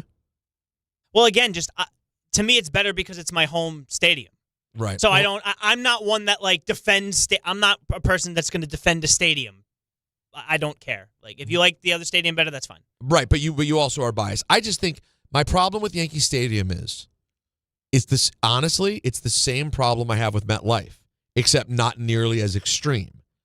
It just feels corporate and generic. That's it. Now MetLife went to the next level. I mean, they went straight Venetian blind. The only thing you could argue was going to be worse was Barclays Center because it's a big pile of rust. But now, oddly, the big pile of rust that is Barclays Center kind of has its own look going. It's like, it's weird. I think it's hideous. But it has its own look, and I find the inside of Barclays Center to be pretty nice. I think Yankee Stadium is fine. I think MetLife is bad. I think Yankee Stadium is fine, and I think Citi Field is nice. That's where I fall with the locals. I don't disagree with it. Like, especially because I thought Barclays would probably been one of the worst ones mentioned, but it's a great place to watch shows that are not basketball games. Now, it's a basketball game. Like, I'm just like, what are we doing? The acoustics suck. Like, it feels too big. Yeah. It just like there's something about it that I don't love. For a concert, I like Barclays Center. It's cool. Yeah, exactly. But I mean, the problem with Barclays Center is also that it's dealing with MSG, which you could feel however you want about Dolan, but that place is still like really good for everything. Like it feels intimate. Now when they redid the concourses, now the concourses are much more comfortable. Not nearly as big as Barclays Center, but nice. I was saying to the caller too off air that most stadiums like completed before 2010 are now considered old. Like if you go to like some of these newer stadiums like Allegiant and stuff like that, they have accommodations that. But yet the old ones are still better than the New York ones. I mean, like even older than Camden Yards is from Camden, the 90s. Yeah, Camden is pretty. And there's other ones. There's like a bunch of ballparks that are still on the older side that are better than the New York ones. It's just weird. This is a big take from John in Staten Island. Hey, John. John? Oh, hey, Peter. How's it going? Hey, buddy. How you doing? Doing well. So, yeah, I was calling because I was listening to you before, and, Kevin Burkhardt probably definitely is top of the list of play-by-plays. He's a good-looking man. I don't think any way Michael K should be on that list. No, of best looking? Best looking. No way, man. No way. As much as Michael K is a good guy, no Michael K. It's Not on enormous. That list. No way. There is No a way. horsefly in my studio here that is the size of a horse. What did you know, Wood? These are recent Michael drops. Wow. Michael's still doing. It's going to be a joyous occasion when I actually smash this thing into obliteration. No, listen, we love Michael. I love the man. Don makes a lot of jokes about Michael dislikes me. I think Michael and I are pretty close and have remained pretty close. He's not in the list of best-looking broadcasters. Best broadcasters, sure. Best looking? Come on. Excuse me, is Kevin Burkhardt still walking this earth? Is Joe Buck still walking around of sound mind and body? Come on, let's just be realistic, people. I got one or two phone lines open. Someone wants to talk about, has a Billy Joel take. Someone wants to ask me about my NBA fan allegiance, and then someone wants to talk Jets. Any topic on the table, 1-800-919-3776, closing out a Tuesday on Don, Hahn, and Rosenberg. Out here, days are getting a little cooler, and mornings are starting with a few more layers. It's the season for more time at the grill, more feed for your animals. Heaters burn late into the night, and the woods start calling your name. We appreciate hard-working hands, shared moments, and love for our land. That's why season after season, we're here for your life out here. Tractor Supply. Your ambition just met its match with Robinhood. Trade stocks and ETFs, options, futures, and crypto all on one platform. Get started today at Robinhood.com/yourmoney. Your money, your move. All investments involve risk, including loss of principal. Options, futures, and crypto trading carry significant risk and may not suit all investors. Securities offered through Robinhood Financial LLC, member SIPC. Futures trading is offered by Robinhood Derivatives LLC, not FDIC or SIPC protected. Crypto offered through Robinhood Crypto LLC, NMLS ID 1702840, not FDIC or SIPC protected. Portfolio management offered by Robinhood Strategies, an SEC registered advisor. Friends, it's football season, the best time of the year. You should be out there tailgating, cheering on your team, and enjoying every Sunday. But if you're dealing with neck pain, back pain, sciatica, or nerve pain, even getting off the couch can feel like a challenge. You don't have to live like that. There's help. Dr. Jay Shaw at Sandwell Pain is New Jersey's top pain specialist. He's Ivy League trained, double board certified, and is dedicated to helping you get back in the game. Here's what makes the difference. No surgery, no scars, no long recovery, no pain medication. Just precise, non-surgical image-guided procedures that deliver real results. Dr. Shaw treats neck pain, back pain, joint pain, migraines, nerve pain, and sciatica with a plan that's customized for you. Same-day and next-day appointments are available, and with offices in Woodbridge, Livingston, and Inglewood, relief is always close. So don't let pain keep you on the sidelines this season. Visit SandwellPain.com to call, text, or book online. Most major insurances are accepted. That's SandwellPain.com. Relief is closer than you think, and it starts today.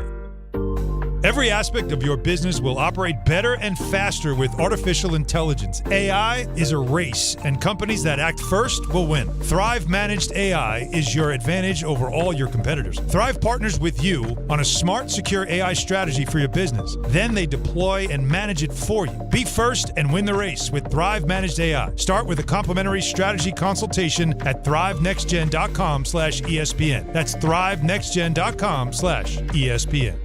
To help those who want to be helped, but may not be able to afford it.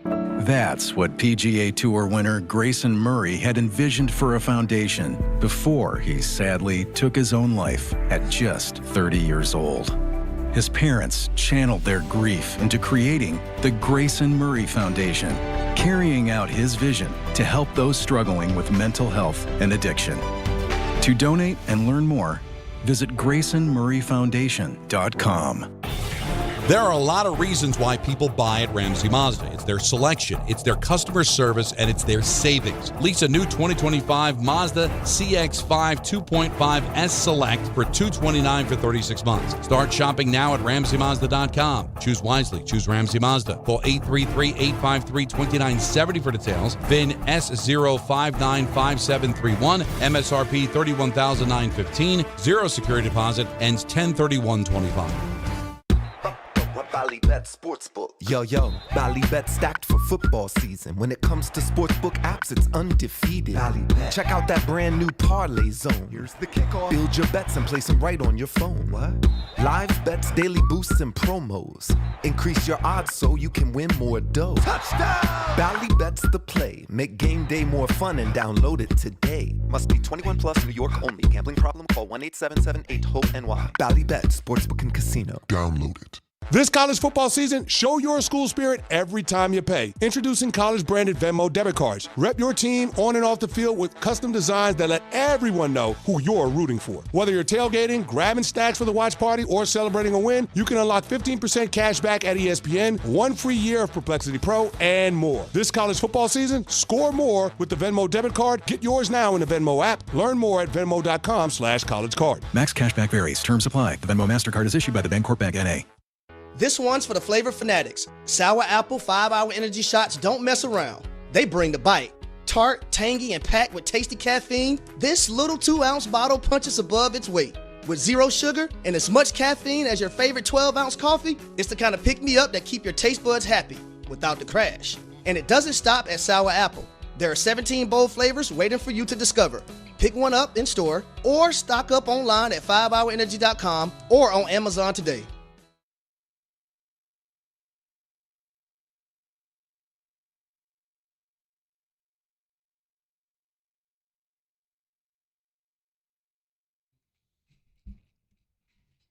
All right, we're closing things out here on a Tuesday. Hope everyone's doing all right. Hope you're having a good week. As good as possible. Got some basketball tonight, if that's your style. To watch a little regular season. Or you also got some Devils hockey if you want to watch some Donnie Pucks. Who are you taking out? It's a great point. Let's go to Dove in Boston, or Dove in Boston. Hey, buddy, how are you? No. Dove? There you are. You there, buddy? Might be a lost cause, my G. Let's go to Sebastian in Woodside. Hey, Sebastian. Hey, Peter. How you doing today? Good, man. How are you? I'm doing good. So with NBA, I wanted to ask you one thing. So with NBA starting today, I wanted to give you a clean slate. You can stake your claim. Oh, boy. Who will you be rooting for this NBA season? You mean am I ready to part ways with the Celtics and just start the season I heard clean? you over the past couple of years. You're leaning towards our side. It's okay. I know. It's the green. I have been leaning. I found myself very into the playoffs last year. I went to a playoff game. I felt it sincerely. I wasn't even sad when the Knicks beat the Celtics. I was right there. You were screaming with us, bro. I just can't come out and be. I know everyone thinks I'm a fraud at this point anyway, Sebastian, but I just can't come out and be that big a fraud. Like, the heart will be what the heart is, but I just am going to have to live in this place where I'm a Celtics fan. I always have been, and I just have now been growing closer and closer towards the Knicks. It just is what it is. Living here, marrying a New Yorker, having this relationship with MSG and doing all these Knicks-related things, it's grown. I'm not going to lie. I'm going to be pulling for the Knicks tomorrow night. It's hard. I pay more attention now to the Knicks than the Celtics. That is true. But I can't declare further than that. There's too much history there. Now Dove in Boston is back. What's up? I'm back with you. I apologize for that, my friend. All good. So, needed to give a call about Billy Joel. He's my favorite musician ever. You and I could talk for hours about him. But I didn't think that I would find a worse take than your Forrest Gump analysis than the Billy Joel analysis, certain aspects of it. Okay, you go saying ahead. you saying you don't have a need for his greatest hits. You don't have a need for Scenes from Italian Restaurant. No, you no, don't no. have a need for The Stranger. I You don't said, have a need for just what you are. The truth is, those aren't his greatest hits. I'm talking about his. I'm not talking about literally are on Billy Joel's Greatest Hits Volume 1 and 2. I'm talking about his top 5 on Spotify.